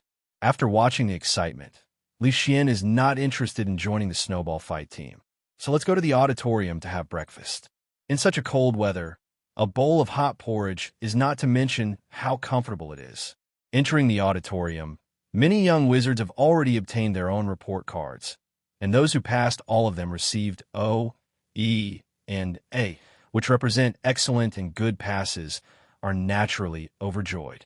But if there are failing subjects, it is P, D, T. That is poor, very poor, and extremely poor, and you have to think about how to face the mixed doubles or bamboo whip fried meat of your parents when you go back. Of course, Leysen also got his own report card smoothly. There is no surprise. All of them represent the excellence of O. If there is no accident, he will be the first in the semester of the first grade. Sure enough, you are still the number 1. Hermione also took her own report card, sat down beside Leysen politely, saw the circles on his report card, and looked at herself. The astronomy class was the only E. Originally, she thought that the class that she was most likely to get an E was potions, but she didn't expect that Professor Snape, who was so serious and difficult to get used to Gryffindor, would give her a 0 in class. Astronomy, which is considered a sure course, deserves an E, which is really a trick of luck.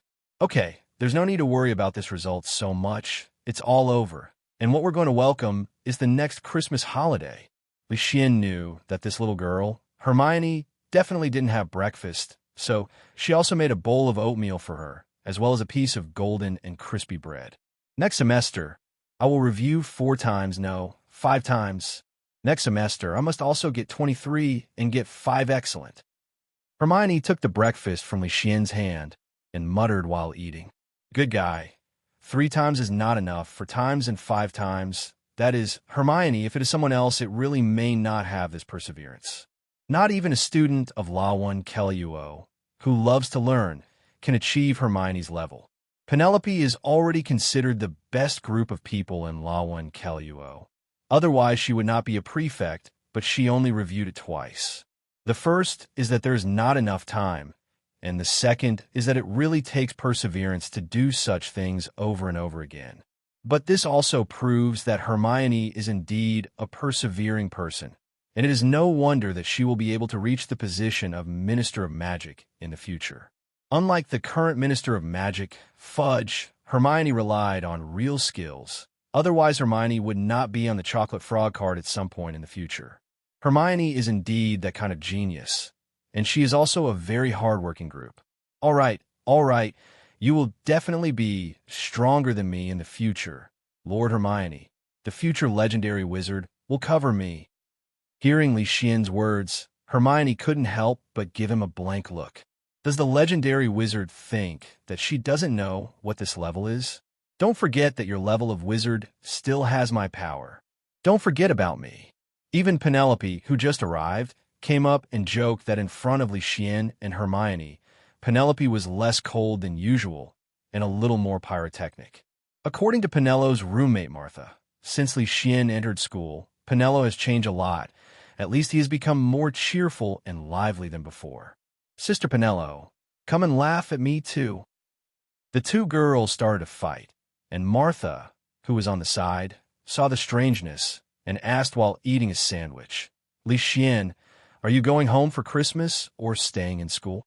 By the way, I forgot to mention that Penelope's roommate, Martha, is a black pearl beauty, comparable to Penelope, who is a white jade beauty, and the two of them share a separate dormitory. There is no way the saying that people are often divided into groups by like clusters is still correct. According to Martha, when they first came in, the appearance of the two of them caused a lot of commotion. Even when they were divided into dormitories, ordinary-looking little wizards didn't really want to share a dormitory with them. Although it wasn't a contradiction, no one was willing to be a little transparent. Later, the two of them simply lived in the same dormitory, but their temperaments were different. Penelope was cold and not very talkative, and Martha was like a little pepper. She was usually a talkative person in the academy. And they are very clever, like our Weasley twins, who will come over to say hello honestly every time they see Martha, even more honest than meeting their dean, Professor McGonagall. As for the reason, Leysen asked them, and Martha didn't say anything, and Penelope didn't know, so Leysen didn't ask any more questions later. Anyway, Martha was also that kind of figure at Hogwarts, a real big sister. Even those guys from Slytherin with their nostrils in the air basically didn't dare to say anything when they met Martha. Otherwise, with Penelope and her appearance, it can be said that there will be constant troubles.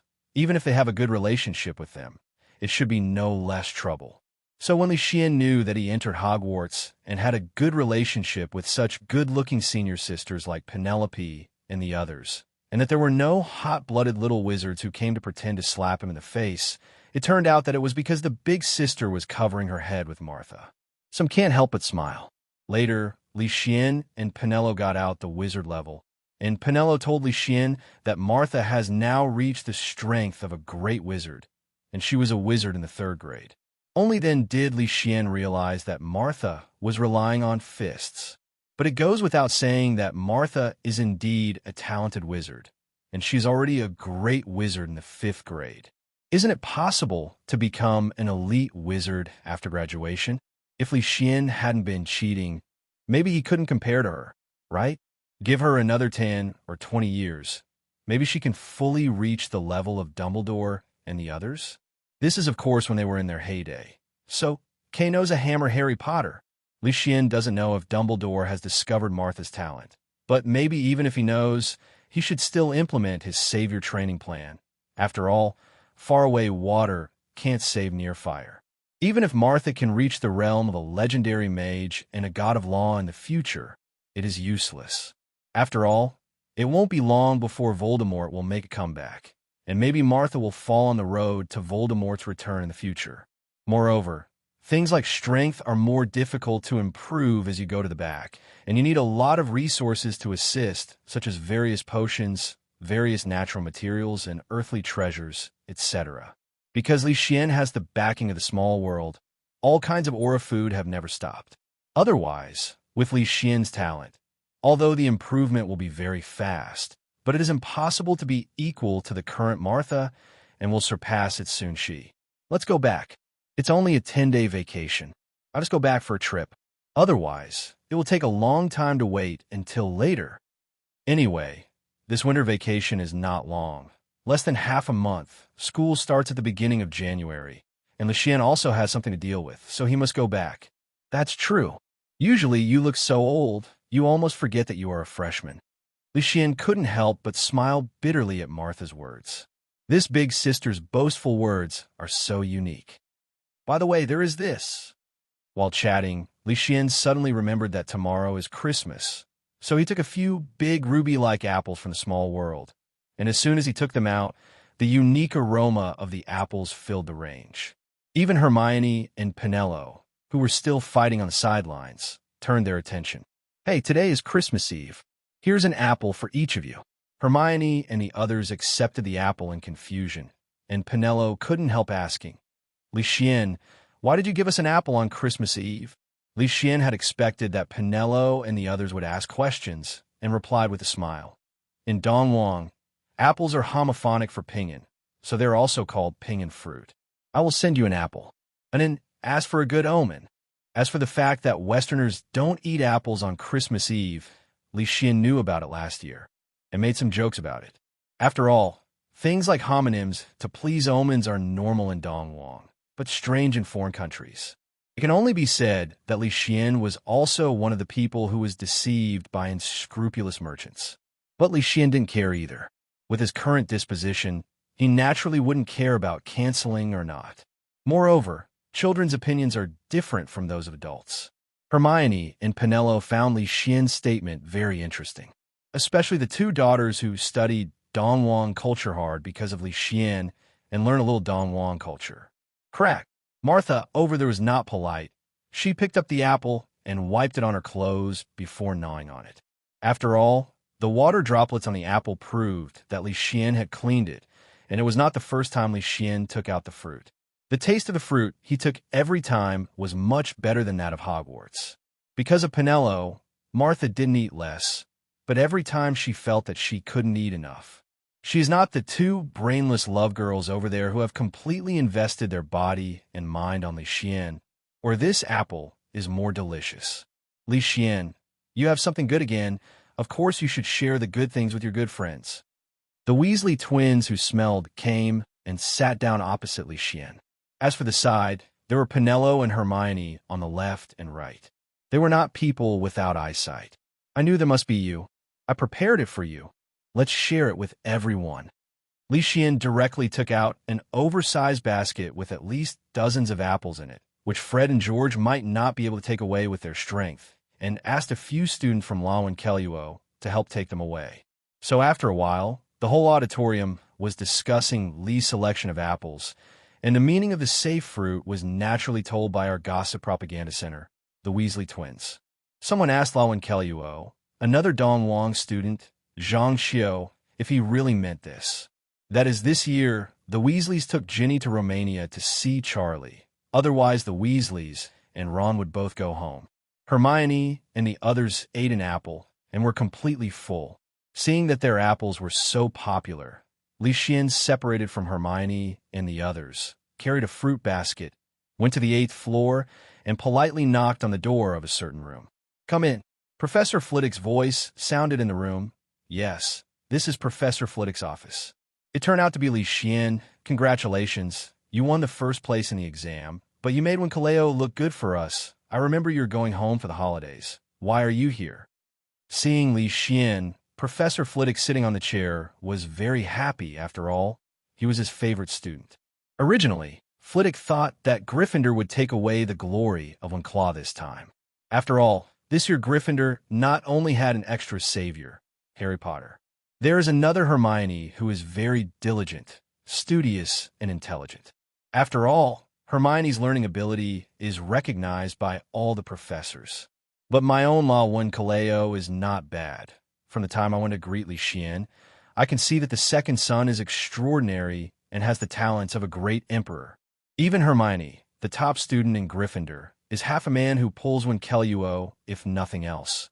And Leysen's organizational skills and prestige are also appreciated by Flitwick. The students of Law 1 Kaleo are good at everything else, studious, smart, and powerful, but they only lack characters like leaders. Unlike the Gryffindor and Slytherin next door, although some places are criticized, it has to be said that there are quite a few legends in these two colleges. Coupled with Leysen's intelligence, knowledge, and various advantages, it can be said that he is Professor Flitwick's darling. Leysen didn't know that the dean of his family was so poisonous, otherwise he might have to take a deep breath, become such a strong person, and contribute to global warming. Yeah, I'll be leaving later, but tonight is Christmas Eve. I'll bring you apples. 17. Under Professor Flitwick's puzzled eyes, Leysen told Professor Flitwick the homophonic meaning of Dong Wangli, which made him very interesting. Okay, then I will have this apple that represents peace. Professor Flitwick was very happy to move the apples on the table to the side table with the levitation spell, and said with a smile, "Would you like some pink coconut sorbet or toffee?" Professor Flitwick opened his drawer, took out toffee and coconut sorbet, and put them on the table. As a professor, it wasn't that he liked these candies so much. They were all prepared for little wizards. After all, Honeyduk's candy is not cheap, and it is difficult for little wizards to eat, so he often buys some for storage. After all, the gold galleon is not a big deal for Professor Flitwick. And the little wizards of Law 1 Kaleo know. It is accurate to say that the entire Hogwarts students know that Professor Flitwick has candy here. Sometimes some greedy little wizards come to ask for some sweets in the name of asking for advice. Professor Flitwick is not angry, but cheerful. He is very happy that everyone can come to him, but everyone knows how to measure. After all, the seniors can go to Hogsmeade every year, so Professor Flitwick is really a good teacher. No, to be precise, the deans of the 4 colleges are all very good teachers. Even that Professor Snape who has been talking with a cold face like a poisonous snake spraying venom. Snape, I really do thank you. I'll just eat one. I have to go back and pack my luggage. See you next semester, Professor. Leysen took a taffy from the table. Professor Flitwick's kindness still had to be accepted, but there were a lot of candies in his own small world, so he didn't take more. Knowing that Leysen was going back, Professor Flitwick didn't want to stay any longer.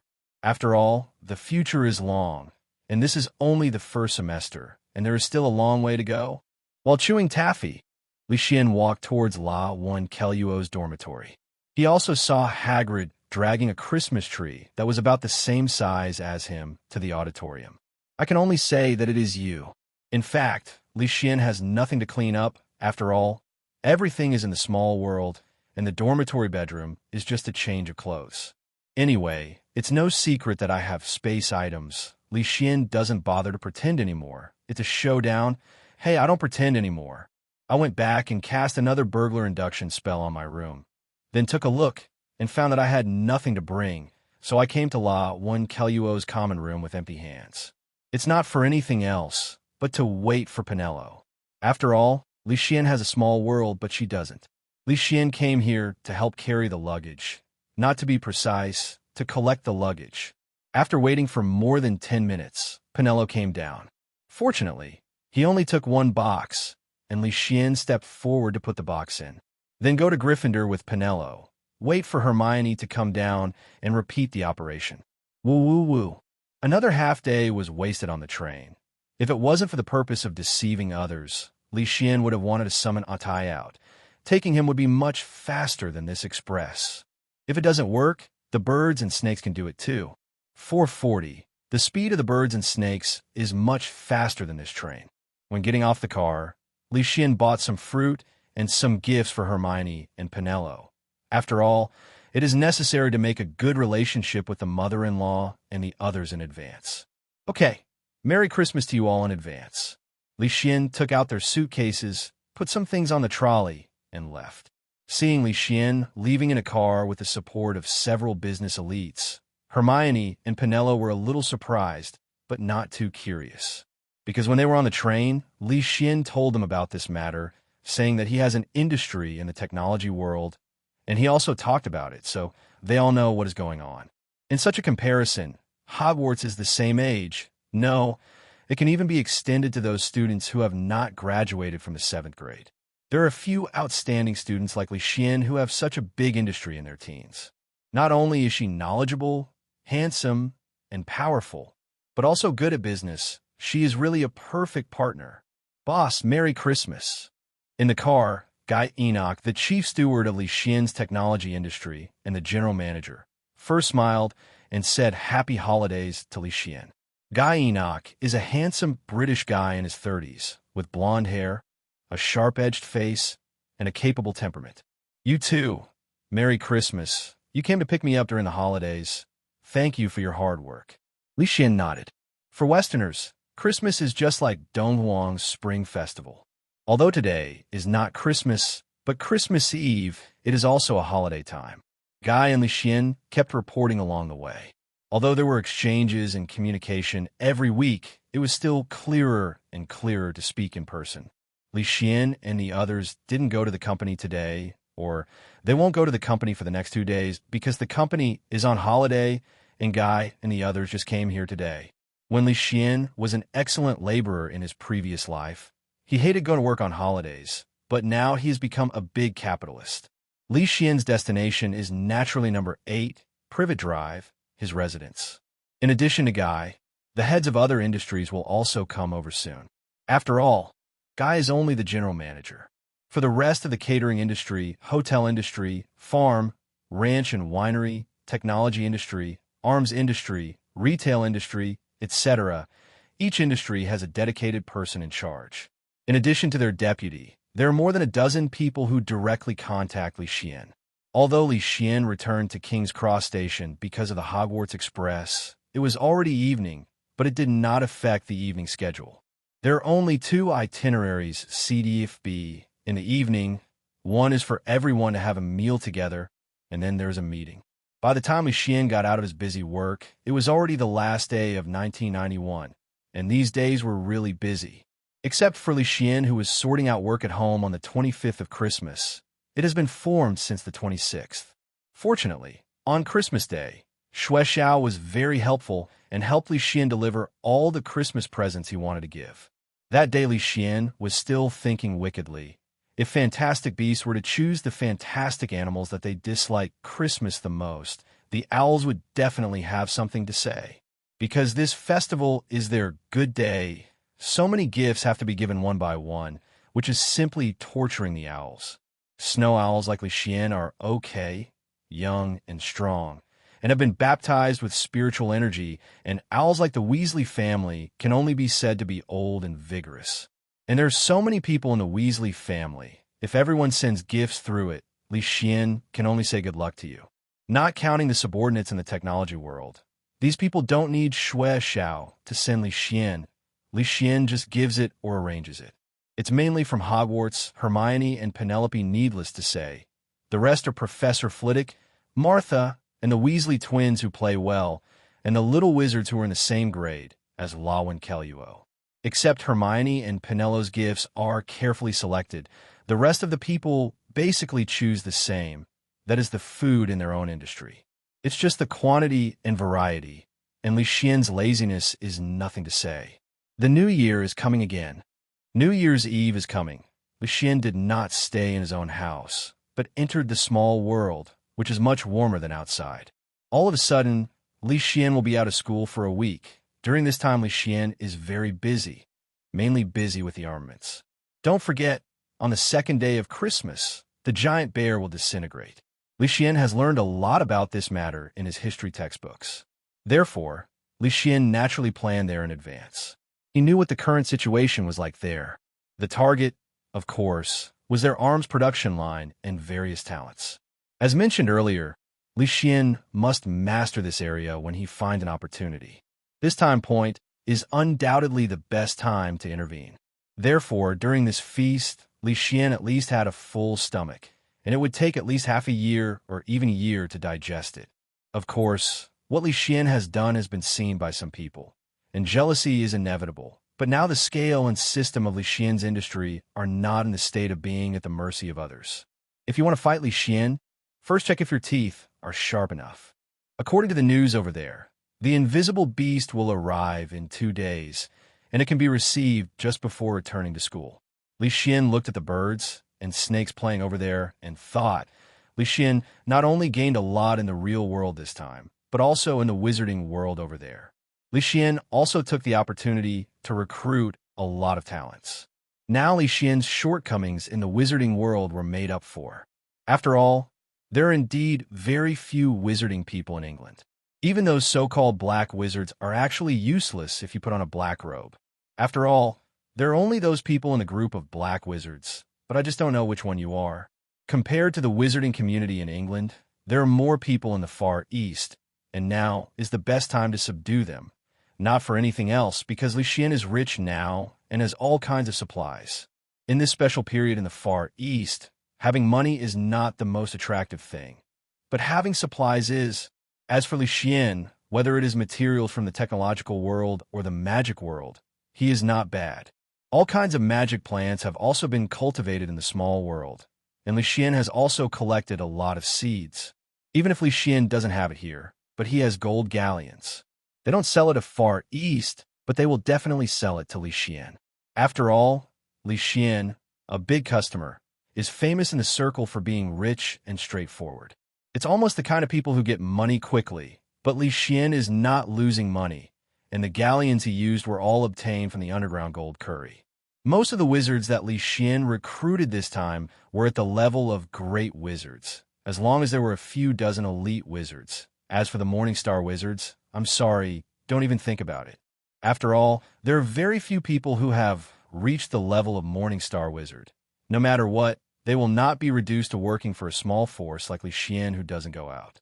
By the way, Leysen named Julie for his strength. Naturally, he wanted to emulate Qiyu, the master of the army, or a little thought about his previous life. And even if there is, Leysen will not accept it now. Even if he has reached the Morningstar wizard after the fire dragon is possessed, but that is not his true strength.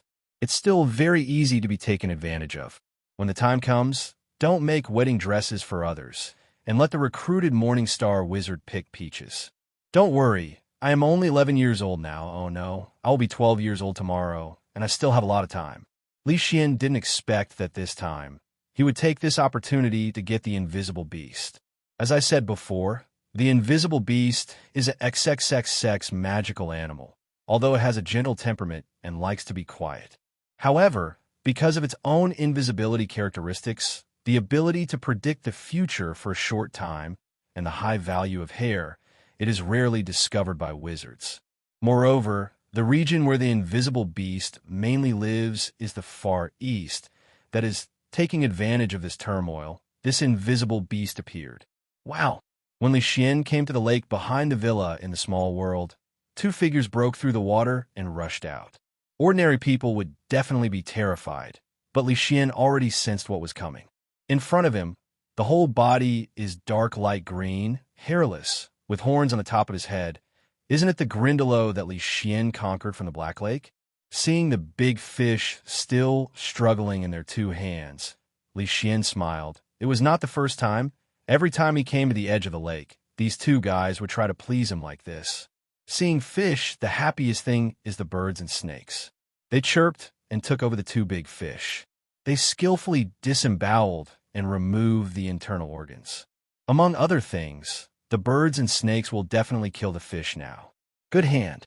Grindylows prefer to eat raw. Unlike birds and snakes and irons, raw fish is their favorite, but under the demonstration of birds and snakes, they fell in love with the fish called fish.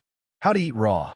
The taste of just eating fish is relatively simple, but with sauces and various vegetables, they like to mix it with various algae because algae and fish are their favorite food, and eating them together is definitely a doubly happy. So today is another day of spending time with magical animals and practicing spells in Small World. A few days later, the invisible beast was finally sent to Leysen, and along with the invisible beast, there's also Oleg, the head of Leysen's Far Eastern Wizard Force, an elite wizard. As for the full name, I think that except for people from the Far East, people from other countries are absolutely not interested in knowing their full names. After all, you won't be able to remember them. This is not the first time we met Oleg Leysen. When Leysen first contacted him, he was still just a great wizard. Later, with the help of Leysen, his strength improved by leaps and bounds, so he didn't have too much loyalty. Worry, asking for flowers. However, Oleg is a typical Far Eastern man, with a burly figure and a beard. He is clearly only in his 20s, so he made himself look like a king in his 40s. Boss. Although Leysen is very thin compared to Oleg, but in front of Leysen, Oleg does not dare to make any mistakes, but is very cute. After Leysen got Atai, he took the time to go to the Far East, the kind that went back on the same day. In addition to explaining some things and making some arrangements, the rest is to use the power of Atai to fight Oleg. Oleg will never forget Leysen's momentum and strength at that time. He was completely suppressed by him. Besides Oleg, there are other subordinates watching from the sidelines. It was also in that scene that Leysen completely convinced them. The Far East man's personality is also very clear, and he especially admires the strong. Leysen convinced them with such dignity. Even though Leysen was only a teenager, they still believed. Leysen didn't let them down. With Leysen's help, in just 1 year, Oleg, who was originally a great wizard, was promoted to an elite wizard, and the wizard was also promoted to a great wizard. Basically, old employees all raise a level. There is no way. The great wizard is still too weak to eat a piece of meat in the turmoil that just passed. Don't say that the magical world and the technological world should be kept secret and keep a distance. In such a big environment, it is definitely a carnival for the strong. Leysen is well aware of one truth. That is, if you stock up on food but not guns, you are the granary. I don't want to be someone else's granary. After all, there's another extension of this sentence. That is, the neighbor stores grain and I store guns, and the neighbor is my granary. Relying on enough hot weapons and a team of hundreds of wizards, Leysen was able to get his stomach full and get out of this feast. Leysen didn't rush to see the invisible beast, but had a meeting with Oleg and the others first. After all, Oleg and the others were going back soon, and now the Far East still needed their strength. After Oleg and the others left, Leysen carried the special iron cage into the small world. It is obviously an empty cage, but when you pick it up, you can feel the obvious weight. Not surprisingly, the invisible beast must have used its invisibility ability. After all, animals will subconsciously use their abilities to protect themselves when they encounter danger. Entering the small world, Leysen opened up his affinity talent, and at the same time opened the door of the cage. Although the invisible beast is forced to recognize its owner in the small world, Leysen still has to establish a good relationship with the invisible beast and let the other party accept him.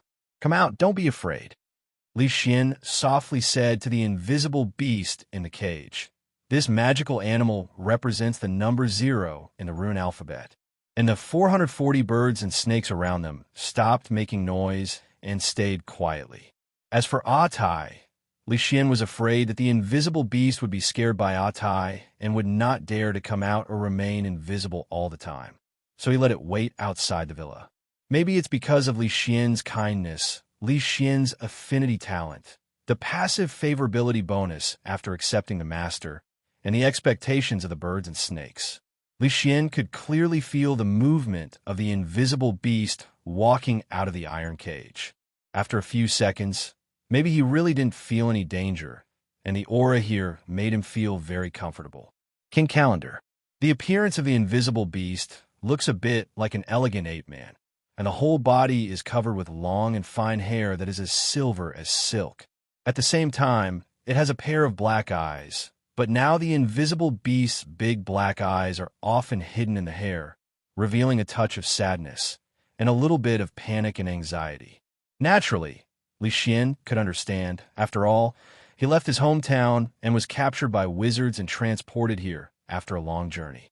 And why invisible beasts are so rare nowadays, humans hunt and kill them on the one hand, And on the other hand, invisible beasts are also intelligent. Seeing the fate of their own kind, of course they hide. It's fine even if they become pets after being captured, but everyone in the Far East knows their temperament. So they were skinned and dismembered on the spot. This kind of bloody scene was done in front of the invisible beasts.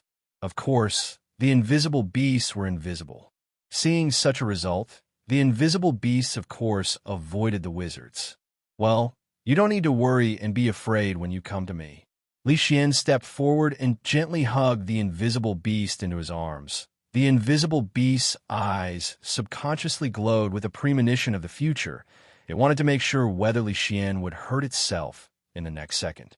That mask with hypocrisy at the beginning showed a friendly and kind face, and when it was in front of it, it suddenly turned its face. This invisible beast was captured in this way. As a result, the invisible beast didn't resist and leaned on Leysen's arms relaxedly as a whole. It was really tiring and frightening after the journey. Because of Leysen's instructions, after the invisible beast was purchased by Oleg and the others, it was naturally not abused, but was served with good food and drink. In fact, what the invisible beast doesn't know is that if it wasn't for Leysen's bounty offered by the wizarding world in the Far East, the price of a living invisible beast is 3 times the price of a dead invisible beast on the market, and it might not be able to survive in the hands of those wizards. Survived. After all, for wizards, the living ones are naturally harder to catch than the dead ones, and the value of the invisible beast generally lies in the fine silver hair, so it is dead or alive.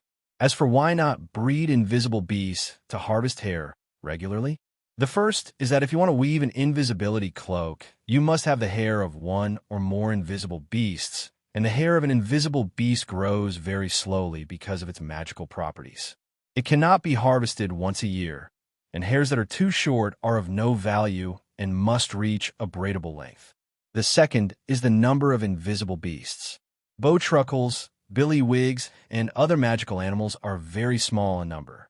If you do breeding, the number and scale will not increase.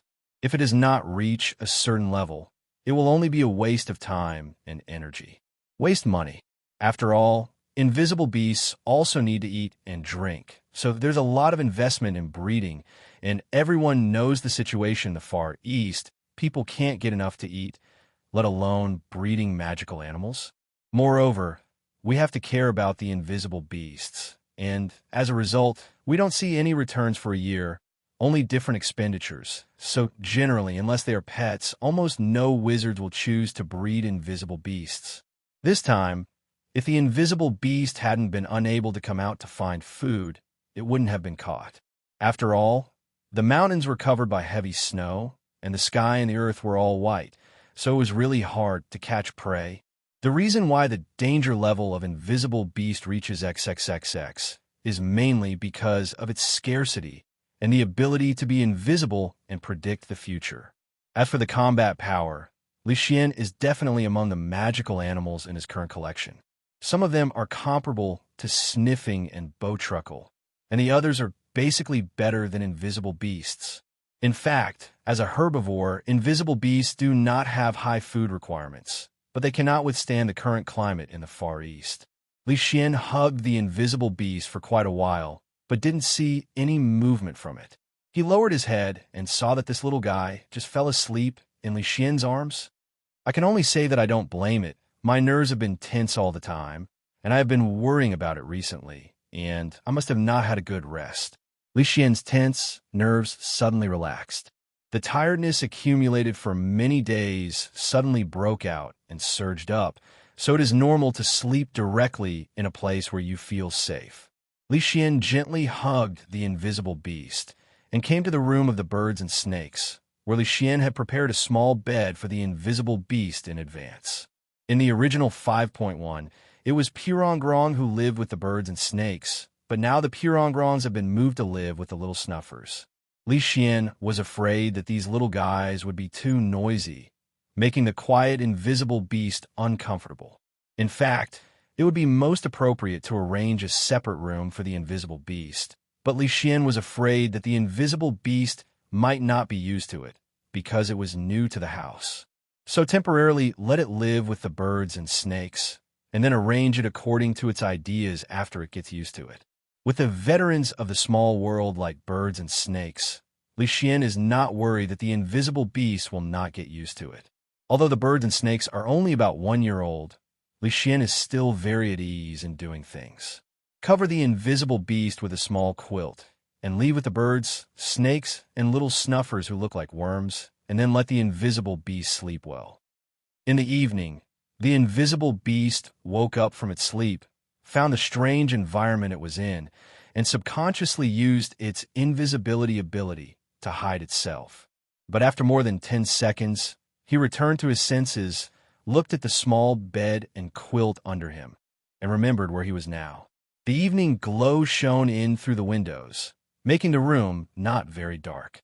How long has it been since I looked at the sky quietly and without worries like this, running around for food every day, and the situation in the Far East is not as peaceful as it is here.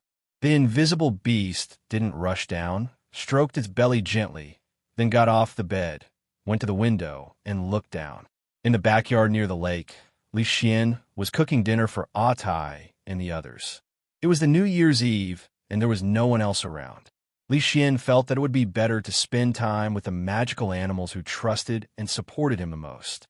For this reason, Leysen asked the birds and snakes to bring back all the bowtruckles, and Pang Lok, who took care of the horses, also rode over.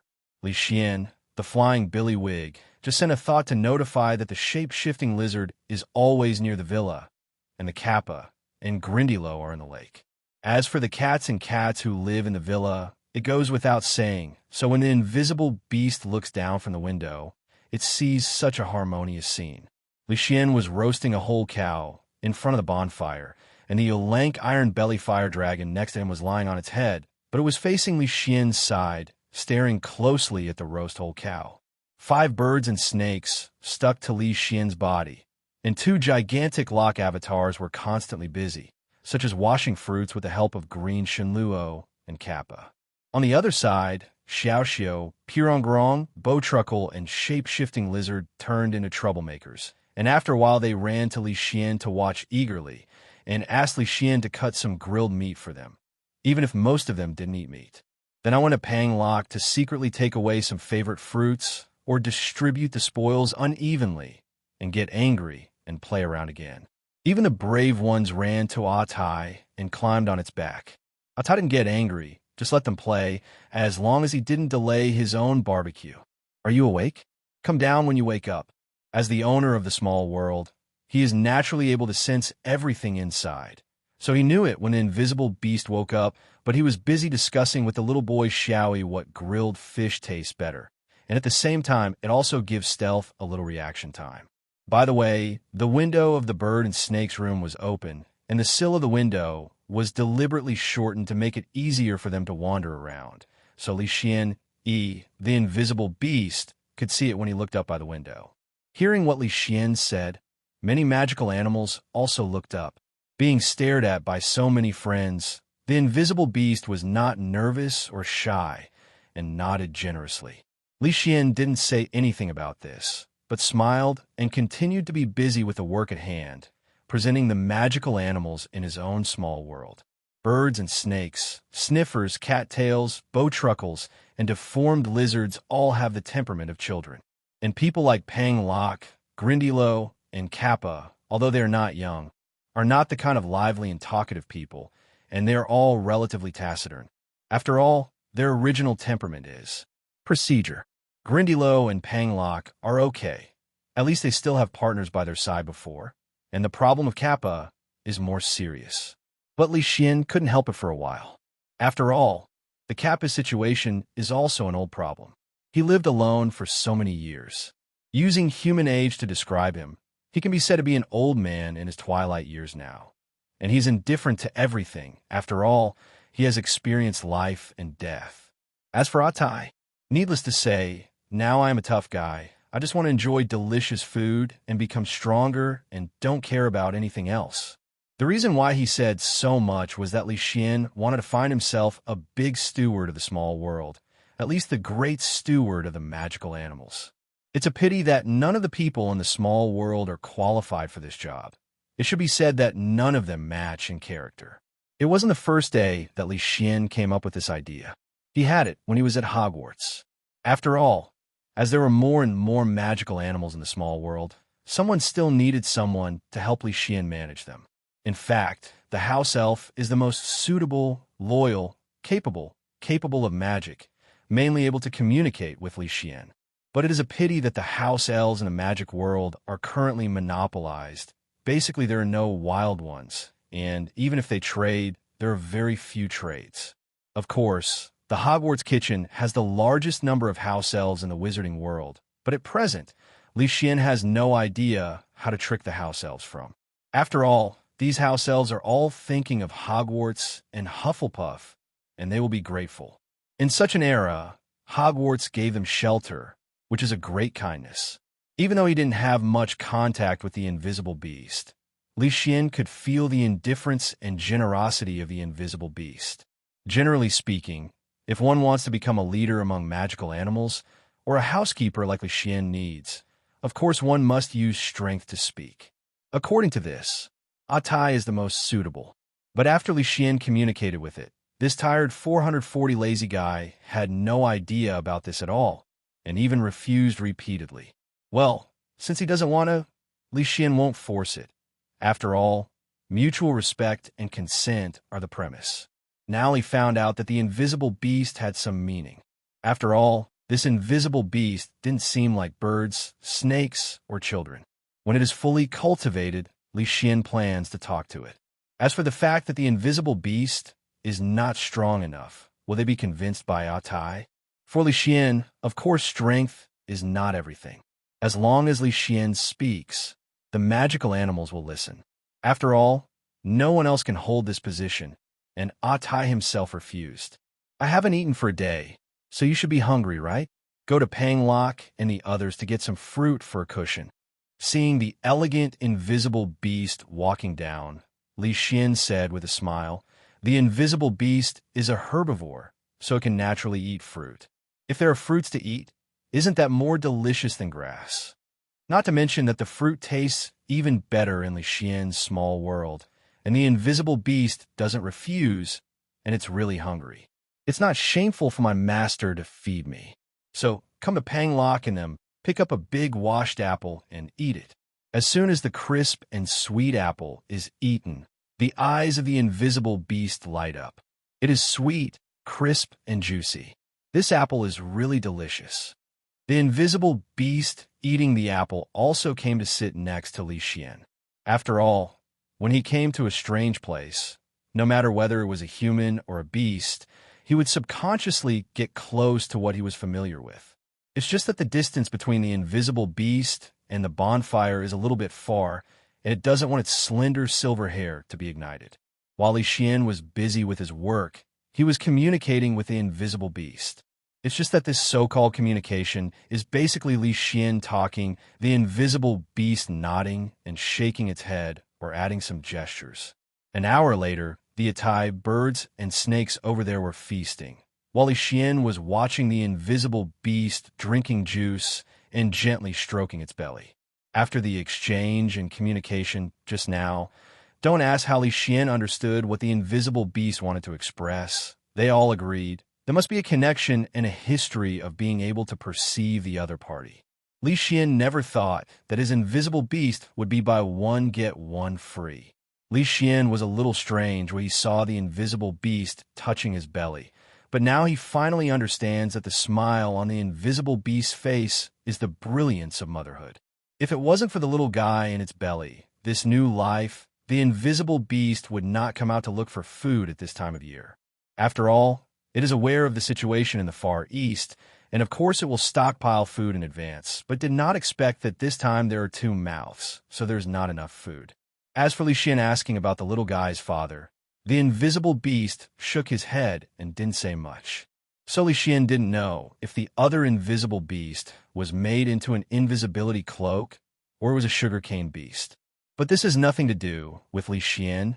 The important thing now is to take good care of this invisible beast so that it can give birth to the little invisible beast smoothly. As for the butler, that is to be said later. Leysen, who came out of the small world, stood in front of the mirror and borrowed the power of the invisible beast.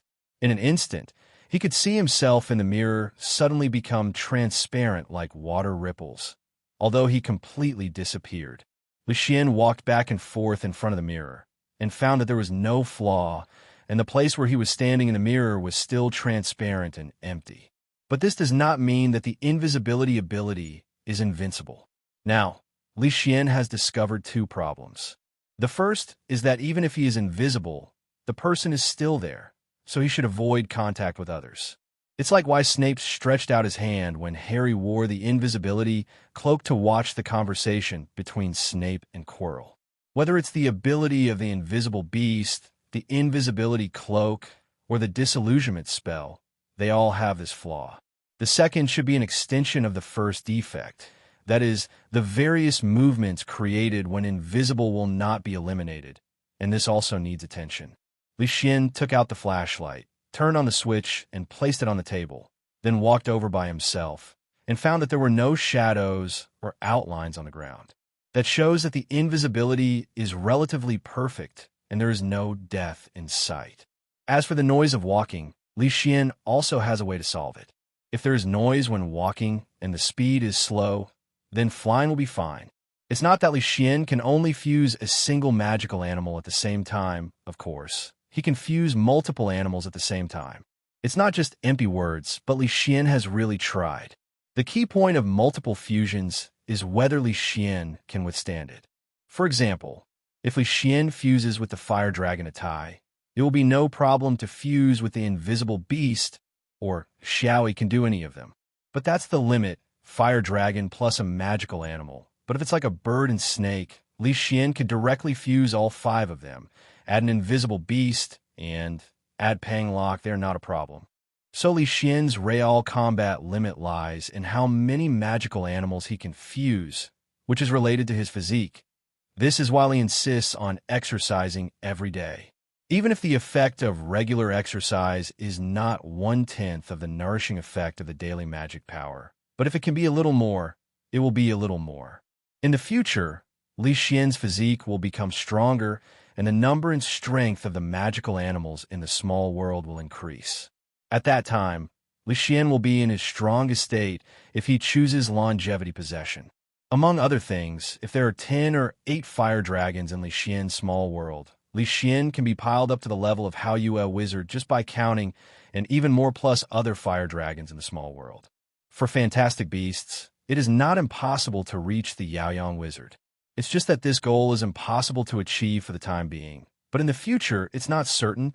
Leysen secretly has another bad idea, crossed out, plan in his heart. After dispelling the invisible beast's invisibility ability, Leysen's figure reappeared in the room.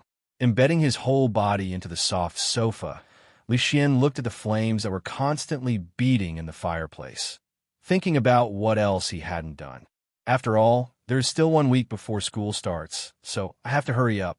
The layout of the Far East has also been closed, and the next thing is to lie dormant there to digest the benefits of this time. The industries in the world of science and technology have also been inspected, and the Magic Research Institute has also established a project. This time, the Far East has harvested a lot of scientists and talents, enough to establish a research institute. It's just that the purchase of instruments is a problem, and money is one aspect. After all, things linked to scientific research are all written with the words burning money. Although Leysen has so many properties, he can be regarded as a rich man, and this time he also made a lot of money in the Far East, but it feels like a bottomless pit of investment makes him a little scared. The second is that there are some precision instruments that you want to purchase, but there are no channels at all, because they don't sell innovations. Hey, that's it. If someone has money but doesn't make money, you can't even send money to the other party. If it weren't for the fact that he had collected a lot of cash in the Far East this time, not only money, but also talents, equipment, Leysen would not have started preparation for the Magic Research Institute project. To use the lyrics of a song, that is, I can't afford to be hurt, I really can't afford to be hurt. But now that the manpower is in place and some instruments are in place, those researchers cannot be allowed to wait without doing anything. As a qualified new era boss, this kind of thing is absolutely not allowed. And it doesn't mean that you must have all kinds of equipment before you can start. Now you can also start to do some simple research to store data and experience. Leysen had already taken out some of the items harvested in the response room and left them in the lab, which was enough for their research. There is also the Horcrux of Slytherin's locket. Leysen has already released information on finding muggles in the wizarding world. Jean Gallen has opened the way, and now he is waiting for a response. After thinking for a while, he found that he had completed all the original plans before the New Year's Eve, and there was nothing missing. Leysen nodded in satisfaction. Compared to the snowy and white winter, spring is more comfortable when the flowers are blooming and warm. Another morning, Leysen got up and opened the window, looking at the flowers and plants that had been lurking for a winter after the ice and snow melted outside. More than 2 months have passed since the last New Year's Eve holiday, and it is now the end of February. These 2 months have been very peaceful. Leysen, who did not join Harry Potter, the Savior team, lived very peacefully. In our Savior team, Harry, Ron, and Neville are still trying to find out about Nicholas May's deeds, and Leysen didn't intervene in this. When it was time to let Harry know, Dumbledore wouldn't know, and tell Harry theirs through Hagrid's mouth. Leysen's life is going on step by step, attending classes, doing homework and reviewing after class, and practicing with Hermione and Penelope. As for the Forbidden Forest, he hasn't been there much recently because he is staring at Hagrid. After all, he won't encounter any magical animals in the Forbidden Forest. As for why he was staring at Hagrid, because Leysen reckoned that it was almost the time when Hagrid got the Norwegian Ridgeback dragon egg from Quirrell. This time, Leysen will not let Hagrid send this 440 fire dragon to the dragon breeding base in Romania. Only his own small world is the best destination for it. Growing up in a small world since childhood, this Norwegian Ridgeback must have greater potential than Tai in the future. The most important thing is that the Norwegian Ridgeback that Hagrid thought was a male at the beginning is actually a little female dragon. Everything pays attention to the balance of yin and yang. How about a magical animal with only one gender in the small world? When will the small world come? Only when you give birth to a baby and it gives birth to a baby can the small world gradually prosper, and the future of the small world is in everyone's hands. Like the Kappa, who is still single now, Leysen also placed an order at the Fantastic Beasts store and asked the other party to contact Neon to see if he can give his old Kappa a red sleeve and end the decades of being single life.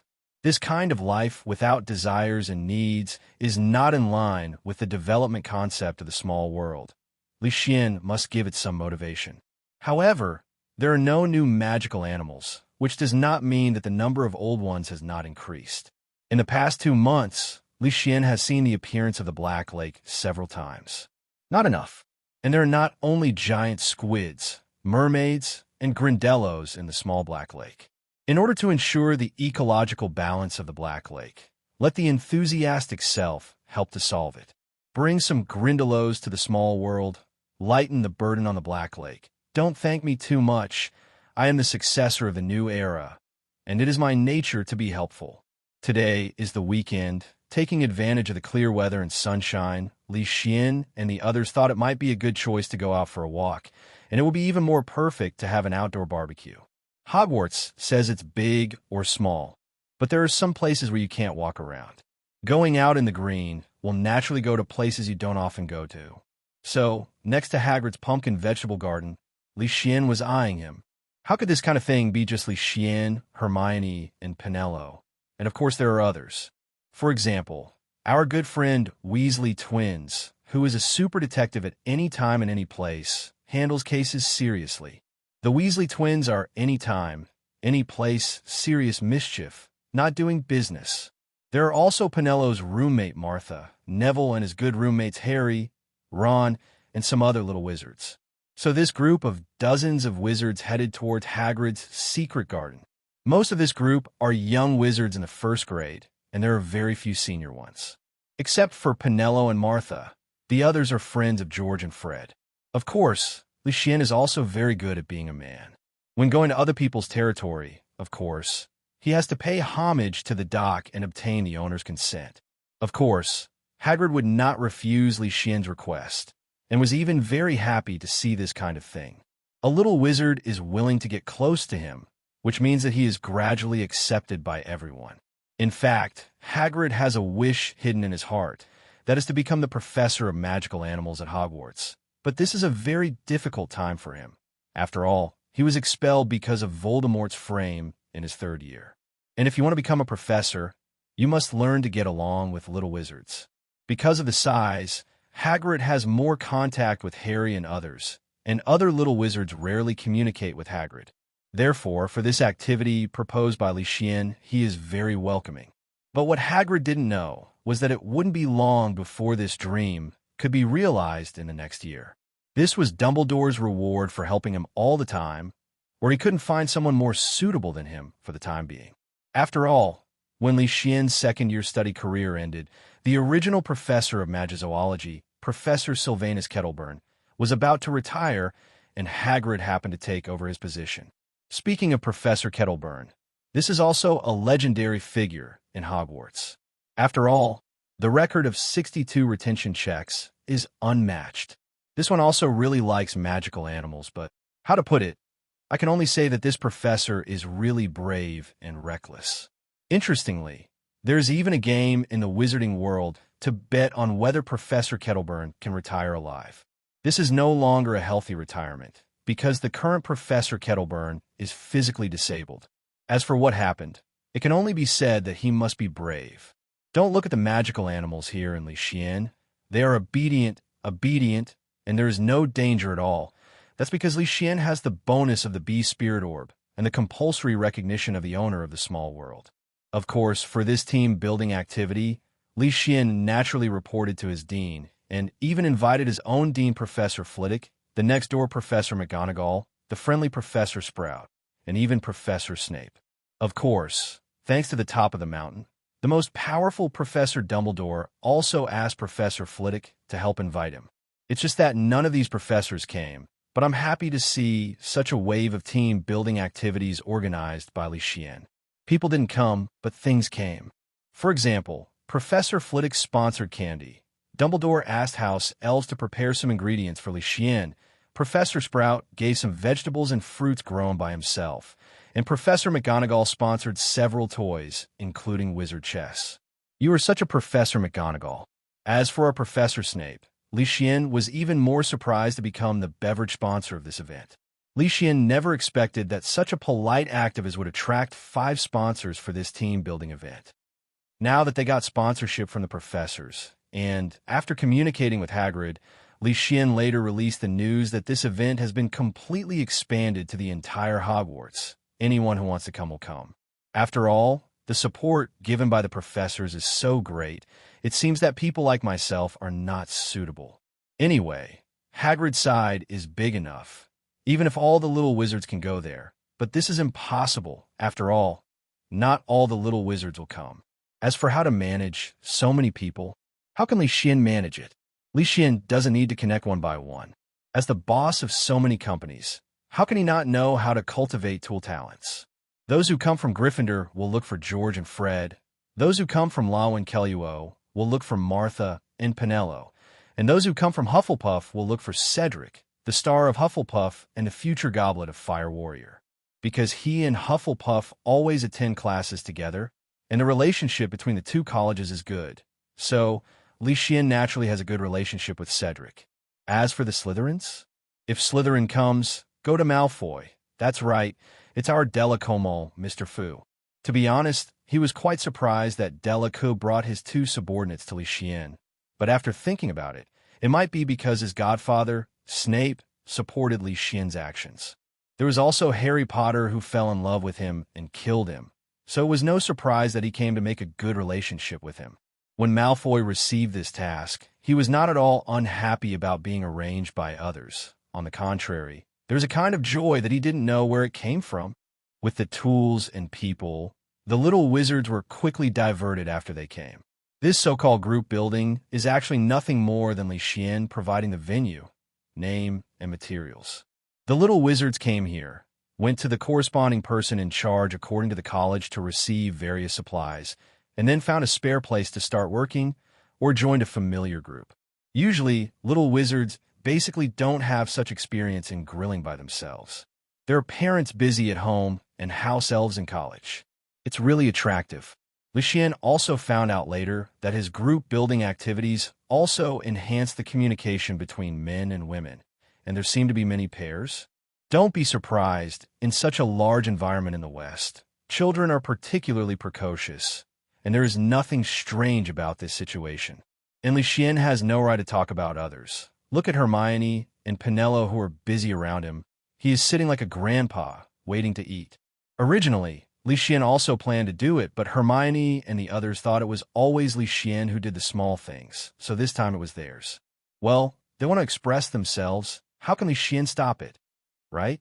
Seeing Hagrid cheerfully leading the little wizards to disaster, his own vegetable garden, Leysen smiled. Perhaps this kind of happiness is what Hagrid has been longing for. Although Leysen also used this event to increase his favorability with Hagrid, even if there were calculations and Leysen's small thoughts in it, Hagrid is happy now.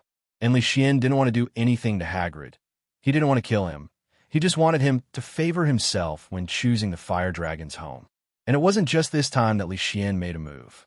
On weekdays, Leysen often discusses the domestication of magical beasts with Hagrid and Professor Kettleburn. Leysen also properly demonstrated his strength. To be precise, his financial resources, at least proving that magical animals will not be hungry and full after following him. I am not greedy for the materials of all kinds of magical animals, pretending that I like magical animals, but slaughtering magical animals behind my back. In the past, Hagrid and Professor Kettleburn met many people like this, who pretended to like magical animals, but actually tried to obtain some rare magical animals through their two channels. In the beginning, Hagrid and Professor Kettleburn did get fooled several times, especially Hagrid, who was eager to be recognized by anyone. But after being cheated several times, especially after seeing the magical animals he sent out turned into various cold materials and circulated in the market, Hagrid was in pain. For this, he even asked Dumbledore to help and make those greedy guys pay. Of course, Dumbledore would not refuse. With Dumbledore's status, he didn't even need to fight. As long as he spoke, the other party would be unable to get along in the British wizarding world. Since then, Hagrid has never done this kind of thing again, as to why he would be willing to give the dragon to Charlie Weasley in the future. Asking for flowers. The Weasleys have always been supporters of Dumbledore, and the Weasleys are members of the Order of the Phoenix. Hagrid believes in Dumbledore and the Weasleys, and he also knows them. At the same time, Charlie Weasley Hagrid has also been in contact with it, and knows that this little guy is indeed a person who loves magical animals, and he also has a lot of accomplishments in protecting magical animals. And just like what Harry said, Hogwarts is indeed not suitable for the growth of fire dragons. So let's leave it to professional local professionals. Looking at Harry and Ron over there, Leysen felt that it was a pity that he went home at Christmas and did not get to see the Mirror of Arist. After all, this mirror allows people to see the most urgent and strongest desires in their hearts. 0. But later Dumbledore will also let the Mirror of Arist appear. As the last level of protecting the Philosopher's Stone, he hides the Philosopher's Stone in the mirror. Even a little trick is used. That is, only those who want to find it but don't use it can get the Philosopher's Stone. Otherwise, you can only see the scene of using the magic stone to turn a stone into gold, or drinking the elixir of life, and you will never get the magic stone. This is also the reason why Quirrell went earlier than Harry in the future, but he never got the Philosopher's Stone. Today's team building activity was perfect, except that the house elves were not happy because they felt that their jobs were being robbed. Everyone was full after having a barbecue outside, so not many people came to the auditorium to eat at night. Knowing that he had finished washing at night, Leysen went into the small world to check it out, and brought Xiao out to watch. Leysen went in mainly to care about the invisible beast. It has been a few months since I came to Leysen, and the belly of the invisible beast is getting bigger and bigger. The professional term is Xianhuai. Now the magical animals in the small world are looking forward to the birth of this little invisible beast. During this time, the invisible beast has also used its own ability to completely convince the birds and snakes. Or maybe you have experienced a mother's love that you have never experienced before. Whether it is birds and snakes or little snuffers, they lack the existence of being as gentle and tolerant as invisible beasts.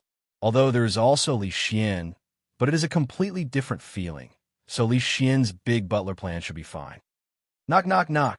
In the middle of the night, Hagrid's hut suddenly heard a tight and dense knock on the door. Hagrid and Leysen in the room looked at each other, and then Hagrid got up to open the door. As soon as the door opened, our savior stood outside with his roommates Ron and Neville looking at Hagrid. "Hey, Harry, I'm sorry. Don't blame me for being rude. I have something to do, and I don't have time to play with you tonight." Hagrid's huge body blocked the doorway, making it impossible for Ron, who wanted to poke his head out of curiosity after hearing Hagrid's words, to see it all. And the next second Hagrid closed the door. Seeing Hagrid like this, Leysen asked, "Harry?" Hagrid nodded, and when he was about to say something, Harry outside the door refused to give up and continued to shout, "We know the Philosopher's Stone." Hearing the 3 words, 443, magic stone, Hagrid was stunned for a moment, looked at Leysen and Hermione and Penelo beside him. That's right, Leysen came out for a night tour tonight and brought Hermione and Penelo. Hagrid had no choice but to open the door and let Harry Potter and the others in. "Snape wants to steal the Philosopher's Stone? Leysen." Harry, who had walked in and chattered with Hagrid, only found the 3 of Leysen who were blocked by Hagrid after Hagrid turned around. In an instant, Harry Potter and Ron were embarrassed. They didn't realize that Leysen was there, so they heard what they said about the Sorcerer's Stone and the arrangement of Snape just now. Seeing Harry's questioning look, Leysen suppressed a smile and nodded vigorously, expressing that he and Hermione heard what he said just now. Not only heard it, but also heard it clearly. For a moment, Harry sat on Hagrid's chair that could be used as a cot, feeling extremely tired. "Hurry up and destroy it." "Harry, don't forget that you asked us about Nicholas May, so we are clear about the Philosopher's Stone. As for your last sentence about Professor Snape, me and Hermione and the others can pretend they didn't hear," Leysen said with a smile. As for Leysen, the 3 of them would appear here at Hagrid's place. Naturally, because Hagrid was taking out the 10 sounding eggs from the water with heat-resistant gloves. It's not the first time for Leysen and the others to go out at night, and they will come out at night in the last few days. The reason is naturally because Hagrid got this Norwegian Ridgeback dragon egg. This dragon egg was naturally obtained by Hagrid from a stranger wearing a hood in a bar. To be precise, he won it from Voldemort. With this in mind, Leysen felt that Hagrid could boast for the rest of his life. Just like how Fred and George dare to throw snowballs at Voldemort. This kind of thing is recommended to be criticized by the whole school. The purpose of this is, of course, to obtain the method of passing the 3-headed dog Lu Wei from Hagrid's mouth, and keep secret secretary and naturally told Quirrell the method. "So, Leysen, you already know about Nicholas and the Philosopher's Stone?" Ron suddenly discovered the bright spot in Leysen's words and asked directly, "I found it by accident in the library some time ago. Who knows that you have been searching for stories about Nicholas May? It's been so long, and I haven't seen you, and you still come to ask. I thought you were just asking casually or already found the answer." Naturally, Leysen saw Ron's little thoughtfulness and directly opened his mouth to block the rest of his words. "I know it's my business, and I have no obligation to tell you." And just like what Leysen said, the previous question was just a simple question. "Who knows that you are still paying attention to me? And I have been following you since I have nothing to do." "Hagrid, what is this?" Seeing that Hagrid took out the black egg from the fire, and Ron over there blushed under the strange eyes of Hermione and Penelo, Harry quickly opened his mouth to change the subject. "I don't know why you are still suspicious of Snape, but Snape is one of the protectors of the Philosopher's Stone, and it is absolutely impossible for him to steal the Philosopher's Stone." Hagrid didn't answer Harry's question first, but opened his mouth to respond to the sentence Harry said as soon as he entered the door, but this sentence was caught by Hermione and Penelo beside Leysen again. The 2 women looked at each other, combined with what Leysen told them earlier, that is, the Philosopher's Stone that can make people live forever is indeed in Hogwarts. And Dumbledore also had people set up barriers to protect it. The purpose is to prevent some people from getting.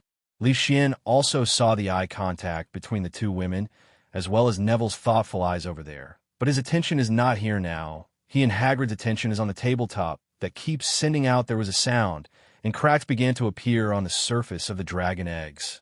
This is a dragon egg? Hagrid, what did you get it? Dragon eggs don't circulate freely at all. Because his big brother Charlie worked in a Romanian dragon farm, Ron also learned a lot about dragons, including the appearance of dragon eggs. Yes, this is a dragon egg of a Norwegian ridgeback. As for how it came from, I won it from a stranger wearing a hood.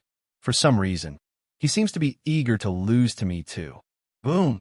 As soon as Hagrid finished speaking, the fire dragon eggs in front of him exploded. Yes, they exploded. It can only be said that it is a fire dragon, born in such a unique and violent way.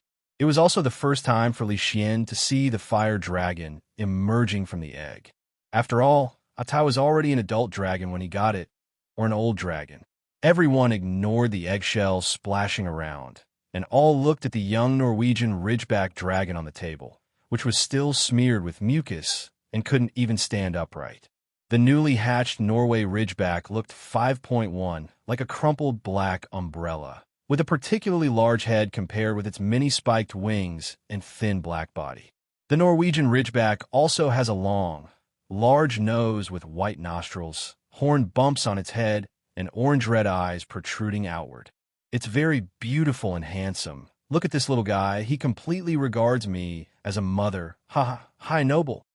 Hagrid looked at the young dragon staggering on the table. His heart almost melted, and he stretched out a palm almost as big as it and gently scratched its neck. Compared with other types of dragon cubs, the fire-breathing ability of Norwegian ridgeback cubs developed earlier. Don't ask how Leysen knew it. Just look at Hagrid frantically patting his sparkling beard over there. It seems that this dragon is very disrespectful to Hagrid. Looks like the Norwegian ridgeback pup doesn't like you. Having been with Hagrid for a long time, it is necessary to be so cautious when talking to each other. So Leysen laughed. Maybe just born. You still need to train a little more. Don't believe me, try it. Hagrid said stubbornly. He felt that Leysen should be no different to someone who has been busy working on the hatching of the fire dragon by himself. Even Leysen's hound Mau Mau always sticks to his side, but this is not enough for the young dragon to treat him differently. Waiting for your words, Leysen stretched out his hand and hugged the newly born fire dragon in front of him, who was still very vigilant. The three of Harry watched Leysen's movements nervously, especially Ron, who knew that the fangs of the Norwegian ridgeback were poisonous. Here, Hermione and Penelope did the same, and even took out their wands. They were nervous about whether the young dragon would shoot out sparks and hurt Leysen. Hagrid on the side saw the movements of Hermione and Penelope, as well as the expressions of the two girls who looked like old mothers. In an instant, his expression changed to the old man of Metro 23 and his mobile phone. Really, there is no harm if there is no comparison. In front of me, I was burned to the beard by the fire dragon, so I could only slap the sparks pitifully, and a small piece of my satisfied beard was burned. Unfortunately, in Leysen's arms, the young dragon did not resist Hagrid as before. It can even be said that he is very close to Leysen, rubbing his small head in Leysen's arms, and then raised his small head to call Leysen nonstop. Seeing this scene, Hermione and Penelope, who were so nervous over there, almost made a move. Fortunately, Leysen sensed what the young dragon meant and stopped the two women's actions. Leysen took out a baby bottle and a pack of mill powder from the small world, asked Hermione to have a spring of clear water, and asked Penelope to have a small fire state. Clear water is like a spring. Fire. As Penelope and the others waved their wands, a ball of water appeared in the air and remained still. Here, Penelope cast a reduced version of the fire spell, and a small ball of fire appeared under the water polo to heat the water polo. After Leysen poured the milk powder into the bottle, the water temperature over there was okay, and then he cast a floating spell, and the water polo turned into a transparent stream of hot water and poured into the bottle. Cap it, shake it, and put it in the dragon's mouth. A set of movements was smooth and flowing, and Hagrid and the others beside them were stunned by the perfect coordination of Leysen and Hermione. Leysen, where did you get your milk powder and bottle? Hagrid also knew about the items that Leysen had cast the untraceable stretching curse, but it was a bit strange to store milk powder and feeding bottles in it. And hearing Hagrid's words, Harry Potter over there also looked at him with eyes of "So you're such Leysen," but Hermione and Penelope were not surprised. All kinds of things in Leysen's storage space, there are all kinds of mess. According to him, almost a whole shopping mall has been brought in, not to mention baby milk powder, and once Leysen even brought out tissues, especially for girls. The two girls were so ashamed, they chased and beat Leysen all morning, and they didn't stop until Leysen promised that he would never do this kind of thing to other girls. Well, the original point here. Don't forget about Hagrid. I'm also a magizoologist. Sometimes I encounter newborn magical animals in the wild without their parents to take care of them. At this time, I need to supplement nutrition. But Leysen naturally wouldn't say that to Hagrid and the others. Of course, he wouldn't tell others about his own small world.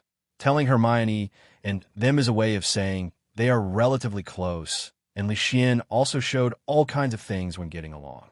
What's more, Leysen didn't say that there is indeed a shopping mall in his own small world. No, it's not a problem to open 3 or 4 shopping malls. Hearing what Leysen said, the simple-minded Hagrid naturally believed it, not just because of Leysen's words, but also because Leysen's trust in Hagrid was not low on weekdays. Coupled with the performance of the young dragons tonight, it is natural to believe Leysen's words. The credibility of the wizard's words is difficult to determine, but the behavior of magical animals cannot lie. This is Hagrid's firm thinking all the time. By the way, Hagrid, you must have been mistaken tonight. This baby dragon can't be called Norbert, Leysen said with a smile. Hagrid over there looked puzzled. Why can't he be called Norbert? What a nice name.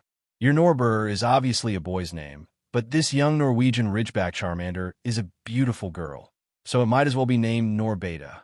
Exclamation point. Hearing Leysen's words, the young dragon who was still crazily drinking milk also called out, as if agreeing with Leysen's statement.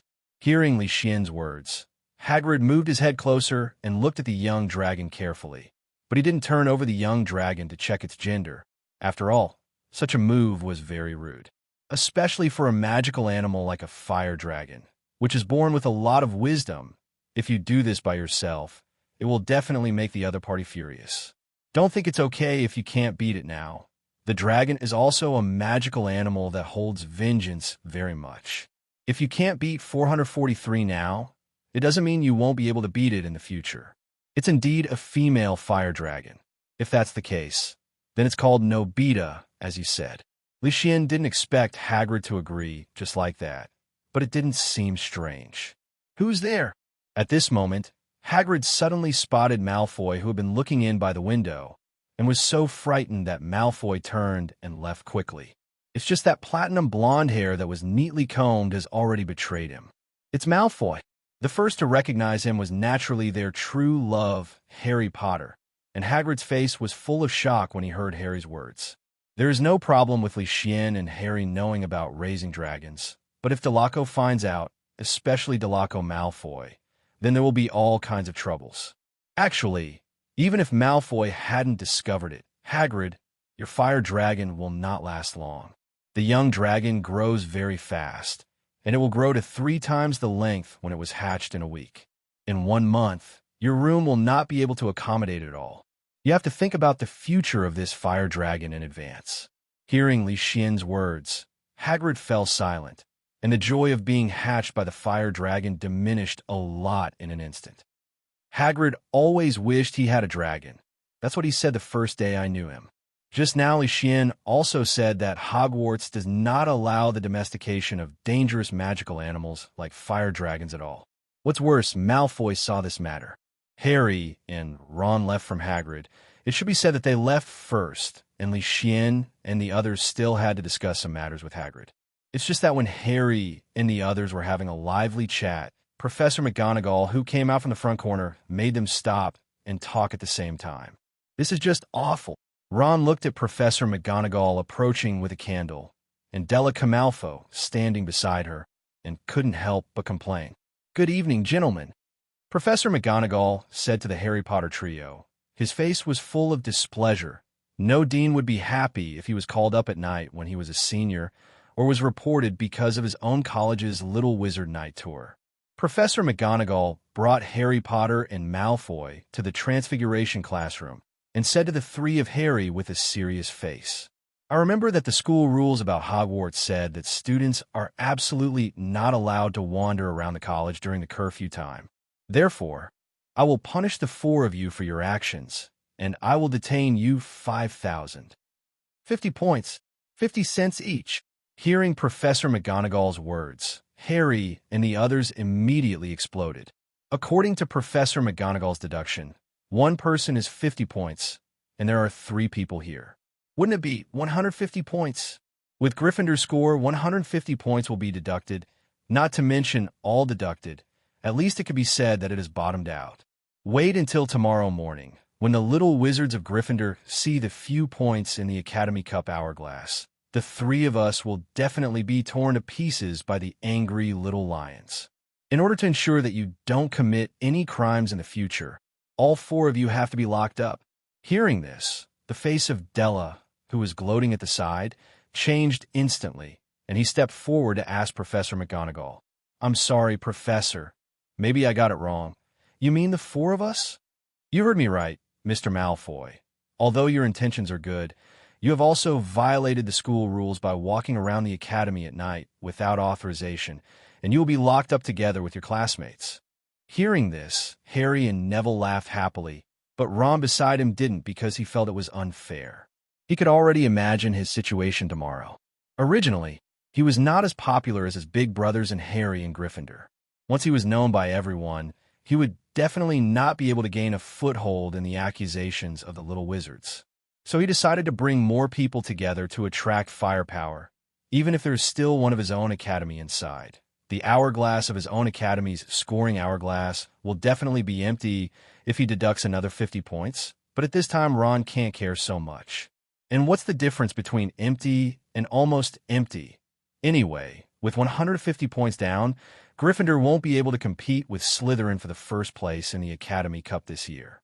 And Malfoy obviously saw that Hagrid's hut was not the only 3 of them. So why didn't he report the others as well? "Professor McGonagall, I'm not convinced. Why only punish us? There are other little wizards who also go out at night, but Malfoy didn't report them." Hearing Ron's angry words, Professor McGonagall did not expect that there would be little wizards coming out for night tours. It seemed that there were quite a few chickens to be killed tonight. "Mr. Malfoy, is Ron right?" Della didn't expect that Ron would come to such a sudden encounter. He was a little confused. After all, such self-explosion would not do him any good. But Della quickly reacted and said, "I didn't see anyone else. I only saw Harry Potter and the 3 of them. If you don't believe me, you can ask them." This time Della was clever and even blamed Harry Potter and the others, and the pressure also came to them. Sensing Professor McGonagall's scrutinizing eyes, Harry and Neville looked at each other. The 2 of them didn't speak. Their mouths were tightly shut, and they didn't say anything. Because they are also in a difficult situation now. Ron is their roommate and a good friend they get along day and night. But on the other hand, Leysen and the others are also my friends, and they usually help me a lot. Another point is that they never thought that Ron would report and betray Leysen and the others. That's right, in the eyes of Harry and the others, Ron's behavior is called betrayal. When Ron yelled that sentence just now, they couldn't believe it. Is this the Ron they usually know? And why do you want to do this? Although Leysen usually treats him as not good, but it is not bad, and there is absolutely no grudge between the 2 of them. Seeing Harry talking to Neville about loyalty, and Della over there also saying that he didn't notice, Ron felt that he was going to explode. It's fine if the enemy doesn't help you. Why don't your brothers and partners help you? Ron couldn't figure it out at all, or he was filled with anger at this time, and he didn't think about whether his actions were correct at all. He only knows that the whole world is against him and has opinions on him. Professor, besides us, Hermione, Penelo, and Leysen also went on a night tour. You believe me, because we are together. If you don't believe me, you are waiting for the miscellaneous in the corridor with us. By the way, call Filch together. Isn't he very good at catching little night wizards? Seeing Ron yelling, At this moment, Harry and Neville only felt that he was very strange.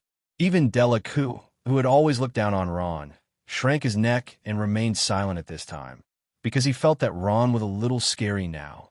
Looking at Ron in front of him, Professor McGonagall shook his head silently in his heart. Are you all right? As the Weasley family is a pure Gryffindor, Professor McGonagall not only knows the Weasleys, but also has a good relationship. The next generation of Weasley, from Charlie, Percy to George and Fred, are all students of Professor McGonagall, and they are all excellent, no matter Charlie, who has graduated, or Percy, who has been promoted to senior. Even Gemini, who usually looks the most annoying and irritating to me, is actually very smart, and his emotional intelligence is online, so he can get along with everyone. And they have different ideas and creativity in magic props. Just look at the prank props they usually make. But in Ron, Professor McGonagall has not seen any bright spots so far. He is self-pitying, unconfident, undisciplined, and unmotivated. Now there's one more thing, jealousy. Jealousy is the original sin, and it can even lead people to the abyss. Professor McGonagall doesn't want Ron to go down this road. Leysen only found out about it when he came to the auditorium for breakfast the next morning, or Hermione and Penelo did it, because the three of them exercised together in the morning. The reason was naturally that the young wizards of Gryffindor discovered that all the scoring hourglasses in their academy had been emptied early in the morning. Then they wondered if there was something wrong with the scoring hourglass and went to ask Professor McGonagall, only to learn that last night our savior went out for a night tour with his two roommates. As a result, it was reported by Della Camalfo of Slytherin, and 50 points were deducted from one person, including Della Camalfo. When other people asked in disbelief the three Harrys who had been hiding in the dormitory and didn't dare to come out, Harry admitted to Neville. After all, he did something wrong, so he admitted it naturally. As a result, he was condemned by everyone, and even some little lions began to abuse him, especially some seniors. So Ron reported to three of us last night. Leysen, who was eating a sandwich, couldn't help being speechless when he heard Martha's words, and the fire even burned himself. He didn't expect Malfoy 443 to report Harry and the others last night, but he didn't report himself. After all, he was already prepared. But don't the professors and Dumbledore know about night tours? How could they not know? Even this could be said to be a fine tradition of Hogwarts, and they did this kind of thing when they were still students. But there's an unspoken rule about night tours. That is, as long as you are not caught on the spot, even if someone accuses you, it is useless. That's why Leysen didn't worry at all last night, but he didn't expect Ron to dare to do this. It can only be said that Ron's situation in the future is not going to be very good. This is the same as the student who always gave small reports to the teacher when he was in school. He will never be accepted by everyone.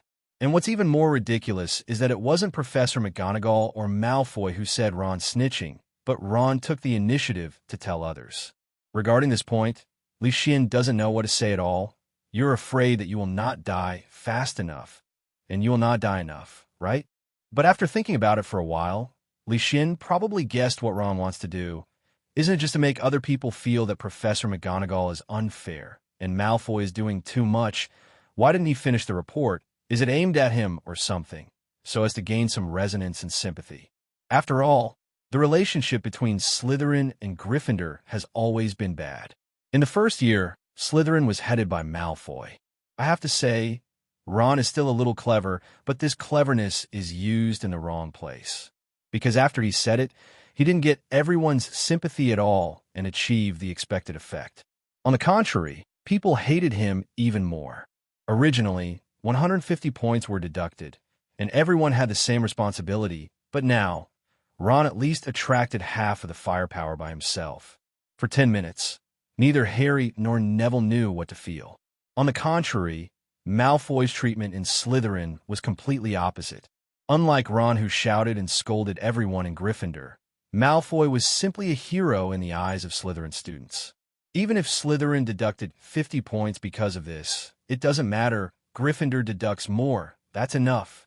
Later, Leysen even heard a more detailed version. That is, in order to prove that he did not lie, Leysen and the others did indeed come out for a night tour. They took Professor McGonagall, and they waited in the corridor for a while and asked Professor McGonagall to find Filch to come over together, but they didn't wait. At that time, Leysen and the others had already returned to their respective rooms. Hogwarts was so big, and there were more than one route back to the lounge. What did Ron think when he wanted to block Leysen? And Leysen is not as ostentatious as CDFB. They are wearing a spell of disillusionment. Won't he hide away when he sees it? Even in the end, Ron proposed to check Leysen's dormitory. They're definitely not in the dormitory, so that he can prove that he is not lying. But this idea was directly cut down by Professor McGonagall. There has never been such a precedent. If this was done because of other people's framing and suspicion, and this precedent was set, wouldn't the whole college be in chaos later? At that time, regardless of whether it is true or false, you will report people you don't like or hate. Should the professor do it or not? Coupled with Ron's narrow-minded behavior, Professor McGonagall didn't like it at all, and he didn't have the brave responsibility and pattern that belonged to Gryffindor. So she was even angrier. Ron was deducted 20 points later, so Gryffindor was directly deducted 170 points last night. In this regard, Leysen can only say that Ron is self-inflicted. Although he will not make trouble, he will not be generous enough to sympathize with him. Everyone must be responsible for their words and deeds. Just like Ron in Gryffindor is almost a scene where everyone screams and beats up the street. Della is treated like a hero in Slytherin. And now Slytherin's hero, Del Lake, is also sitting on the long table in Slytherin, receiving compliments from other little wizards. Of course, he also saw Leysen, who was listening to others talking about what happened last night at the long table of La One Kulau. Looking at Leysen, he felt a little complicated. The reason why Leysen was not reported last night was not because Leysen's dragon power on the Hogwarts Express has been intimidating until now, nor was it because Leysen was so powerful that Della did not dare to report for fear of retaliation. It was because of the small thoughts in Della's heart. That night, he saw how close the young dragon was to Leysen from the window that night, and Leysen spoke the information about the fire dragon clearly and logically. In connection with the start of school, Leysen was able to simulate the power of a fire dragon, so he must have observed it closely and knew very well that fire dragons can do this with the help of magic. That's right, Della has always believed that Leysen's dragon power is a kind of magic, but he doesn't understand it, especially after the sorting ceremony. After Leysen was assigned to the knowledgeable Ravenclaw, he believed even more point. Although I don't know why the Muggle-born Leysen is more knowledgeable than the little wizard of the pure blood family, but this does not affect Della's slight admiration for Leysen. No way. Leysen has good academic performance, is smart, strong, popular, has friends everywhere, is handsome and popular with girls, and teachers also value him. Among the student groups, he is a well-deserved strong man. In the atmosphere of Slytherin, where the strong are respected, not to mention the Della branch, there's still many young wizards who also worship Leysen, but they don't say it clearly. As for Draco's little idea, it is that he really wants to own a dragon, not only because there's a dragon in his name, but he also likes it very much. He can even be said to be a fanatic fan. I still remember that when he first started school, he said that he would like to own a fire dragon, but unfortunately his father, Lucius Malfoy, didn't allow it, and there was no fire dragon for sale. He called his attention here last night after seeing a dragon emerging from its shell at Hagrid's hut. Leysen has such a good relationship with Hagrid. If he has a good relationship with him, then let him help to tell Hagrid that he wants to adopt a fire dragon. The effect will naturally be better than telling Hagrid that he wants to come. After all, Hogwarts naturally does not allow the domestication of such dangerous magical animals as fire dragons, and fire dragons will definitely be sent away by then. In this case, it is better to send it to the Malfoy family than to send it to the dragon farm, so that the Malfoy family can also open a dragon farm themselves. This is the first fire dragon of the Malfoy family, and it is also their first fire dragon. Della didn't think that Leysen also had his eye on this fire dragon. After all, he didn't know that Leysen had a gold finger like a small world. As Leysen was born as a Muggle, it is absolutely impossible to support a fire dragon. It's just that Hogwarts is Dumbledore's world. Although the Malfoy family is also one of the school trustees, Della is still clear about how much he owns. He decided to give his mother rights. With his mother's love for him, his father will definitely help him. Although Della is still young, he knows the status of his mother. Unless it is a matter of life and death or a major event, as long as the mother speaks, the father will listen to the mother's opinion. Leysen, who was eating breakfast, didn't expect that he was being targeted by Della, and even wanted him to be Hagrid's lobbyist. He even thought that he knew a lot about fire dragons. Why don't you wait for him to graduate and spend money gallon to invite him to raise dragons? If he knew, he might ask Atai to give him a mouthful of dragon's breath. Brother Leysen is communicating with Neville and Harry. As for Ron, he doesn't dare to come out now and hides in the dormitory. Most of the little wizards criticize him, which makes him feel the power of the masses for the first time. What is the fear of words? Perhaps in some people's opinion, not only should Leysen not add insult to injury at this time, but he should take the initiative to speak up for Ron, at least to show that he does not blame him. After all, this kind of public opinion violence is too cruel for Ron, who is only 11 years old. Many adults in previous lives could not bear the violence on the internet, and finally they were overwhelmed and ended their own lives. From the perspective of humanistic care, Leysen should indeed speak for Ron. But Leysen is not a temperless person. Others have framed him and slapped him in the face. If he doesn't make trouble, it's good to step on his feet more. How much do you want me to speak for him? I can only use Prime Minister Chow's words. Impossible? Absolutely impossible. In fact, if Ron came to Leysen to apologize now, since he confessed his mistake and is the younger brother of the Weasley twins, Leysen might even help out with a few words, but now he will only hide in the dormitory and act like an ostrich, so that's fine. There's a way.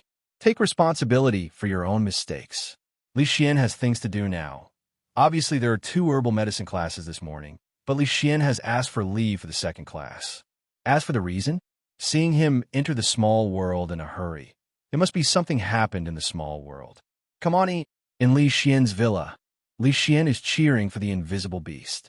In fact, Leysen is also very nervous and a little bit at a loss. It is the first time to do the work of midwifery, even though he has read some books about the midwifery of magical animals. But theory is theory after all, not practice. That's right.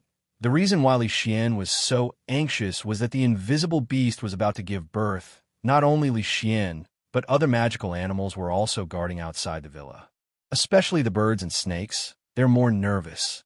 When the little invisible beast is born, they will no longer be the youngest in the small world and will have younger brothers or younger sisters. Especially Xiao Wu, the other birds and snakes are fine, but as the youngest Xiao Wu, after they waited anxiously for more than 10 minutes, Leysen finally opened the door. But this was the first time all the attention of the magical animals was not on Leysen, but on the little one in his arms. Dumpling. Even if he was just born, the hair on his body is not yet grown, but those big black eyes, looking at people, seem to be able to see the vast universe from these extremely pure eyes, which cleanses the soul in an instant. As expected of a cub born in a small world, it is luckier than birds and snakes, and even more blessed. Everyone gathered around Leysen and looked at the little invisible beast in his arms. Even the old straight man, Atai, was no exception. Cluck, cluck. Surrounded by so many huge monsters, the little invisible beast didn't cry out of fear and even laughed happily. This cute appearance, as well as that silver bell-like laughter, made the corners of everyone's mouths crazily rise. Who can refuse such a cutie? Its little hands and feet are even scratching and kicking along with its laughter. By the way, this little invisible beast is a younger sister. Therefore, today, the little invisible beast is destined to be the favorite of the group and the focus of all magical animals. Even the matter of making milk powder into a little invisible beast was snatched by the taciturn female Panglock. That's right, the 2 Panglocks that Leysen brought into the small world are a couple. Looking at the well-behaved little invisible beast in Panglock's arms and the smile on the face of the female Panglock, Leysen couldn't help joking. You two also work hard, Try to give birth to a younger brother or younger sister for the little invisible beast as soon as possible. And Grindylow, you too. The female paying lock over there put her mind and body on the little invisible beast, ignoring Leysen's words, while the male paying lock rubbed his hoof on his face in embarrassment. The Greendylows were not at all embarrassed, but nodded. Seeing the scene in front of him, the Kappa over there looked a little envious, and Leysen also noticed that it seemed that it was time to add partners to the Kappa, otherwise there would always be a Kappa with him. After all, she was not of the same race as himself. Hello, everyone! As we wrap up this video, I want to share a quick note. I have a Patreon account. If you'd like to support me and enjoy on-demand audiobooks, you can become a Patreon member. Alternatively, you can check out my Google Drive link, which has 500-plus novel audiobooks available through my Ko-fi or Patreon shop. I appreciate your support.